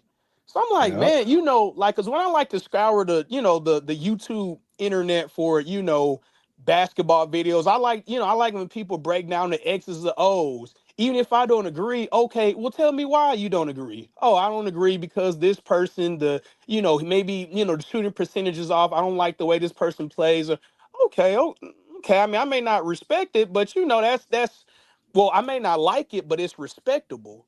But when Dreamer Pro talks, I'm not really, it just like you said, it's a bunch of hearsay, they say, and then these sketchy articles. Man, I swear I went on a link Dreamers Pro put on one time, bro. I think my computer damn near got a virus. I said, bro, like, what is this? I'm like, this third ward. You know what I'm saying? So, and then, but you know what, Lamont? I'm so real as far as, I'm not gonna just sit and listen. I'm gonna just say, you know what? Let me decide for myself. So then, he got on a Ticket TV, I believe. I think Ticket TV brought him up. So I said, you know what? Let me, because I ain't gonna lie, I think it was about maybe a year or a few months ago, when you had Dreamers Pro on with Gil's Arena. I think that was the first video that kind of, put me on to you. So I was like, you know what, this is a different platform. Let me see if he's gonna add anything to the conversation. And I'm talking about with Ticket TV. He didn't add nothing. It's just Ticket TV talking, and he's just co-signing. So I'm like, bruh, so you telling me your whole YouTube is based off of just narratives? You're not like, there's some people I can at least respect. They say, okay, I don't like LeBron game-wise, his game. I mean, because truthfully, I mean, like, let's be honest, there's nothing about his game, LeBron's game that is just like, yeah, I want to do that. Maybe besides, work ethic and, the intangibles you really can't teach, like LeBron's IQ and, things of that nature. But as far as a shot, I don't know, maybe the way, I mean, you can say, the way he drives to the ball, okay, but there's nothing there. You like, yeah, I want, I want to be like that with LeBron. But when Well, playmaking, yeah. no, yeah, for sure. Oh yeah, for sure. Oh yeah, for sure. Playmaking for sure. But I'm not gonna lie, like the only time, to be honest, besides physically, is the only thing you really hear about. Oh, he can be the next LeBron. Is really the physical attributes. When For you sure, for see, sure, for yeah, sure. like what I'm saying. Young Like for hoopers ain't example. trying to score like LeBron. They trying to be like Curry or KD, Paul George, Kobe. Right, Skilled right, guys. right, right. Like in high school, like, and I mean, I don't know how deep in the YouTube trenches, but I was a baller's life. I was a baller's life kid. So you remember any 6'10", a 6'10" quote unquote guard? It was like, oh, that's the next Kevin Durant. Yeah, An undersized guard. Oh, that's the next Curry. Besides playmaking rise, we were comparing Zion Williamson because the physical prowess, yeah. what I'm saying? But I was saying all that to say, these Dreamer Pros type of dudes, specifically him, it's like you're not really adding nothing, you're not really adding too much to the conversation. You just doing a lot of here, he say, she say, and bruh, I swear to God, I was spamming in the chat of a Dreamers Pro chat, because I'm like, you know what, I'm gonna see if you know basketball. I'm just like, hey, can you explain to me what's like just a basic motion like in basketball, like very elementary? That's bruh. I don't even. Listen, Can't do it. I coach kids. Listen, I coach kids, bruh. And we going, so I'm like, okay, so when the one guard passes it to the three or the two, where's the one guard going? Is he screening like, and he bro, he spazzed out. He like, man, don't nobody care about the X's, and I'm like, okay, all right, okay. So He did that shit on FYF. Remember that month when Gil was up here? I believe he said, I don't give a fuck about that shit. Right, just don't know what he's talking about. You should be So disqualified at that point. Just can't talk. Yeah, you should be disqualified at that point, in my opinion. Man, oh man, that's DreamersPro for you. I mean, look, at the end of the day, like I always give him his props because he, as far as being a content creator, he is elite at creating content. Like, as far as production quality, and I see why people go watch, and I see why he has a huge fan base. So I never tear down like his like that. I understand, like when people say they watch, I'm never gonna knock you because you watch DreamersPro. Like he has a good channel. I get why people watch, but when you start breaking down some of the things that he says, that's why I said even when he was on the channel and I was talking to him directly, I said a lot of your talking points are more TMZ like. They're not really based out of like real basketball talk. So it's just like I get the TMZ angle because it's narratives. It's gonna be super popular, and you can go a lot of different directions. You can create stuff, you can make up stuff, you can pretend to be mad. And I think with the TMZ narrative, I think that's why he can do his thumbnails like that. Everything is shocking, devastating, exposing, and it's just like you can go crazy. So I get it. Ticket TV. So what I'm saying is I get it. I get why he does it, but in the same breath, like it's hard, it's gonna be hard for you to really get into basketball talk because you can get exposed just like what he did. Because we just heard a video when he actually talked basketball. It's hard to talk basketball and not give LeBron his credit. That's why in that old video, when he's actually talking basketball, he had LeBron over Kobe. He said it out of his own mouth. You can only put Kobe over LeBron if you choose not to talk basketball and you want to just talk narrative. That's the only way. That's just the only way. Speaking of getting exposed, but hey, where did Jester go, man? Where Jester go, man? Did you? Hey, Jester. When I put my criteria in the chat GPT, man, he got up out of here, man. Packed him up very quickly. Because remember what I told you with my criteria, and I'm gonna throw it up here one more time because we didn't really talk about that enough. You were talking about pure dominance, yeah. Yeah, but what I said was like obviously there are other elements to my criteria, right? But I try to simplify it into just dominance over your era. And I've always said that the only reason why I don't have LeBron number one, like I've been I don't. No. Yeah, I said I don't have. I said the only reason why I don't have LeBron number one is because I said I'm not going to do Jordan like they did Kareem. I said when Bron retires, he's going to be number one for me. So Jordan's just holding the position right now until Bron decides to retire. So according to just sheer dominance, they got Bron 1, Jordan 2, which I agree. Bill Russell 3. I think that might be my top 3 exactly. Now, I don't think I have Magic at 4. I think I had Wilt or Shaq at 4. I can't remember. Or Tim Duncan. But as far as my top 10, this is literally everybody in my top 10. I got Shaq. I got Wilt. I got Tim Duncan. I got Curry. Go to Curry. What is it? And then for Curry? What is his era of dominance for Curry? Oh, for Curry? It says Curry. It says Curry is the late 2010s to the 2020s. It says changed the entire geometry of basketball. 4 rings, 6 finals, air impact. Every kid now shoots from half court because of him. And those are the things I talk about right there. I say, he changed the game. Like he literally changed how people play the game. When you talk about Kareem, that's some of the same things that I say right there. Shaq as well, most unstoppable force that ever played, right? Dominant from the 90s to the 2000s. I agree there. Wilt also. Tim Duncan, 2000s, dominant in his own way. And it says the people who just missed. Who do I have outside of my top 10 that people criticize me for all the time? Hakeem Olajuwon and Kobe Bryant. My criteria calls for them to not be in the top 10. That's why they're not in the top 10. Hakeem, you said what?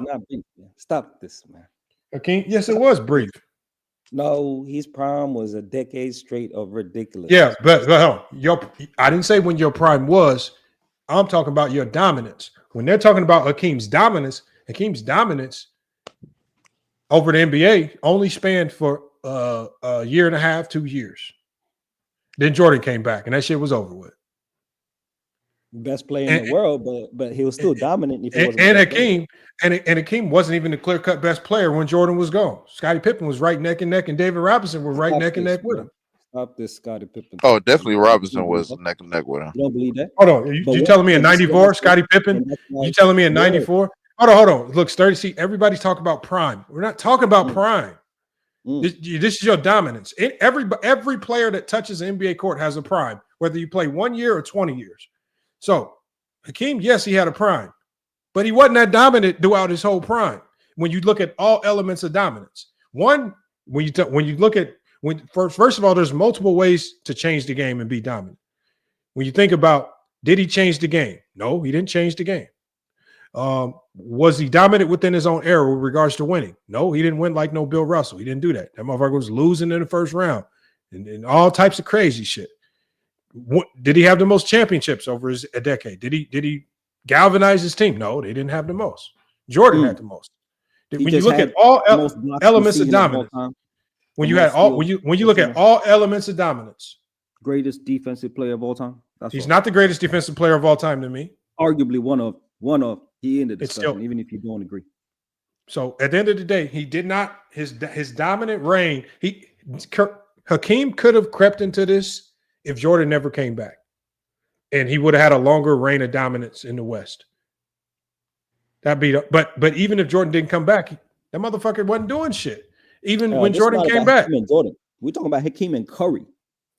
No, I'm talking about Hakeem just being in my top 10. He doesn't meet the criteria of dominance. Hey, Lamont, hold on. Who all you got over Hakeem?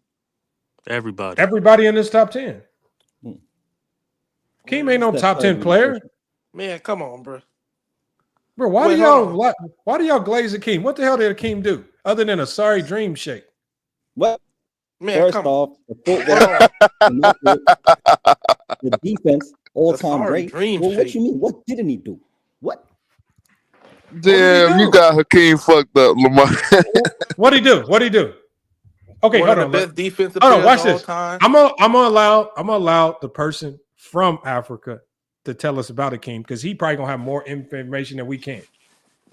Other than him starting his career off as a soccer player, tell us about Hakeem Olajuwon, young Africa. That added to the footwork. Yes, it did. Okay, hold on. Let me put you on. Can I put you on the big screen? Go ahead. Do all that. First off, you want to talk about dominance. This is the guy who came into the NBA as what? The what pick in the draft?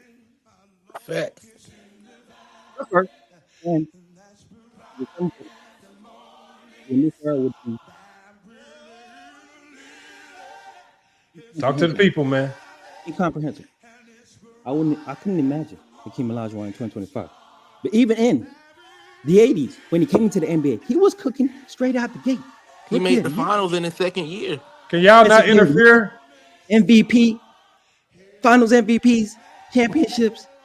He the greatest, to me, the greatest defender of all time. Especially if you want to talk about centers as defenders, the greatest defender of all time, even greater than Bill Russell, yes, and even in the minimal black and white tape that you got, Bill Russell, yes, leads the NBA all time in blocks. When we're talking about dominance, what do you mean? And if Curry leads the league in all time threes, well, that is dominant as well. And what is the impact on winning on that? I would say the defense and the 9 all defensive teams is an era of dominance. So, like, I don't understand what you mean when you talk about elite defense with elite offense, the footwork, the versatility. I don't understand how this isn't an all-time great player that is above him. Hold on. All you're doing is you're just telling me he was a good player. No, not good. The team's top 10 all time in blocks and steals. Hold on. Okay, hold on. First of all, this is what we did, y'all. I put my criteria into ChatGPT. ChatGPT didn't put him in based on my criteria. ChatGPT. Hold on. ChatGPT agreed with me that Hakeem is not top 10 in dominance. So if you have any questions about why he's not in the top 10, please direct those questions at ChatGPT, not me. So hold on. So your list is based off of ChatGPT? No, I did my list before I even did this. All I did was what I like to do is I like to take people's criteria. Tell me your list, then tell me your criteria. Now we're going to put your criteria in the ChatGPT to see if it aligns properly. the great thing about my criteria is it almost exactly aligns with my top 10. The only thing is the order is a little bit different, but these are the exact same players I have in my top 10. And it also has Kobe at 11, and it also has Keem outside the top 10, which is what I said. So again, I want you to ask the AI because y'all think I have biases. I've done videos on Akeem and Kobe. I'm biased, right? So let's ask ChatGPT. Since ChatGPT is not biased, should I ask it why Kobe and Akeem are not in the top 10 here? Hey, Lamont, hold on. How was he not dominant when in '94 he won a? Don't ask me. Hold on. Let me put my screen back up. Oh no, he was dominant. Hold on. If you know the run he went on. Hold on. Let's ask that. Hold on. He won with no other. Hold on, Mike. Mike. Stop with your diatribe. I just need a question. Okay, I got a question. Hold on. Let me go with Mike's question first, and I'm coming to you. Oh, okay. Yeah, I know you want Mike's question. Go ahead. Hold on. Let me go to Mike's question. Mike, what is your question for ChatGPT? Since you're mad that ChatGPT don't have Kobe and Akeem in the top 10. No. I'm not talking. I'm talking about you, not ChatGPT. Because I'm biased. Hold on, because you're not giving real logic on why Hakeem wasn't dominant. I already did. Hold on. If I didn't have real logic, dream shake. That's all you said. If I didn't have real logic, then why did ChatGPT agree with me? Bro, why do you keep saying, bro? What is your logic? Stop saying. Hold on. I have videos on my logic. Go watch them. I'm not about to regurgitate all my. I've done 2-3 hour videos on my logic. Go watch.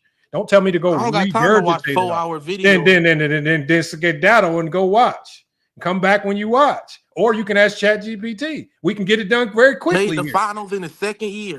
It's so simple, Lamont. Just Young Africa. Can you come with your question? Because obviously Mike's scared to engage with the AI.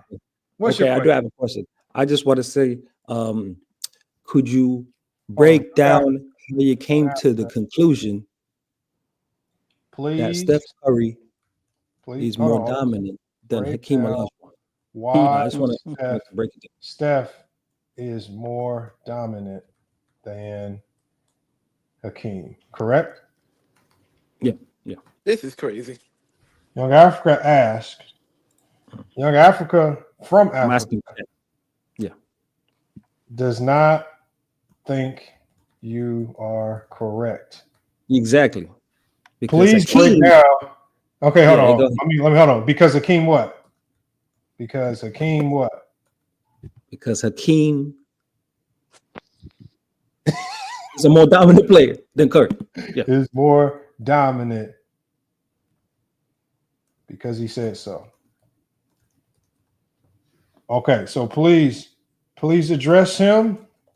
Please address him and roast him if he's wrong.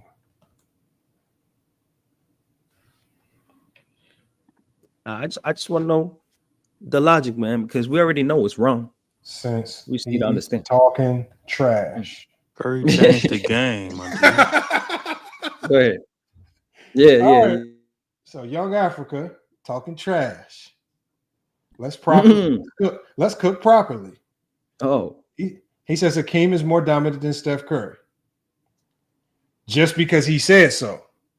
Nah, he says we're not about to let 90s nostalgia override fact-based dominance. Let's break it down, then roast gently because homie needs a basketball history lesson with evidence. Oh, okay. Okay, so it says why Steph Curry was more dominant than Hakeem. Number one, error control. Steph Curry, 2015 to 2022, every NBA team was forced to change how they played because of Steph. Stretch bigs became a requirement. Traditional centers, a liability. Hakeem dominated a 2-year window, just like I said, 94 to 95 after MJ retired. Man, this is cap. That's cap. Because and this is one point that ChatGPT and Africa. Let me just read it first. We know. Hold on. All I'm saying is, if you disagree, you can ask it a question later. But you cannot say, you got to hear the full context before you disagree. It feels like, again, ChatGPT feels, not me, that Hakeem was only dominant for a 2-year window, 94 to 95 after MJ retired. Amazing run, but nobody rewrote the blueprint of the league because of him. Advantage, Steph. When you go to team impact and success, Steph Curry. 6 finals in 8 years, 4 rings, 2 MVPs, 1 unanimous, revolutionized offense league-wide.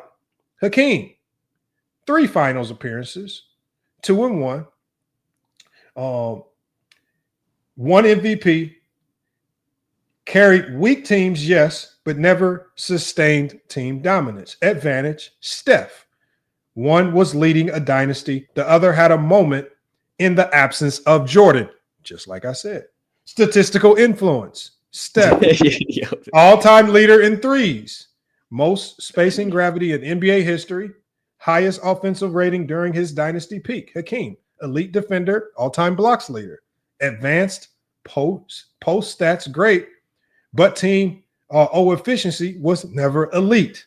Not top 10 in his prime. He says he never had a top 10 offense in his prime without Clyde or extra help. Advantage. Oh, without Clyde. Yeah, extra help. Yeah. Advantage, Steph.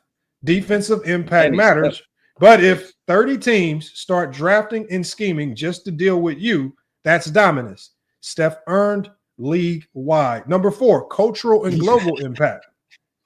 Steph, every high school gym in the world has kids launching threes from 30 feet. He changed how kids, coaches, and GMs think. Hakeem, what did Hakeem do? He paved the way for a few South Sudan international bigs. Yeah. You added some other shit. Highly respected worldwide, but didn't change any behavior. Advantage, Steph. Hakeem inspired, Steph created a global play style. Longevity and influence. Hakeem had an amazing 1993 to 95 stretch, but before that, underrated, but not unstoppable. So they agree he was underrated, but he was not unstoppable, which is why he was getting blitzed and blasted in the first round year after year. Steph has been an MVP caliber, all NBA level player from 2013 to 2024 and still going. Advantage, Steph. One gave us a moment, the other gave us a decade. Now, let's get to you, Young Africa. Young Africa, my boy. You really gonna crown Hakeem king off 2 years of dominance while Steph has been bodying systems, franchises, and defensive schemes for a whole generation? That's like saying DMX had a better rap career than Drake because he dropped 2 albums in 1998. Steph. Wait, hold on. Why do you keep saying only 2 years of dominance? That's a fact. Hold on. Let me hold on. Mike, I gave you an opportunity to ask ChatGPT any question, and you don't want to ask it any questions. Bro, why do you keep saying, bro, ChatGPT? I'm not saying it. Okay, so do you want me to? If you have a question, I'll let you ask a question next. Right now, I got to give Young Africa his answer. This is from ChatGPT. So it says, final word. Steph, era-defining, league-warping, dynasty leader. Hakeem, historic, elite peak, respected footwork god. But if we're talking dominance over an era, Steph's shadow covers more years, more teams, and more change than Hakeem ever did. Tell Young Africa to come back when he's ready to debate without just saying, because I said so. That's not analysis. That's just barbershop. They got you up out of here, Young Africa. Mike, you got any questions? Nah, but hold on. You keep saying only 2 years. I didn't say it. No. ChatGPT said that. And you said you agreed with it. Okay, so hold on. Mike says, bro, you are lying. Yep. Okay. Hold on. So hold on. I'm at you from 1985 to 1996. Hold on. Let's get your question. So Mike says you are lying. Hakeem's dominance, right, was from what? 1985 to 1996. The 1996. You got anything else you want me to add to this? Hold on. So how was he not dominant when he averaged? This is in the playoffs. How is he not 28 dominant? points, 11 rebounds, almost 4 blocks a game. Okay, we have the stats. What how questions do you want to ask? Dominant? Okay, so how is he not dominant when he was also? And that was in the playoffs. Also putting up made the finals in the second year. Numbers in '94, won the chip with no other All-Star, All-NBA. Hey, I can only, bro. I'm trying to type it in. Stop doing this, man. Some nasty work, man. Nasty work. Okay. Okay, he says, how is he not dominant when he was putting up good numbers in the playoffs? No, all-time numbers in the playoffs. Okay. All right, all-time numbers in the playoffs. Got to the finals his second year. Finals his second year. What else, Mike? What I said?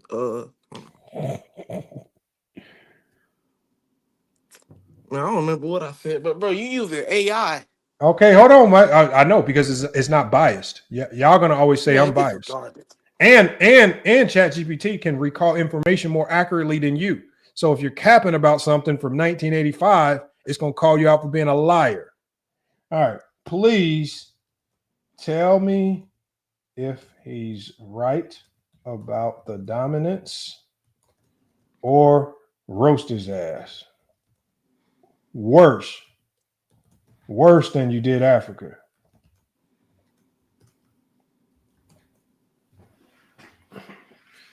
All right. Now this is ChatGPT talking to you, all right? It says you claim Hakeem was dominant from 85 to 1996. That's 11 years of supposed straight dominance. Let's see if that's facts. 85 to 1992. Man, this is cat, bro. Hold on, Mike. Mike is asking you a question, Mike. It says from 85 to 1992. It said, where's the dominance? 0 MVPs, 0 titles, 0 finals appearances, only 2 All-NBA first teams in 8 years, knocked out in the first round 6 times of those 8 years. And in 1992, the Rockets missed the playoffs entirely. So, Mike, have a finals. His teams wasn't nearly as good as Curry's. How is that dominant? Hold on, if the team would have had the 2015 and 16 Warriors and KD and all them, he would have been winning, doing the same thing Steph was doing. Okay, so it's asking you a question. So let's correct it. He has 0. It says right here, 0 MVPs, 0 titles. He actually had 1 final. Hold on. For 1 finals MVP appearance, he had 2 All-NBA first teams in 8 years, knocked out of the first round 6 times in 8 of those seasons. And in 1992, they missed the playoffs entirely. This asking you a question, Mike. How is that dominant? Drop the link, Lamont, for people in the chat. Bro. Well, hold on. Mike. His teams wasn't, as a player, he was dominant, but his teams wasn't good enough to compete at a high level. Okay, so who was on his team? Go look in between them years. I don't remember. They said it's hooping hard with no consequences. So hold on. So go look at the. Hold on. You're telling me Rockets. What was their roster? Hold on. You're telling me, but you should know this. If you're willing to say that the team was trash, you should know the roster. How you telling us the team was trash, but you don't know the roster? That's another lie. Let's go to the next section. It says, Yo, Lamont, drop the link, bro. I just dropped the link. Oh, okay. It says, now let's cook actual dominance. It says, he was dominant from 1993 to 95. 1994 MVP, back-to-back finals MVPs, outplayed Ewing, Robinson, and Shaq. That's a 2-year stretch. Unstoppable. But calling a 2-year run an 11-year era is like calling your whole life a vacation because you went to Cancun in 2014. So it says right here, fun fact. So it says fun fact for you, Mike. It says fun facts that expose Mike's cap. It says the Rockets were below 500 4 times during Hakeem's so-called dominant run. 1987, 1988, 1992, where they were below 500 during the season, and then 1993. It says Steph Curry never had sub 500 seasons when healthy. It says Hakeem didn't make his first All-NBA team. He said he didn't make first All-NBA team from 88 to 92. So they're saying from 1988 to 1992, he wasn't even looked at as a top 5 player in the league. What? Steph Curry. How many first team All-NBA Steph Curry got? Stop this nonsense, man. But we're talking about during his dominant stretch. And they Steph Curry during his stretch of dominance, when it started, lasted a long time. He amassed a ton of accolades. He amassed a ton of team success. When did Hakeem's dominance start? in y'all eyes? Curry. When did he start dominating straight out the gate? It started in 85. Straight out the gate. No, he was a good player straight out the gate. But if we're talking about MVP, if we're talking about top 10 players all time, that player should be able to avoid getting knocked out the first round 6 times in 8 years. In your prime. Tough. In your prime. I'm running and with you got Ralph Sampson. I'm running with Ralph Sampson.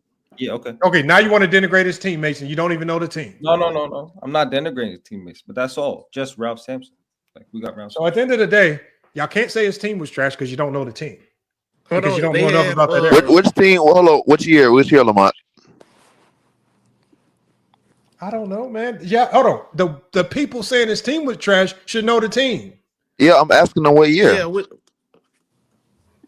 what year are they talking about?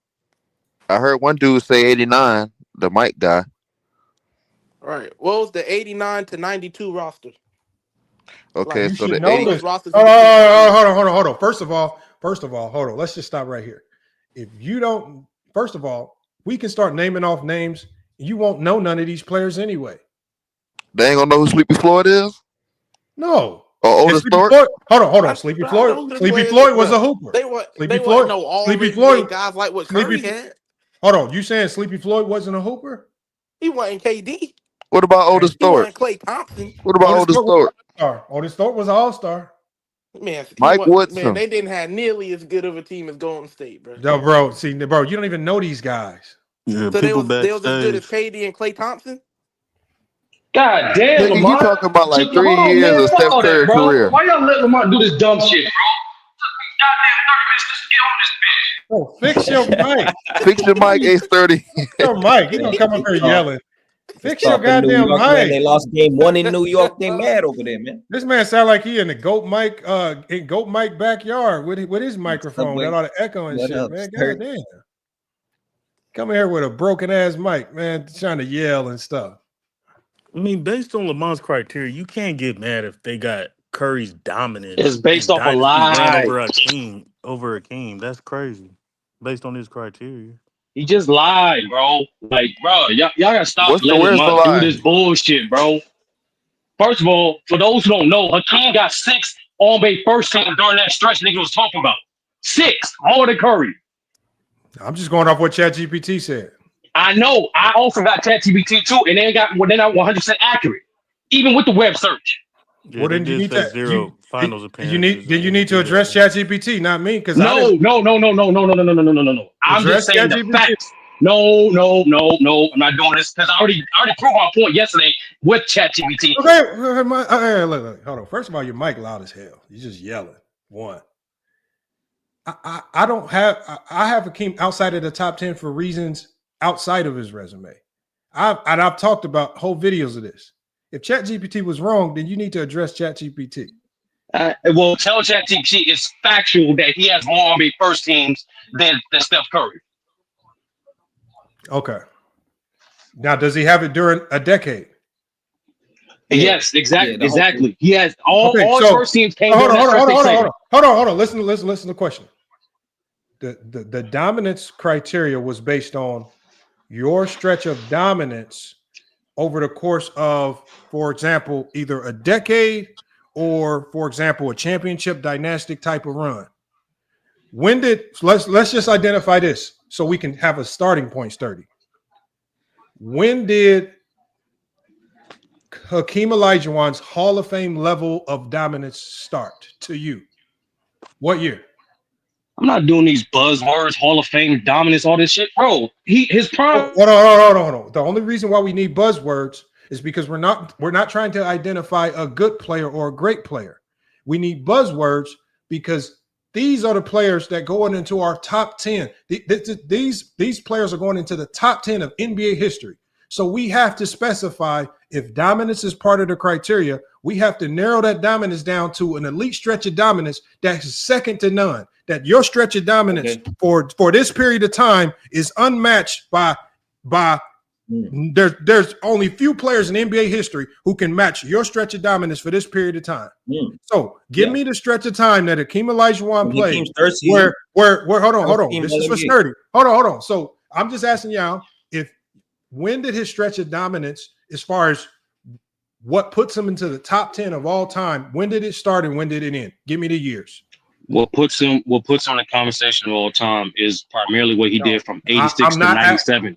I just gave you a time span. I just gave you a time span. So from 86 to 97, does he have a better resume than Steph Curry? What, Steph Curry's whole career, or are we going to say duration of years? Hold on. It's not my fault that Steph Curry's still playing and he's still adding on to this. Hakeem still played more years in the league, Lamont. Hold on. From 86 to 97, which you said is Hakeem Olajuwon's run of dominance. What was his resume? And compare that to Steph Curry's. Steph Curry's run of dominance was not his whole career. Steph Curry's run of dominance started when? It started at 15. And from 2015 to now, what is his resume compared to Hakeem's? Is it better? Now? What do you mean yes, now? Because he's still playing. He's still a top 10 player. He's not dominating. What are you talking about? Are you? You don't look at Steph Curry this year. He thought he was dominating. Hold on. First of all, when it talks about Steph Curry's dominance, they talk about Steph Curry's dominance. It's not always embedded in just winning. Steph Curry's dominance can be embedded in just being the best shooter in the league. Steph Curry is still the best shooter in the league. It started in 2015. If you want to say it started in 2015, and still today in 2025, he's the best shooter in the league. He's a top 10 player in the league. So that's a decade. So why did you? Hold on. There's no wide hold. What I'm saying is, when we're talking about a king, if you say his dominance started in 86 and it ended in 1996, during that 10-year window, even if you go from 2015 and you say for Steph Curry it stopped in 2025, who has the better resume during their 10-year window, Steph or Hakeem? It's literally Hakeem because he got more awards, more production. How does Hakeem have more awards than Steph? During that duration, more All-NBAs, more All-Stars, more All-Defensive teams. Any more questions? No, give me the numbers. Who has more MVPs? More Finals MVPs and a DPOY. Who has? Curry has one more MVP. Okay, so let's go here. Who has more? Let's go through all the accolades. Who has more MVPs? I just said it. Curry has one more MVP. Who has more Finals MVPs? Hakeem. Who has more All-Stars? Hakeem. How? What do you mean how? Once again, Lamont, you can't. When did Steph Curry miss the All-Star? Steph Curry got hurt one of those years. You forgot? Hold on. When he broke his hand. Hold on. You forgot? Hakeem got 12 All-Stars. How many championships does he have during that time? Oh, you talking about for individual or a team? Bro, all of this encompassing your dominance. Team dominance win championships, Lamont, not individual players. Hold on. First of all, what did I say about dominance? And what have I always said about the top 10? I said the top 10 is not fair. Why is it not fair?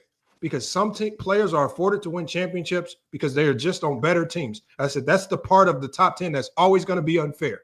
And there's no way to shake it. There's no way around it. There's nothing you can do about it. It's just going to be unfair. Jordan getting drafted to the Bulls and getting put in a great situation is sheer luck. James Worthy getting drafted to the Lakers instead of Dominique Wilkins. That's unfortunate for Dominique, but James Worthy is always going to go down. That's why he was in the first NBA top 50 and Dominique was left off because of the championships. It's unfortunate, but it happens. Steph Curry, you got to think about it.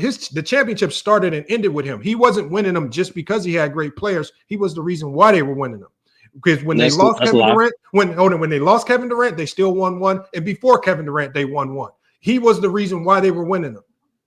No, that's a lie. Well, they kept winning. Hold on. So you telling me? So hold on. Are you telling me that Steph Curry and the two championships that he won without KD, they didn't win them because of him? They won it because they had the best team in the league, Lamont. Teams win championships. Hold on. I'm not doing this with you, bro. 2022. Then why you up here if you're not trying to do it? What I'm saying is, first of all, you have to come with the premise of just honesty. It's unfortunate that Steph Curry it's unfortunate for Hakeem that he couldn't be in a better situation than Steph Curry. That's not my fault. That's Hakeem's fault. Maybe if he wasn't running around, slapping his teammates, beating his teammates up, being a bad teammate, quitting on his team, getting suspended by the league, maybe he could have had better teammates. I don't know all the dynamics around that, but he didn't have good teammates, even though in some years, and he underachieved in a lot of years.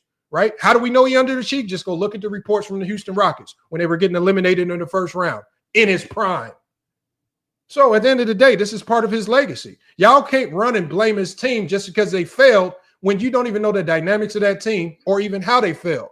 I didn't say nothing about his team. When the I didn't say nothing about teammates. When the reports were going around that it wasn't the team that was bad, it was Hakeem, the one that was choking and failing. Those were what the reports were saying.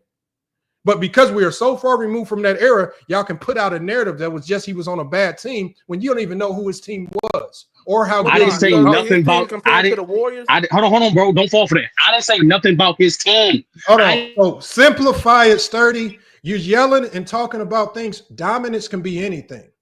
When you talk about Hakeem Olajuwon being more dominant, it's a very subjective take, but you could be dominant when there's multiple elements to dominance, right? It's not just about who scored more points here. We're talking about a stretch of time. Who changed the game? Who had a bigger impact on how the game is played? It's still Steph. There's still more elements to dominance where Steph checks the box. We talk about how the game is played. Who changed the defensive approach? Who changed what players get drafted? And you completely nullify position. Now it's a must-have. You got to have bigs that are stretch bigs.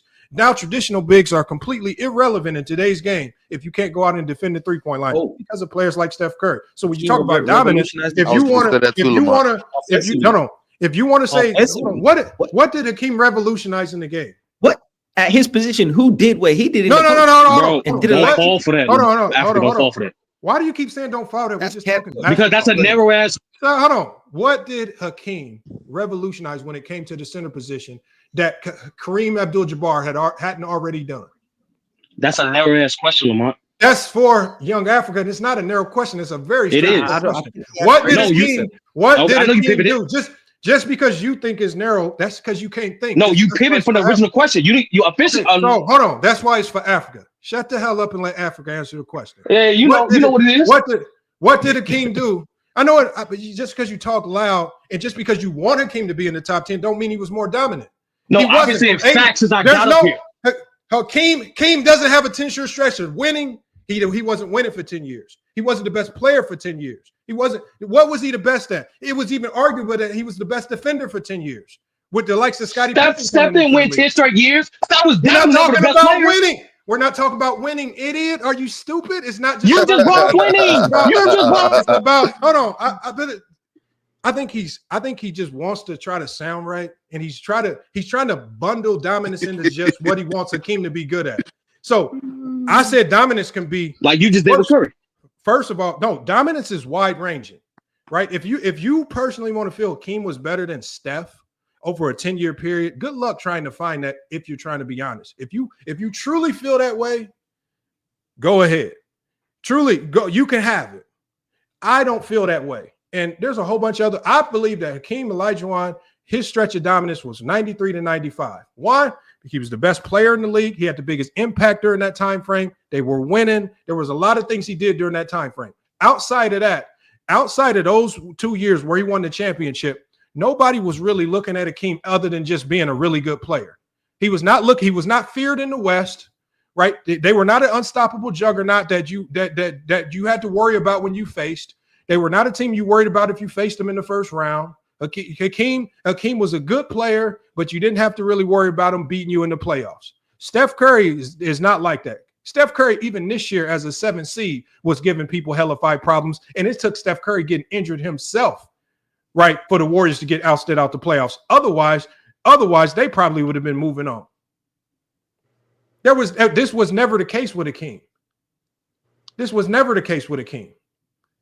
I'm waiting for I can actually answer your question. I just want to know. We go year by year. Other than stats, what did his greatness lie in? His greatness for that decade I just gave was his two-way dominance, Lamont. He was, even by his peers and coaches, considered the best defensive player of that time. He was, and considered by his peers and coaches, one of the most skilled bigs of that time. So you have a guy who is one of the most versatile centers in the league, one of the most impactful defenders in the league. And well, what do you mean when you say peers and coaches? I'm trying to finish, Mark. I'm trying to finish. What are you talking about? These are super. Okay, so what I'm saying is, I don't care about peers and coaches. You don't need validation. I'm talking about from your brain. When we talk about Hakeem Olajuwon, We talk about his 10-year stretch of supposed dominance in the league. When we talk about dominance, when we talk about how did he change the game during his 10-year window, talk about that. Because we know how Steph changed the game. So we talk about all the elements of dominance. Let's just talk about the first. How did Hakeem Olajuwon change the game? From one, well, Lamar, I'm not once again. How Hakeem was dominant was his two-way ability. ChatGPT broke dominance into 5 categories. So what we're going to do is we're going to go through each category of dominance, and I want you to tell me how Hakeem was more superior in those elements of dominance than Steph. Limit my answer. Okay, let's do this. Let's start with changing the game. How did Hakeem Olajuwon change? I'm giving you because what we're doing is we're breaking dominance down into multiple facets, so you don't try to corner it into what you want it to be. Like you put Steph Curry. What we did was we broke dominance down into multiple facets, and Steph just checked more boxes. So let's start with the first box. When we talk about changing the game, how did Hakeem Olajuwon change the game more than Steph? That's just the first one. Tell me how he changed the game more than Steph, and we'll go to the next one after you explain it. He changed the game by being the greatest international player of all time. That inspired a bunch of. How did he change the game more than Steph? I'm trying to finish. Now it's more than Steph. Which one is it, Lamont? Because we're comparing him to Steph. Of course, like you said, dominance is not the same thing for everybody. So let me explain fucking dominance. Okay, so when we get to the other elements, maybe Hakeem is better. Lamont, you gonna let me answer the question? No, hold on. This first element. How did Hakeem change the game more so than Steph? Because we're comparing those two. If you just got to give it to Steph, give Steph that one, and we'll move to the next one. Maybe Hakeem can win that one. But in regards to changing the game, this is it's a subjective opinion. Have actual subjective opinion and quit avoiding answering the question. Every time I try to answer the question, you cut me off, bro. How did Hakeem change the game more than Steph? Once again, Lamont, the more part is not a matter of more. It's a matter of what the fuck he changed the game. He changed the game by being the greatest international player of all time. That inspired a litany of international players to join the league right after him. In addition to that, elevating the post scorer in the league. To this day, Lamont, there's been generational players who come to him about his footwork on the post, come to him about how he managed to operate that system. And that's a couple ways how he changed the game, Lamont. Okay, who changed the game more, Steph or Hakeem? Who had a bigger impact on the game, Steph or Hakeem? If I'm an international player, I'm I'm looking at Hakeem. Can you just answer the question? If I'm a kid, I'm looking at Curry. So hold on. So you saying? So I'm just saying, we're talking about NBA basketball. Who changed the game more? Steph or Hakeem? Just pick one. Oh, okay, cool. Since ChatGPT lied and you lied, I'm gonna say Hakeem. Who impact? I mean, if you want to this is lie, subjective answer, right? Subjective answer, right? Hakeem. So you say subjective. Okay, so you say Hakeem. So remember what I told y'all earlier, y'all. When people are standing on an illogical point, they have to co-sign illogical points just to keep it there. So he says Hakeem had a bigger impact on the NBA than Steph. Okay, next one. Who had more championships? That was not your question. That was not your question, Lamar. You can change your question. Who had more championships, Hakeem or Steph? The Warriors have more championships than the Rockets. Doesn't matter. It's unfortunate. I just answered your question. So Steph. The Warriors have more championships than the Rockets. So Steph. The Warriors have more championships than the Rockets. Okay. Who has more MVPs? Steph Curry has one more regular season MVP. Hakeem has one more finals MVP. No. Who has more MVPs? I just gave you an answer for both, Lamont. Those are both MVPs, right? Those are both MVPs, right? Those are both MVPs, right? There's one answer. I just gave you the answer for both. There's no both. There's just one answer. There's two types of MVPs, Lamont, that people associate. Finals and regular. Did I say finals MVP? You didn't say it wasn't finals MVP. You said MVP. How am I supposed to know which MVP you're talking about? Did y'all see the stupidity we got to go to? You didn't say regular season or finals. Hold on. You did it. So I gave you both. Hey, Olo, if I ask you this year, if I ask you who won the MVP last year, are you going to tell me the finals MVP, Jaylen Brown? It's obviously the regular season MVP. see Then the say that stupidity? shit. Then say that shit. No, it's not stupid because you didn't answer. No, once again, Mark. If somebody asks you who's the MVP of this I year, you're don't gonna know. say I Shea. answered You're that not gonna question. say. Solo. Did I not answer his question? Did I not answer his question? Yes or no? It's a yes or no question, bro. Did I not answer this man's question? You see the desperation we But got. you Did I just giving not him. answer this man's question? You just giving him the runaround to my son. Which MVP when he just asked who's No, the MVP? did I not answer this man's question? Yes or no? I'm just give him the answer. Don't give him the runaround. Just give him the answer. Okay, so nothing against that. Listen, cool. I'm gonna answer your question again. Steph Curry has one more regular season MVP than Hakeem. Hakeem has one more Finals MVP than Steph Curry. What's the next question? I haven't even asked you Finals MVPs yet. I'm still waiting for the other questions, Mark. Okay, so the third element was statistical influence. It says statistical influence. Who had the bigger statistical influence? Okay. How? Okay. Because based on what? Based on one, just like Steph, they both are all-time leaders in a major statistical category that people stand out. Steph Curry for threes, Hakeem for blocks. But unlike Steph, Hakeem also retired top 10 in 3 other statistical categories that people favor. Those are steals, blocks, and points. But continue, Lamar.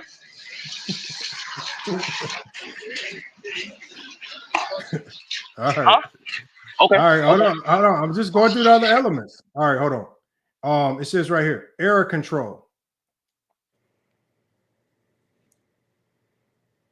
Sturdy. Well, when you ask the question, you just say error control.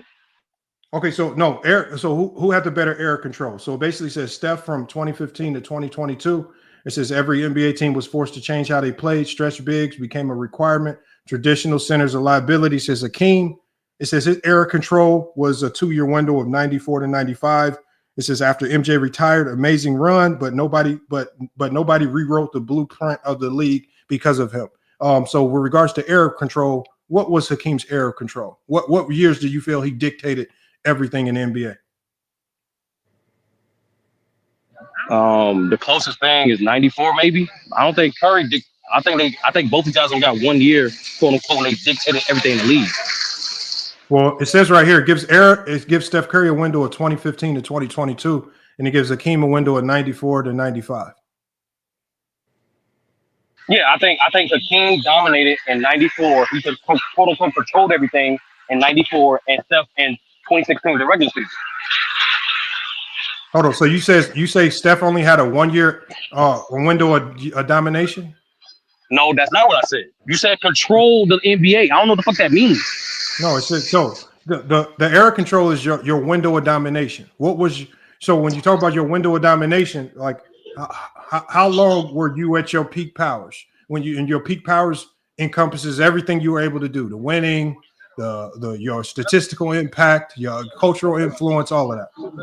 So, but that's another thing too. Peak is all right.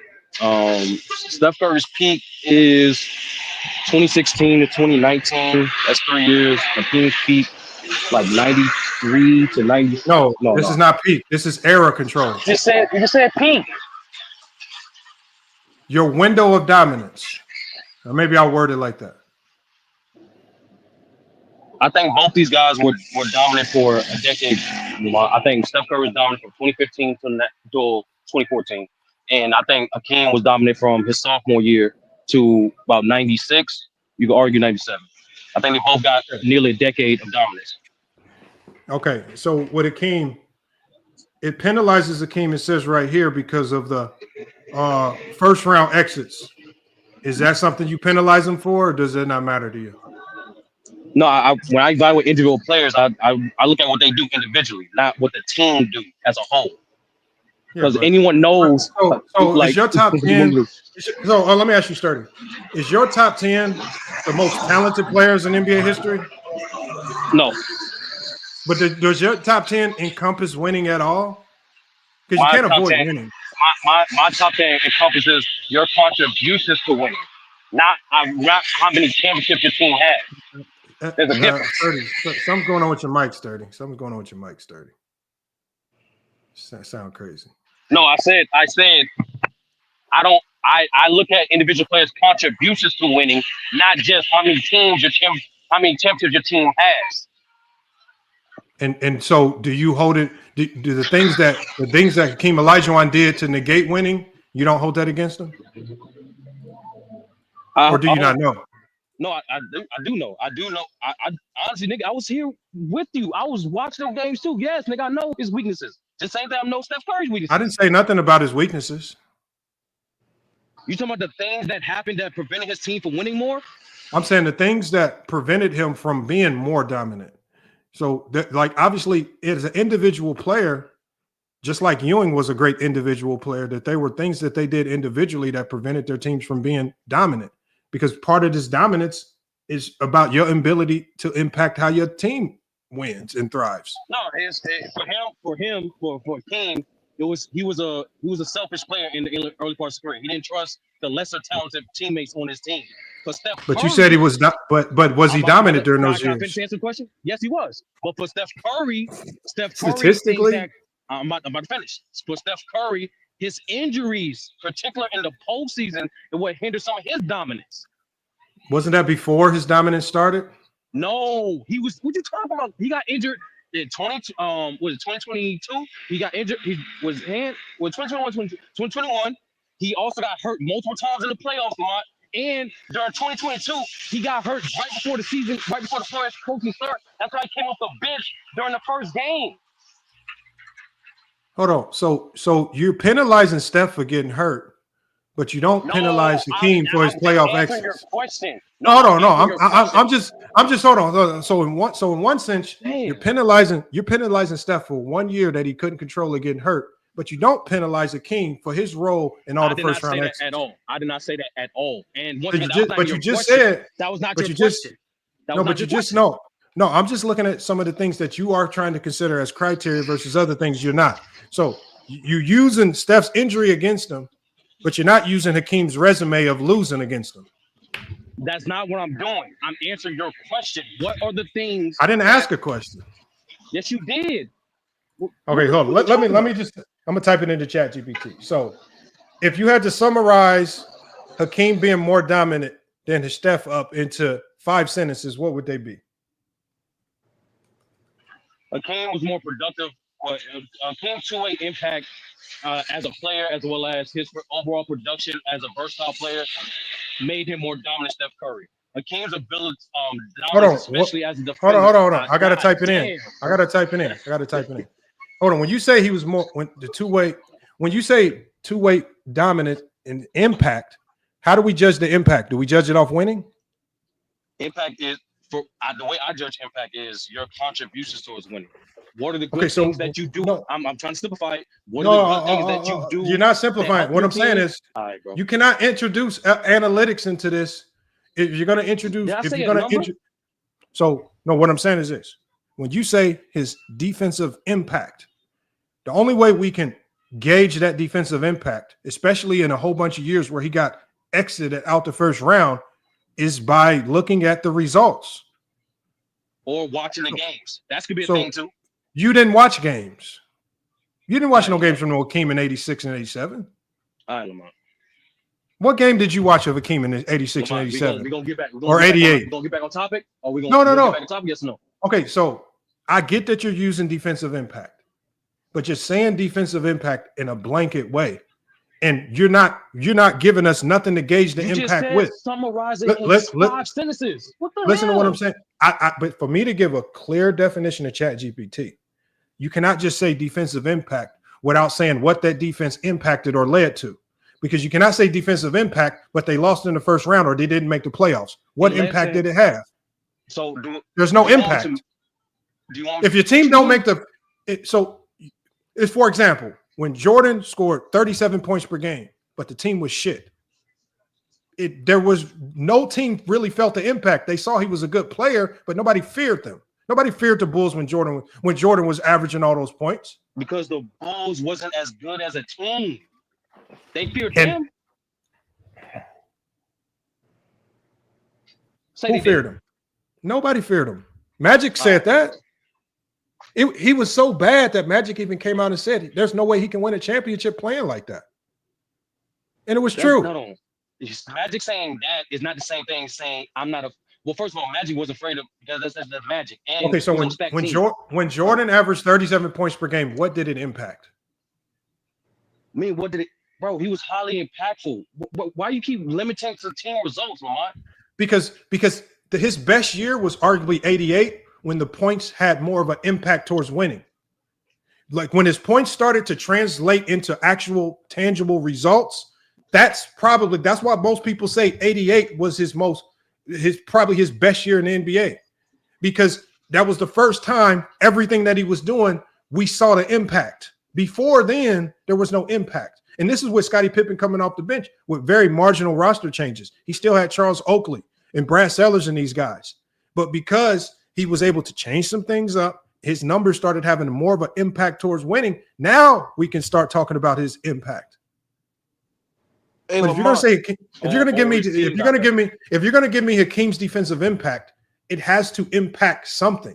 It cannot just be impact on the Clippers in a regular season game. What did it impact? Do you want me to mention it? If Steph Curry made all these threes, but he has no championships, no MVPs, and he has nothing that it impacted, would he be in anybody's top? Would he be in anybody's top 10? Because we're talking top 10. I don't have my top 10. So, for example, hold on. Let me ask you this, Olo, because you're biased in this. If we remove all of Steph Curry's winning, the 73-9, the championships, right? Yeah. Could he even come close to cracking anybody's top 10? Hell no. Because the winning is because the threes, the impact of the threes, it led the impact of it all, the impact of him being the greatest shooter of all time, it led to a lot of winning. That's the impact of it all. You cannot so all I'm saying is this: don't say defensive impact in years where it had no impact. Because the years where it had the biggest impact was 94 and 95.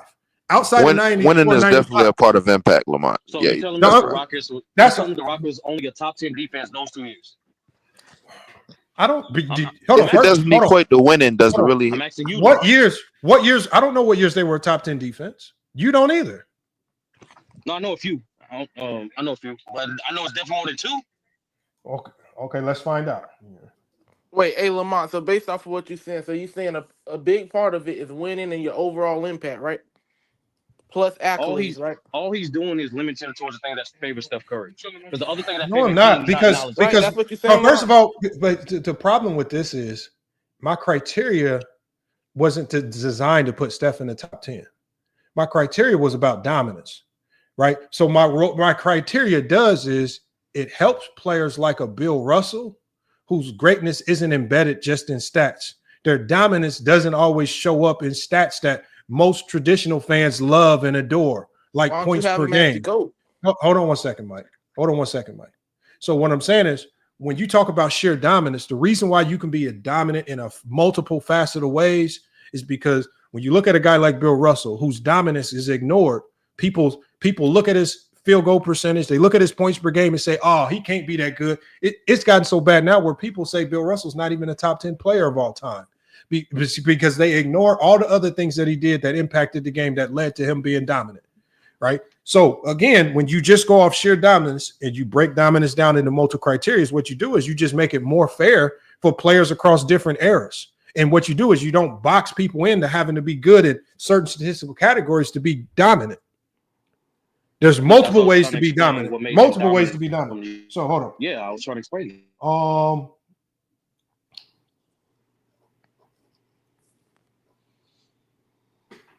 So when you talk about Hakeem's defensive impact, what did it impact? When we're talking about not just being a good player, being a top 10 all-time great player. Hold on, give me a minute. Because the only reason why I say that is because there's been a lot of great defenders who have helped their team be top 10 in the NBA. That don't mean you get the right to be top 10 all-time in NBA history.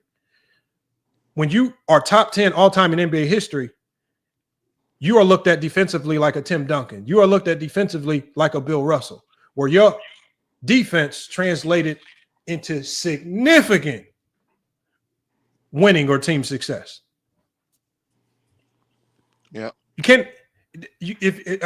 Nobody's saying Hakeem is. Nobody is saying Duncan is a great example, by the way. Nobody is saying Hakeem is a bad player. Hakeem is a great player. But if we're talking about cracking the top 10 all time, you cannot just tell me he had defensive impact. You better tell me how that defense impacted something. Impact. Listen to what I'm saying. What we're saying is two-way impact means you're talking about his defense as well. We all know his offense was good. But even when you go to offensive impact, the same question arises. And I think one of the things that hurts Hakeem is the team aspect. As much as unfair as it might be, that still hurts him.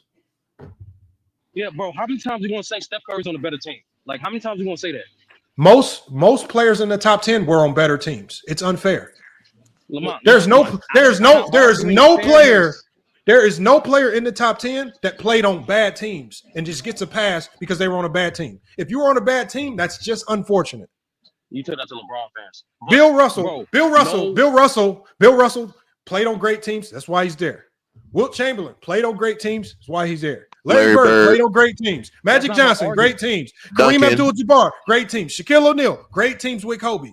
We cannot penalize most of the top 10 just got lucky and played. If Shaq gets drafted to the Clippers, we might not be talking about Shaq. Unfortunately, if Shaq would have got drafted to the LA Clippers and they used the Stanley Roberts replacement, we might not be talking about Shaq, unfortunately. The unfortunate reality is that the top 10 players, just a lot of times it just comes down to being in the right place at the right time, and it's just unfortunate for the guys like the Grant Hills and the Tracy McGrady's and some of the players that just got put in shitty situations for a long time. Not my problem. Yeah, I'm not arguing fairness, Lamont. I'm not arguing fairness. You're trying to pigeonhole this to team success, which is team success, and one MVP. I get it. I'm trying to name the other things that what I'm saying is when you're talking about the top 10 of all time, the unfortunate reality of the top 10 of all time is the things that you do great. When you're talking about the top 10 of all time, that shit needs to translate into significant winning because we're talking about such a secluded amount of class of people. What is my criteria? Now, if you want to water down your criteria to open the door for a whole bunch of bums, go ahead. Yeah, my argument has never been to debunk your criteria, Lamont. No, I've always said this about the NBA Hall of Fame. The NBA Hall of Fame is so watered down that anybody can get in. If you want to water your shit down so anybody can have a case to be in the top 10, water your shit down. But just because I want to be more thorough, and I've always said I hate having to include winning because I've never been big on winning is the end all be all to somebody's resume. The unfortunate reality is that when you talk about the top 10 of all time, for me to pretend as if winning don't matter, that would make me a complete buffoon and idiot and hypocritical. It does matter when you're talking about the top 10 because it's such a small class of people. And for me to just say Hakeem's losing don't matter, right? And his losing was at a significant degree, right? And on top of the losing, Wilt has 2 championships, but what did Wilt do on top of the championships? He was otherworldly good as far as changing the era, changing the game, statistical impact. He did so many things. Hakeem was not that great to overcome all of the losing. You didn't acknowledge it. I acknowledged it. I acknowledge it. I just think you're watering it down to open the door for him to be in. No, I'm not. All I'm doing, like you said earlier, dominance is not cookie cutter. Anybody can name off what a player does well. I'm asking you to do something more difficult and tell me how does it enter him into the top 10 of all time? I've been trying to say that shit for the last 30 minutes. And the unfortunate reality of being in the top 10 is if the things you did great, if they do not translate into significant winning or significant team success, then that shit goes in the garbage can. And I think a lot of people put Hakeem in their top 10 because I feel like a lot of people put Hakeem in the top 10 because he did it in the 90s, and that's the so-called golden age. And people fell in love with the 90s and any player and anything that was done in the 90s. That's why. No, that's not the case. Majority of people have Hakeem top 10 because of what he did. For 10 straight years, he was a great scorer, a great rebounder, and arguably the league's best defender. That is his dominance, his two-way impact. And once again, for the 1,000th time, we understand the Warriors won more than Houston. We get it. But that's the separator. That's once the again, separator. Here's what we disagree. The winning is the separator. I'm trying to finish. Here's where we disagree. It's an unfortunate reality of it. No. Here's where we disagree. You want to extinguish everything Hakeem dominance brought to the table because his team was not as successful as the Warriors. No, what I'm saying is this. I think you need to just listen to what I'm saying. When you get down to the top 10 players of all time in NBA history, listen to what I'm saying. You have to become more and more petty. And so the closer you get to the top 10, the more and more petty you have to be with the more finite things, the things that typically don't necessarily matter. Because so when we get closer to that upper echelon of players, it's going to become harder and harder for me to ignore the losing. And if this is all happening during your supposed 10-year stretch of dominance,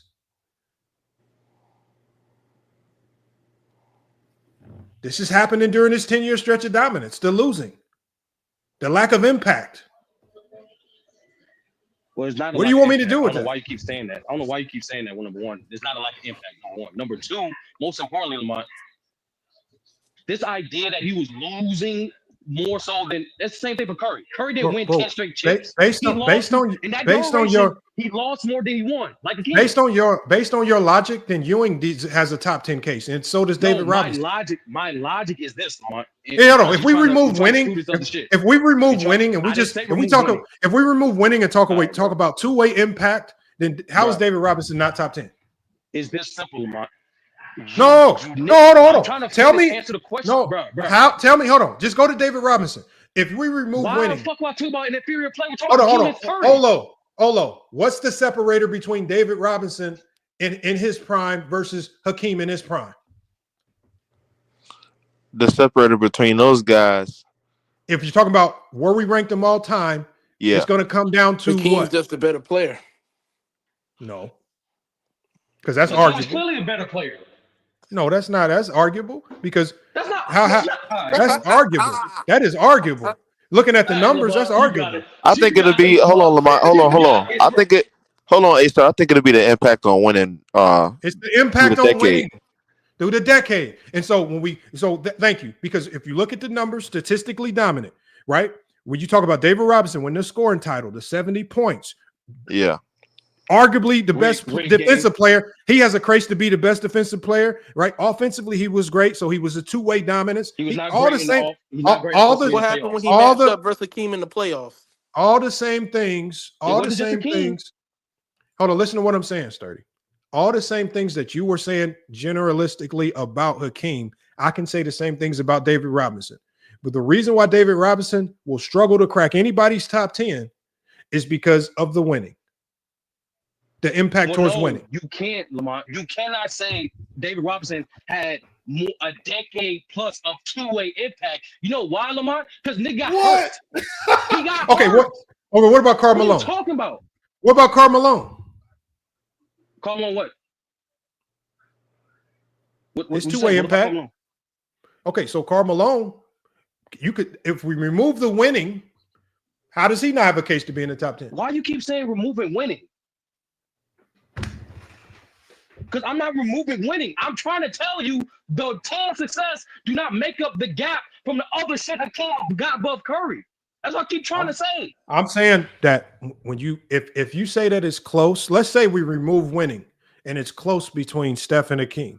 The separator is the winning. The winning separates it to me.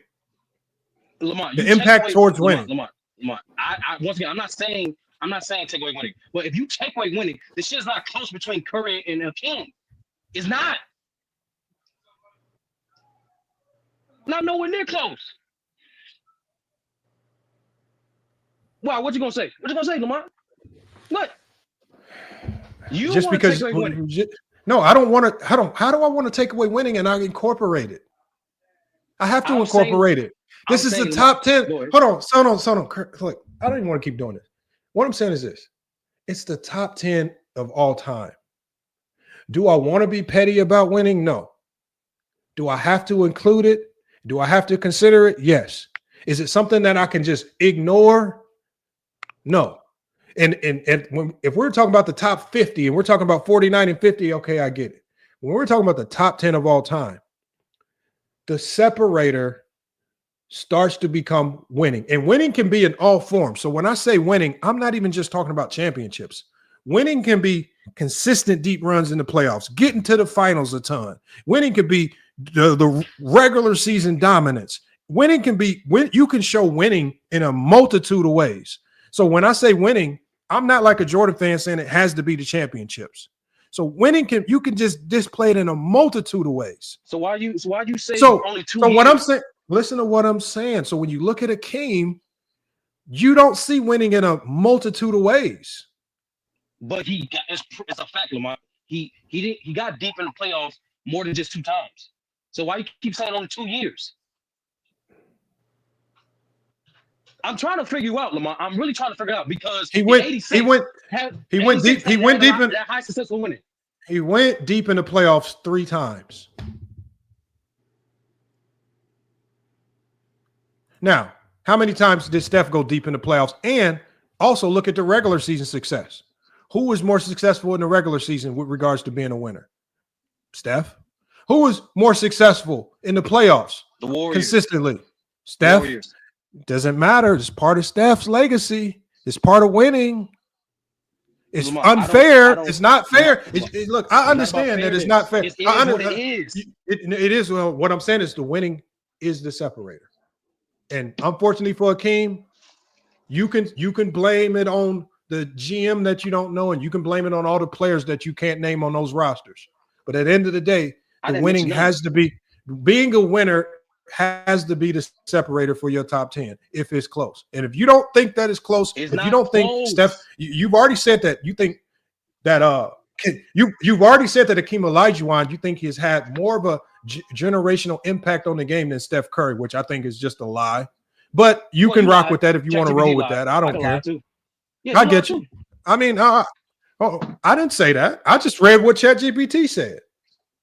No, I'm saying again. I'm just saying. If somebody walks up to you and asks you who has had a more generational impact on the NBA, Hakeem Olajuwon or Steph Curry, I think the most obvious answer is Steph Curry. And for anybody just Steph Curry for marketability. No, it's bro. That's part of it. Now we doing marketability now. Oh, okay. That's part. Now we doing marketability. Oh, so when we talk about Jordan's impact on the NBA, the marketability is part of it. That's just the cultural impact. When you talk about Allen Iverson and his cultural impact, that nigga marketability, bro. Like, oh my god, man. Like when we why do we it's just part of it. Like you can't pick and choose what you like and what you don't like. I don't like the marketing element of it, but it's part of it. Lamont, once again, Lamont, this subjective value, right? In terms of criteria, you're doing the same thing. You're evaluating the team success more than everything else. No, I didn't. Everything else. No, I didn't. I said when it comes down to Akeem and Steph, I feel like if you remove winning, it's close. And really, I don't even think it's close because I think Steph's ability to shoot the three had much more of an impact on everything in the NBA than anything Hakeem ever did. So if we say it's close, once you incorporate the results, the winning, the regular season, the playoff runs, that's the separator. And then, so now what we have to do from that point is give excuses as to why Hakeem didn't have a lot of deep playoff runs, which nobody can give excuses because none of y'all watched. So none of us know if he joked. I didn't give a single excuse. So no, but what you're doing is you're saying we just can't incorporate winning to that degree. I'm saying I never said that either. I believe they're all looked at equally. I believe that what you did great. If you said the word, you said the key word, which is impact. Impact means what is it impacting? And you can't. And so when we say, is it impacting winning? Because that's ultimately what you're trying to do when you're in the top 10. To crack that top 10, that element of winning has to be there. Just like when I asked Olo, if you remove all of Steph's championships, we're not talking about this motherfucker being in the top 10. Nowhere near. So at the end of the day, we know winning matters because none of these motherfuckers we talking about are gonna be in the top 10 discussion if you ain't won to a significant degree. You're pigeon-toning the argument. This is not pigeon-toning. Everything has to lead to something. What you do great has to, what you said, Sturdy, impact something. And that something at the end, it needs to impact, if you're trying to crack the top 10, is it needs to impact significant winning. So when we look at what LeBron has done throughout his career, everything that he's done has had a significant impact on winning, from his time with the Cavs to Miami to the Lakers. Shaquille O'Neal, soon as he got to Orlando, everything that he started to do had a significant impact towards winning, on top of being the most dominant force in the NBA. It had an impact. Did they win it all in Orlando? No. But did it immediately have an impact towards winning that we could all see? Yes. And was it sustained? Yes, because he did it in Orlando and he kept doing it in the Lakers, even though he got lucky in getting a teammate by the name of Kobe Bryant to help sustain that. And then he got lucky again to sustain it a little bit longer, playing with D Wade. A little bit of luck there too, but it was sustained. When you talk about Tim Duncan getting drafted to the Spurs by sheer luck of David Robinson getting hurt, and that sustained dominance that he had, run after run after run. Did they win it every year? Did they ever get to go back to back? No. But it was sustained winning over a long period of time, because everything that he did equated and had an impact towards something. If you have these big gaps in your career where your impact is not felt, how can I call it dominance? Well, once again, Lamont, he, as an individual player, was providing elite two-way dominance for a decade. Once again, Lamont, you keep bringing it to the I don't deny that. I don't deny that. No, what I'm saying is, when you're talking about the top 10, getting to the team aspect is unavoidable. Yeah, but you the cannot. Team aspect's not the majority. It's not the majority. I said they are all equally weighed. The only reason why you're we all know that's cap. The only reason why you're saying with Hakeem, the only reason why you can say you feel like it's not equally weighed is because Steph has just done so much winning. No, we know it's cap. Lamont, look at the rest of the guys in the top 10. It's not cap. And your criteria is not weighed the same. It's not. Hold How's it on. weighed the same? My top 10 is Jordan, Bron, and Kareem Abdul-Jabbar. I got Jordan. Dudes. Okay, so but when I apply dominance, even when I go to Bill Russell at 4, Bill Russell's dominance is not embedded. His dominant impact, which ultimately led to a lot of winning, it stemmed from something. When Jordan's impact over his stretch in the 90s, cultural impact, statistical impact, right? All of that led to something that I give him credit for. Same with Shaquille O'Neal. You looked at the most dominant force in NBA history. He didn't just do it for 1 year or 2 years, but he sustained that over a long course of time and then did it across multiple teams. So it wasn't just a fluke on one team in one system. He did it with Orlando, with the Lakers, and with Miami. So he sustained it. So we can put Shaq in that conversation. There's multiple ways you can get to dominance, but all of that dominance, if you're going to be in the top 10, that dominance needs to have an impact towards one thing. And that one thing, unfortunately, is winning. And I cannot ignore the winning. That's not true. That's not true, Lamont. We all know that's true. Well, who do I ignore winning with in my top 10? No, I'm saying no. I'm saying in my top 10, who do I ignore winning with? What I'm saying is, Lamont, it's not true from a standpoint of this. One is definitely not equal because everyone don't have the equal amount of they don't have an equal amount of the categories are in, from production, longevity, impact, championships. Nobody in top 10 has an equal amount of that. That's why I didn't say that. I said everybody's dominance can be different. Bill Russell's dominance is different from Shaq's dominance, but Bill Russell's dominance and his impact led to what? A lot of what? Winning. When you look at Shaquille O'Neal, his dominance looked a lot different from Bill Russell, but his dominance, when we talk about his dominance as an individual player and that impact ultimately led to what? When we look at Jordan's dominance looked a lot different from Bill Russell, Wilt Chamberlain's, and Kareem Abdul-Jabbar's. But ultimately, his dominance ultimately had an impact towards what? So when we talk about these things, the one thing at the end, when we're talking about the top 10, is everything that you did great needs to have, and I've always said, it's one of the most unfair aspects of the top 10 is that winning becomes an essential of the criteria. You cannot ignore it. and it's unfair that certain players got put in shitty situations and couldn't win, you ain't cracking the top 10. That's why you ain't cracking the top 10. I'm not ignoring it. All I'm simply saying, it don't. Okay, Curry did not surpass him in everything else. And to me, he does. I guarantee you, if you give me your top 10, it's going to be a whole bunch of winners. Let them do that, Lamont. Let them do it. Give me your top 10. Give me your top 10 because I want to see some of these. I want to see some of these anomalies that just had bad teams that couldn't win. No, what's your top 10, Sturdy? What's your top 10? I never dismissed it. I'm not intending that, bro. I've never dismissed winning. You never heard me say that ever. Okay. All I'm saying, Sturdy, is I can't value it the way you want me to pretend as if winning isn't a huge deal. The problem with winning, the problem with winning in the top 10 is it's a huge deal. Now, where I feel people misvalue winning is that they only say that winning is winning the championship. I feel like you can be looked at as a winner by getting to the finals a ton. Look at a guy like Jerry West. I feel like you can LeBron. I feel like you can be a winner, shit ton of deep playoff runs. I mean, look at Wilt. But at the end of the day, I'm not going to judge you I'm not limiting your winning. I'm not going to limit your winning to you have to win the championship. If you go to 10 finals, that's a lot of fucking winning. That shit is translating. That shit is being impactful. But if you sitting here telling me Hakeem Olajuwon in his dominant years, these are the years that you labeled as his dominant years, and is not having a significant impact towards winning, not making the playoffs, and getting bounced out in the first round, how can you tell me it's having top 10 level impact? Because of things I just said, Lamont. His two-way ability, his defensive prowess, and especially what he did on defensive.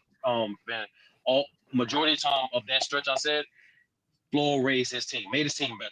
In the 90s, is that simple, bro? If you were one of the best shot blockers of all time, you was going to floor raise your team defensively. You and I both know that in the 90s. That's just facts. I didn't say he didn't floor raise his team. All of these players floor raise their teams. I'm answering your question, bro. Every player in the top 20, every player in the top 20 floor raised their team. But that's exactly what I'm saying, Lamont. Every time I answer a question specifically about Hakeem, you generalize it to everybody do it. Okay, because everybody we're not talking don't have a top. Everybody because don't have we're a 10-year not. Decade. Everybody we're don't not. have a We're not starting. We are not talking about just being good at something. We are talking about the 10 best players in NBA history. When you get to the 10 best players in NBA history, it takes more than just being good and floor raising your teammates. That shit needs to translate into something that all of the others couldn't do. So when we talk about Hakeem and all of the stuff that you said he was able to do, did his greatness translate it into anything?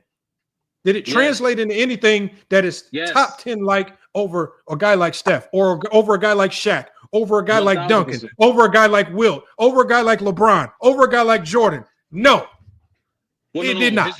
And all those guys said Curry, no, but Curry definitely Curry, 1,000%. Okay. You know how many times you try to limit the team success, Lamont? It's your contribution. You cannot unlink it. You can't unlink it. You can't unlink the team success. Once again. No, I'm not. Once again, what his team was in multiple categories. Huh?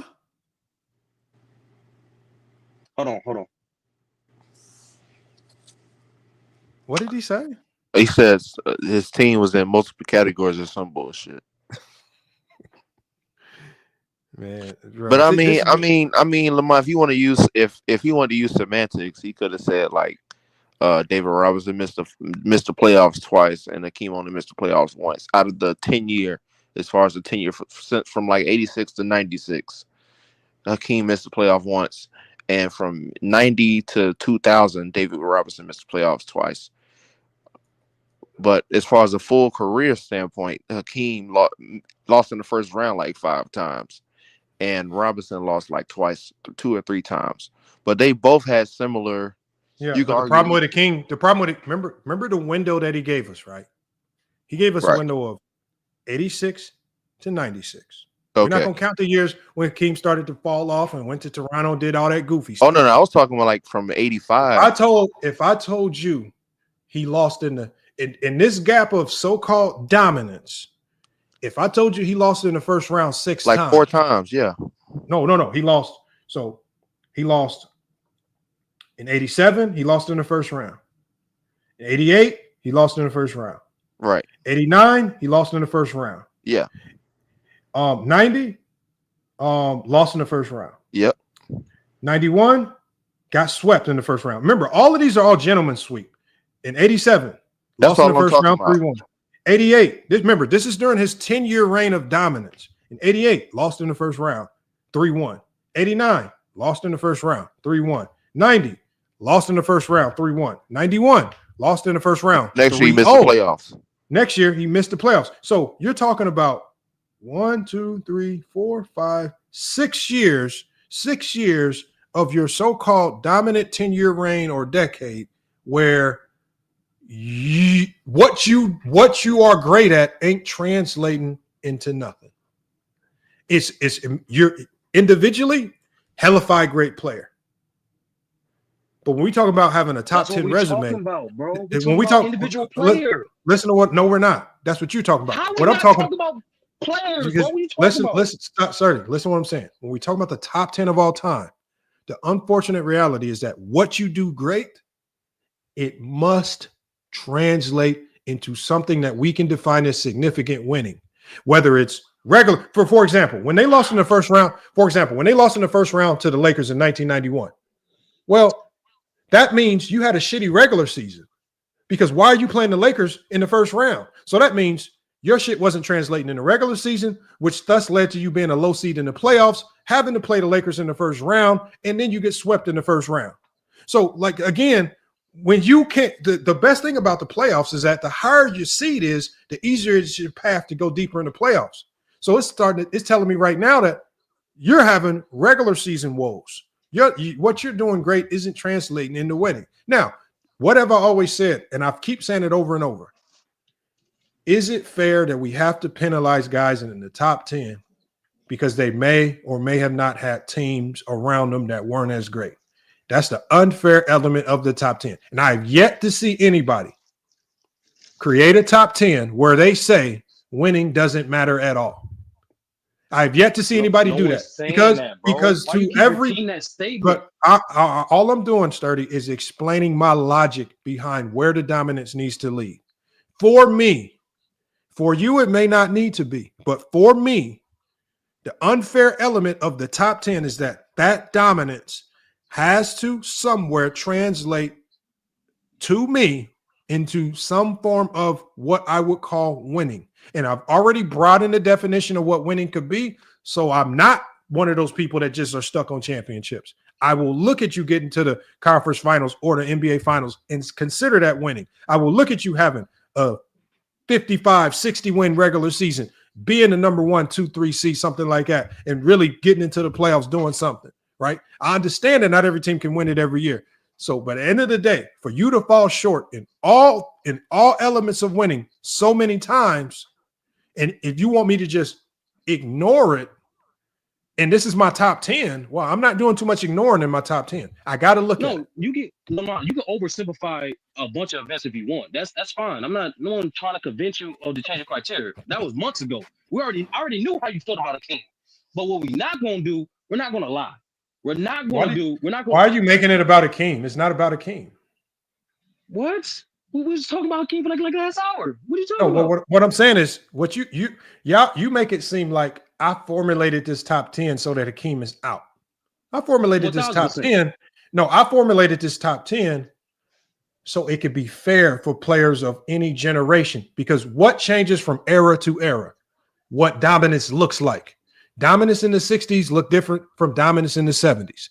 Dominance in the 70s looked different from dominance in the 80s. So what happened with a lot of people's top 10 is they started confining dominance to what era of basketball they thought was most dominant. So If the 90s was the most dominant, they're going to say everybody and everything in the 90s was all this.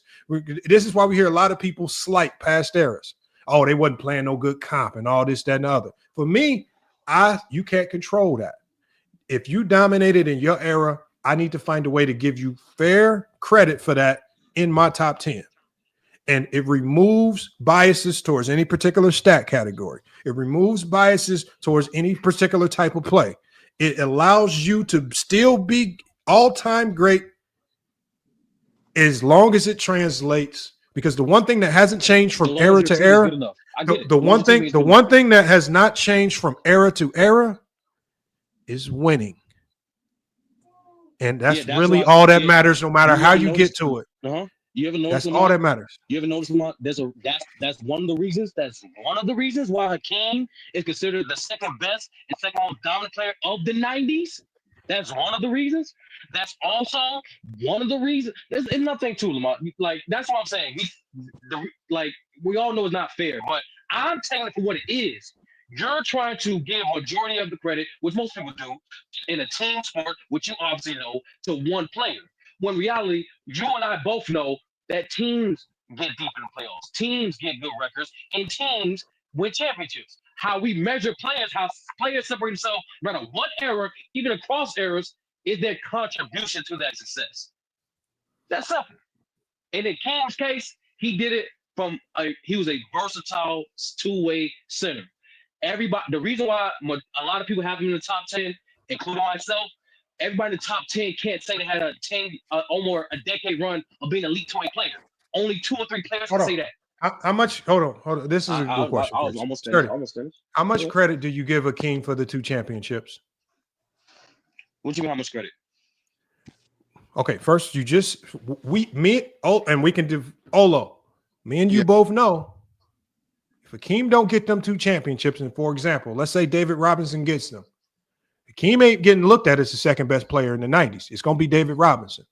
What I'm saying is, how much do you value the 2 championships that Hakeem won? How much extra credit does he get for those 2 championships?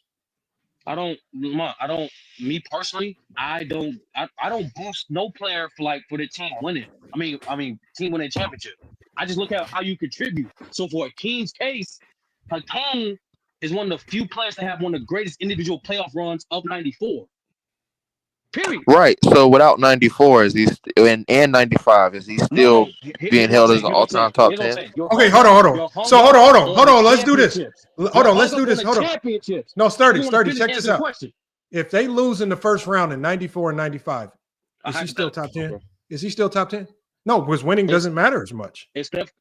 Once again, it's your contribution towards winning.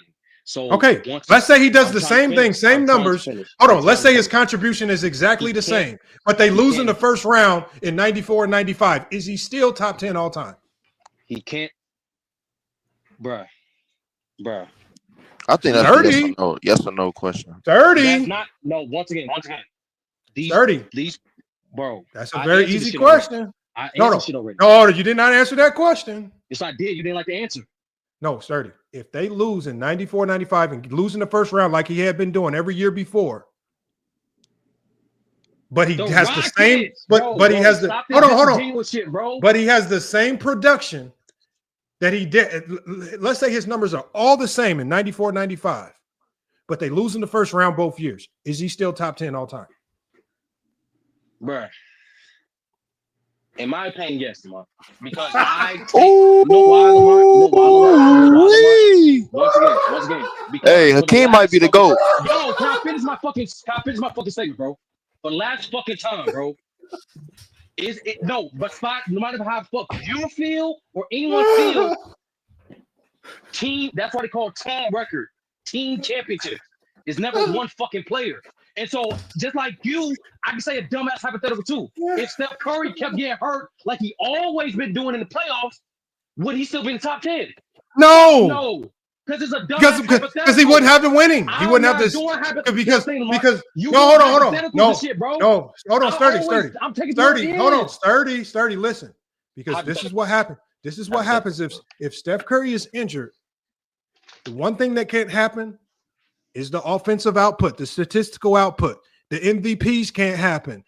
All of the things that lead up to the winning, none of that can happen. And you know what also that can't happen if you're hurt? The winning can't happen. So, yes, of course, if you're hurt, none of that can happen. You throw it out the window. But hold on, Sturdy, because what I'm asking you, Sturdy, is this. Because what I'm saying, because if you say that losing in the first round in 87, 88, 89, 90, 91, missing the playoffs in 92, right? Remember, hold on, Sturdy, I want you to listen to this. None of that matters because his impact and production was all the same. So if we hypothetically surmise, since the winningest team and the winning don't matter, so if the winningest team, winning don't matter. okay, so if the winningest team, okay, I got you, Sturdy. If the winningest team, you said that, if they lose in the first round in 94, 95 instead of winning the championship, you still say that Akeem is going to be top 10 all time with 0 championships. Lamont, yes, bro. Because when I rank players, bro. I'm not ranking because teams. How many players in your top 10 right now have 0 championship? How many players in your top 10 right now have 0 championship? How many players right now in your top 10 have 0 championship? I rank players based on what they did, bro. Then rank them. Then how many players in your top 10 have 0 championship? Lamont, the reason I know this shit because my top 10, everybody in my top 10, their team won a championship. But when I excluded championships, I had the same fucking top 10. The same fucking top 10. You're lying like a motherfucker. The same, because once again, Lamont, it is what it is, bro. You keep trying to Lamont, you keep lying and trying to play individual with a team accomplishment. Bro, it's not. That's not no opinion. Sturdy, you got to stop lying, bro. Sturdy, hate look, and Olo, and y'all know this. I hate the 6-0 logic just as much as most, but I cannot pretend as if that shit don't matter. You want to sit here? Hold on. For example, watch this. Olo. Let's go to another player. Olo. Why you keep doing that shit, bro? Olo, that's the lie. Olo, if we take Dirk's championship away, fuck this shit, bro. Do we look at Dirk the same? Hell no. Like if he doesn't win in 2011, we're not. Dirk is not in any top 20 conversation. You're not in the top 20 conversation now. Oh? He's not. Fuck no. He's not. Do y'all know the history of the game? All right, bro. He's not even in the conversation. Ace 30. He's not even in the Ace 30. Ace 30. He's not even in the conversation. I know the history of the game, bro. No, he's not even in the conversation though. I didn't say top 20. For you, he is, bro. Hakeem Olajuwon is top 10. Even without the 2 championships, man. That's how great he was. That's just new to me right there. That is brand new to me. I never said this shit is already recorded. I ain't said none of the things that you keep saying. I never said you did say that. You literally said that. When it don't matter. I never said when it don't matter. No. Ace 30. The reason you $50 now if you could prove I said when it don't matter. Okay, Ace 30, I got you. Ace 30. When he asked you, Ace 30, watch this. When he asked you the question without 94 95, would you still have in top 10? You said yes. You basically made it look like winning doesn't matter. Once again, because without 93, without 94 and 95, all you got is first round exits and a couple of second round exits and one conference finals exit. Solo. I do not. For no player, no matter how successful the team is, I don't oversimplify their fucking career based off their team, what the fuck they can do. That's stupid. That's retarded. And most importantly, that's not hold on. That's not the case for every nigga in the top 10. No matter what, they always emphasize your performance. Why the fuck you think they was calling niggas Jesus? Why you think they was calling Jordan Jesus? Despite getting his ass, despite the Bulls getting their ass kicked in the first round, why would they call him Jordan Jesus? Olo. The same reason why he wouldn't even be in the GOAT conversation if he didn't win those championships. You still didn't answer the question. No, hold on. It's like this. This the reason why winning has to matter. Oh, I can answer your question. No, I can answer my question. Okay. No, I'll ask the question. Hold on, Lamont. Ask the question again. Ace 30. Hold on. No, what I'm saying is this. The reason why we know winning matters is this. So if we go to a player, when it don't matter. Hold on, Sturdy. Nobody said that. What are you talking about? Nobody said that. All I'm saying something to Olo right now. All I'm saying is this. The reason why I know winning matters is because, for example, and the reason why the dominance criteria to me is king. If we go to, for example, a player like Bill Russell, if we remove all 11 of his championships, how could we define his greatness without it translating into significant winning? Because people already right now have a hard time understanding how great Bill Russell was with the championships. Like, we literally have to pull up clips of coaches and things of that nature just to talk about how great he was, because he didn't have the pretty scoring numbers or the field goal percentages, the traditional things that we like to see in modern basketball. He didn't have those things.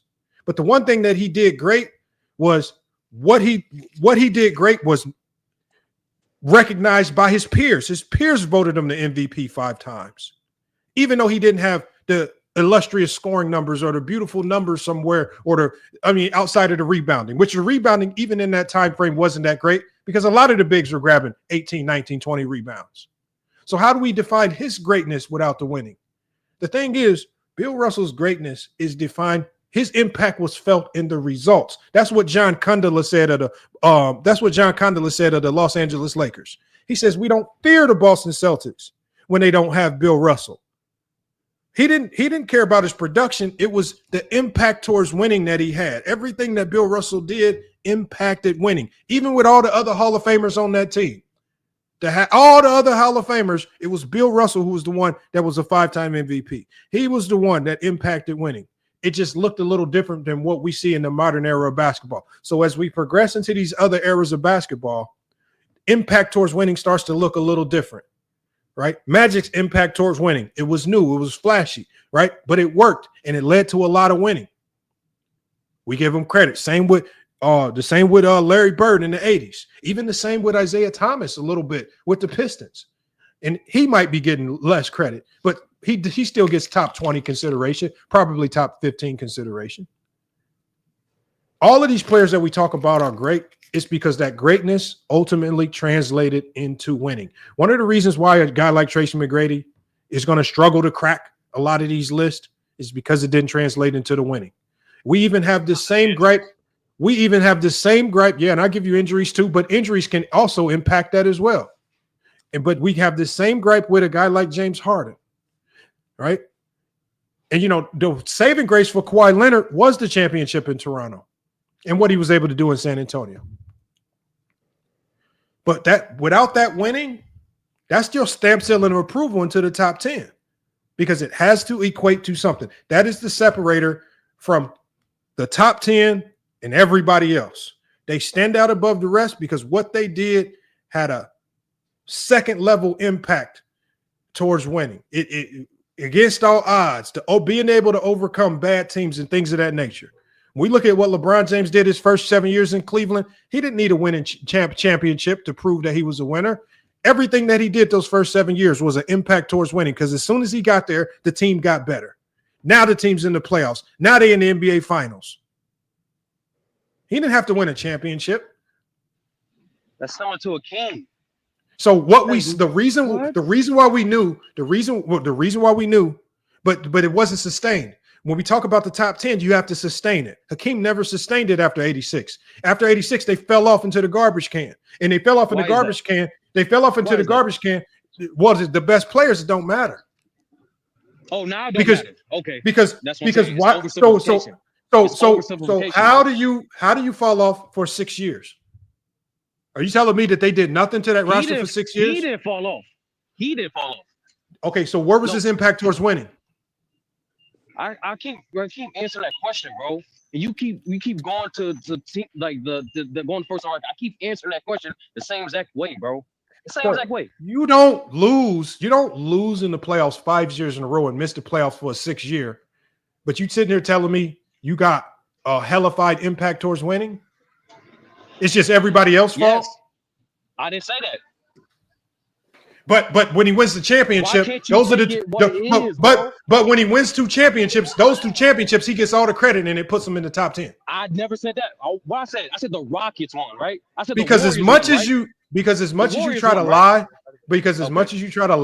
me and Olo both, everybody in the world knows that Hakeem would not be in your top 10 if he did not win those 2 championships. That's not a fact, or that's a. That is a factual. That's not a 30, fact. 30. You don't have to lie to kick You know it, what a man. fact is? You know what a fact is? You've been You don't lying have to multiple lie to times, kick Lamont. it. You've been lying multiple times. Hold on, watch this. Prove We it. could poll the chat. Anybody in the chat? Did y'all have Akeem Olajuwon? Anybody in the chat? Hit the link if you have Akeem Olajuwon in your top 10, but he don't have the 2 championships from 94, 95. You keep pitching once again, Lamont. You keep pitching on to team success, bro. Bro, why We've been you talking about keep the saying teams than these players, bro. But you don't even know the teams. I just know they weren't winning. That's why I keep saying, bro. Even the other side, that's an oversimplification. Thank even you. If a player, hey, black. For example. Hey, black man, fair. For example. Exact point. If that's facts, you need to win for it to matter. That nigga, bro. If you want to talk, he come on the panel. That's simple. Thank you. If you don't win, you ain't cracking the top 10. Hey, we need to turn that into a bar, man. We got to get some bars for that, bro. Man. Lamont, you pigeonholed it.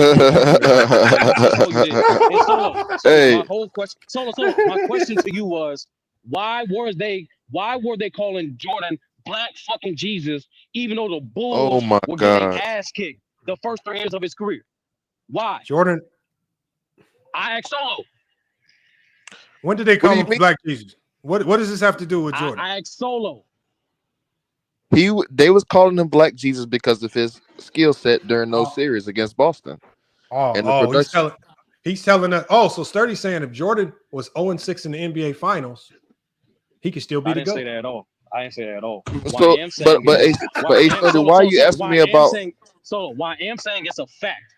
Even when we talk about these players, we always emphasize on the individual contribution. We don't just water it down to team success. When you talk about Magic, part of the main things you talk about Magic as an individual player, one of the greatest passers, if not the greatest passer of all time. You even give a moment at rookie 45, 10 and 6 in the fucking finals. Individual moment, individual contribution is never just overly simplified to fucking team success. That's not that for any player. But the point is, Ace 30. The point is that with Jordan being called Black Jesus, with Magic Johnson being arguably the greatest passer ever, if they don't win anything, they're not put in no top 10 of anything. For the last fucking time, bro, no one said winning does not fucking matter. Why the fuck y'all keep responding as if I said that? Because you keep bringing up shit. Hey, hold on. I gotta shut this one down. Hey, Johnny got the 6 o'clock slot. My bad, y'all. My bad, y'all. They calling for it in the chat, man. Time flew by, man. But yeah, that's tomorrow's show, y'all. Tomorrow's show. He's Akeem Olajuwon top 10 without the championships, man. We got to dive into that. Are we doing this again? Yeah, we go. I want to identify all the players. We got to nip this in the bud for real. How is that slander, Olo? How is that slander? No, it's just once again, you're oversimplifying what this man did. Hold on, all right. You got it, Lamont. You got it. You enlighten us. You can crack the top 10 without a championship. Hakeem is the first person ever in NBA history to do it. And we got to dive into that, man. We got to dive into that. I didn't use no hypotheticals, bro. Since when I got to this bitch, I was just saying nothing but straight facts. And I noticed once again, you didn't put in that correction in ChatGPT. You'll do it later. I know you'll do it now. Hold on. The hypothetical was that Hakeem would still be in your top 10 without championships.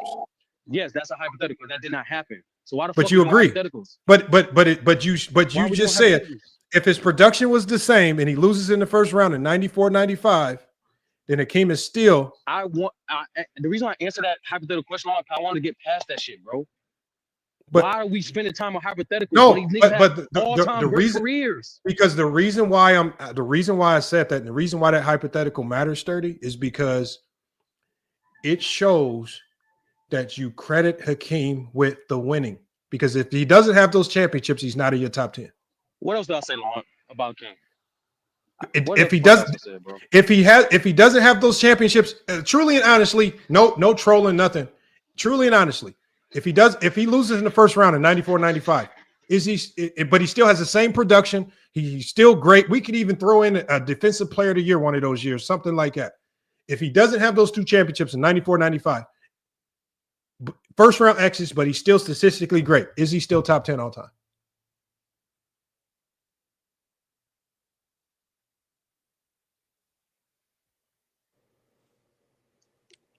Say that again, my bad.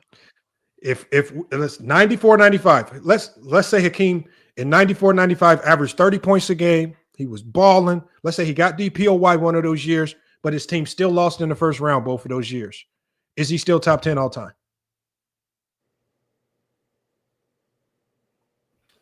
That's my whole point, Tyson. Winning matters.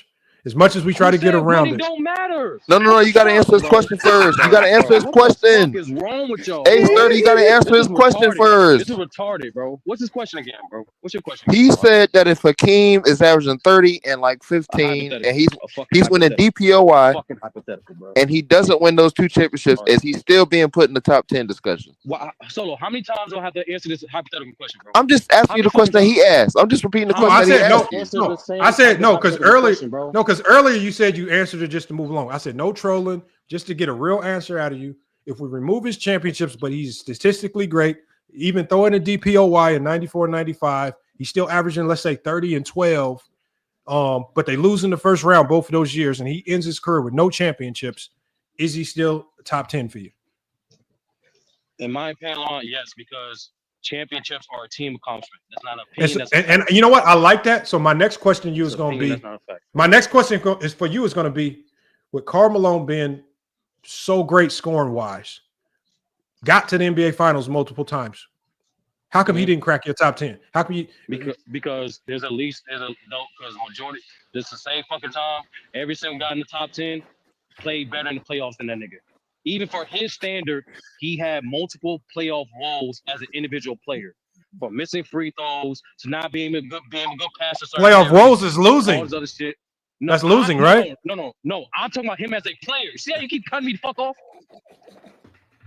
I'm saying him as a player. Some of his things that he was consistent with as a player in the playoffs he was not able to be as impactful as he was in the regular season in the playoffs. That's why majority of niggas in the top 10, majority of dudes in the top 10, they sustain their impact in the regular season and in the playoffs. Can you make that same case? Hold on. Karl Malone averaged 25 and 10 in the playoffs.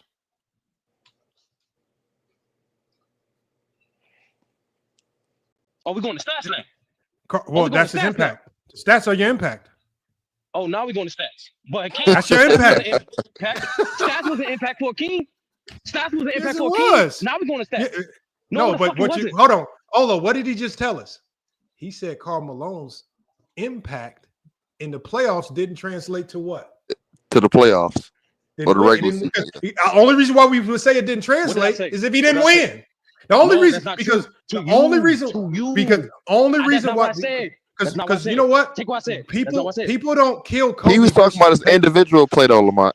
Thank you. No, what I'm saying is hold on. What I'm saying is this. Hold on. What I'm saying is this. When you talk about his individual play in the playoffs, well, he averaged 25 and 10 in the playoffs. So more times than not, he didn't perform too crazy. So the only way you would judge him in the playoffs, if you tell me that a guy's averaging 25 and 10 for his entire playoff career, well, that's damn good to me.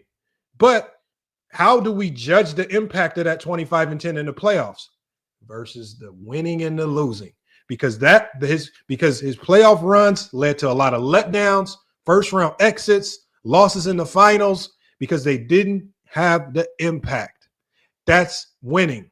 No matter how you get around it, when you killed Karl Malone because playoffs. You said his numbers went down.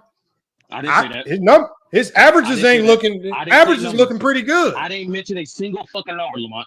Okay, so what went down? So what are you talking about then? I said he did not maintain his impact in the regular season as he did in the playoffs. Maintain what impact? I'm about to finish because in a lot of series he had a problem making his free throws. A lot of series he had a problem being consistent passing out the post. In a lot of series, even for his standard, he was inconsistent. Hold on. You know the funniest thing about this, Olo, is I can literally say that there are some playoff series where I could say the same thing about Shaq, but his team won. Like, see, the difference between how we look at these players is the winning and the losing. For example, Kobe with the versus the Pacers that year they went to the finals. Kobe don't get torn down. before that year, even though he played like garbage. But against the Pistons, when they lost, they do hold that against Kobe, right? Against the Suns, when he had a meltdown in that game 7 and they lost the 3-1 lead, they do hold that against Kobe, right? When against the Mavericks in 2011, when Kobe didn't show up, they do hold it. They only hold it against you when you lose and take the L. I've never seen a player get indicted when they win the series and win the chip. Who run around getting indicted when they win? Well, so they don't hold it. They don't hold it against Kobe for his pace performance because he got injured by Jalen Rose. That's why. Every other time you said he was healthy. No, you get indicted just like with James. You get indicted. For example, James Harden lost to the Golden State Warriors. We all knew that to beat that Warrior team, he was already facing insurmountable odds. But when he lost, no matter how you lose, no matter Chris Paul injured or not, everybody still runs around and says he chokes. Nobody cares about the context or the dynamics of how he lost or what his circumstances were. Y'all just judge James Harden by the fact, did you win or lose? And he's labeled as a choker because he hasn't been able to get the job done. Well, that's how these players get defined. Because with James, to be honest, if you don't consider winning, if you don't factor in winning, how the fuck is James Harden not a goddamn top 15 player of all time? If you don't factor in winning. Because despite his team not winning championship month, even for him, he's inconsistent in the playoffs, especially during his prime. Fuck you want me to say? You only call it inconsistent because they lost. No, I don't. For the last time. Give me a hold on, watch this. Sturdy. Give me an inconsistent player. An inconsistent all-time great player that's in your top 20 that won a lot. What you mean won a lot? You keep doing that is extra shit, bro. Like, what you mean won a lot? Because the things they don't. Oscar Robertson. From your standard of winning, Oscar Robertson did not, quote unquote, win a lot for a multitude of reasons. His team was not going to a deep playoffs run for majority of his career. He literally did not win until he got to the fucking Bucks. Period, bro. He's not in my top 10. But he's not in my top 10. 20. You said top 20. Oscar Robertson is everybody top 20. No. When you talk about dominance. Hold on. Now, when you talk about dominance, how was he dominant? How did he have a cultural impact on the game? Did he change the game to any degree? Did he do anything like that? Well, because of his lawsuit, the NBA has a union, so that's a big point. Okay, so when you talk about Oscar Robertson being the first player to average a triple-double, did that not have any statistical or cultural impact on the game? Of course it did. Okay. So when you talk about Oscar Robertson, nobody, when he goes down to NBA, his name is etched in NBA history. When his name is talked about because he was the first player to average a triple-double. Nobody talks about, so we all know his woes. And that's one of the things that stifled him and made it hard for him to crack the top 10 for most people because the lack of winning. That one championship came when he was a second, third option, right? And yet he's in the top 15. For who? For you? No, even you did a video on this shit, bro. Stop that shit, man. Like, what are you talking about? Oscar Robertson was literally in the top 15, but in 2016, even you showed us this like years ago, bro. What are you talking about, bro? Oscar, I literally when you did. I'm not saying. Kobe, hold on. Listen to what I listen. Of ESPN having him. Listen to what. Listen to what I'm talking about with regards to dominance. Okay. For example, with Wilt 2-4 in the finals, probably could have won a lot more. Probably had more letdowns. Wilt is also another guy you could look at it, probably didn't perform in the playoffs the way he should. When I look at Wilt, when you are historically dominant to such a degree, there are certain things that can usurp the letdowns or even the losses. When you look at a guy who scored 100 points in a game, averaged 50 points for a season, and who was a statistical anomaly that we will never see again, that is something that kind of transforms your dominance, and it kind of turns us away from the winning because you impacted the game overall. So when we look at Oscar Robertson averaging a triple-double. When we look at Oscar Robertson is more so known for averaging a triple-double as opposed to winning a championship. He's known for his statistical dominance, right? Not necessarily his winning dominance. Did it always translate? No. But when you look and it did, especially early on in his career. Did it start to translate maybe a little bit later on when he was not a first option? You can say, yeah, he was still averaging 20 and like 8 or something like that, like 24 and 8, something like that. But it ultimately translated into one championship. But his dominance is not going to be embedded in that. Hakeem, we all know, if you remove his two, you can remove Oscar Robinson's one championship, he's still top 20. You cannot remove Hakeem's 2 championships and keep him in the top 10. Impossible. You know, impossible. Just like Lamont, just how you want. Impossible. I'm about to say it. Just that's a fact, though. But hold on, Sturdy. I got to shut this down. I got to let Go James Kingdom get this one. I got to. It's Go James Kingdom time, man. We could pick it back up tomorrow. It's past 6 o'clock. 30 minutes past the time, man. My bad for yelling at anybody I insulted. I'm pretty sure I insulted nobody, but No, nobody cares, man. Lamont be doing this extra shit. Lamont be doing this. I didn't do nothing.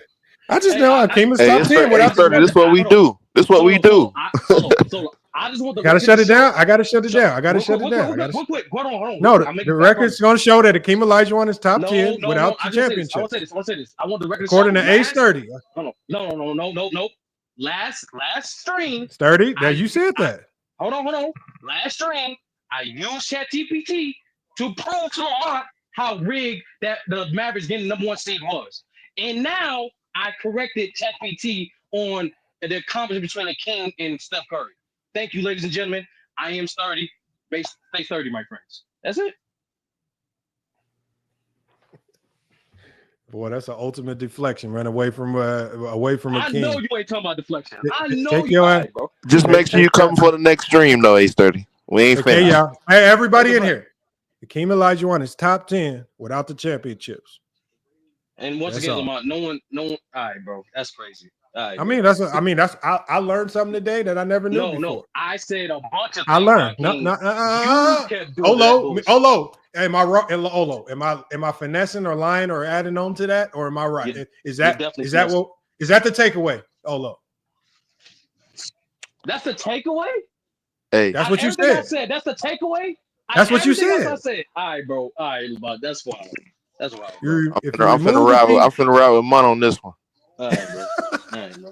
All right, salute Olo. Salute Ace 30. All right, man. I'm gonna catch y'all on the next one, man. Man. Hakeem Olajuwon, man, is a top 10 player without the championships, man. Who would have thought, man? All right, y'all, man. Look, it's FYF Sports, man. Another great podcast episode. My apologies to Go James Kingdom, man. We went over 30 minutes. I'm cutting into his time, man. We're gonna shut this one down. Hopefully, I can get his show added to the stream. I didn't see it up. I was trying to get it up and going, but my apologies, y'all. But it's FYF Sports, y'all, man. Another great podcast episode, y'all. We're going to be back with more sports news. Until then, man, it's FYF Sports. And we out.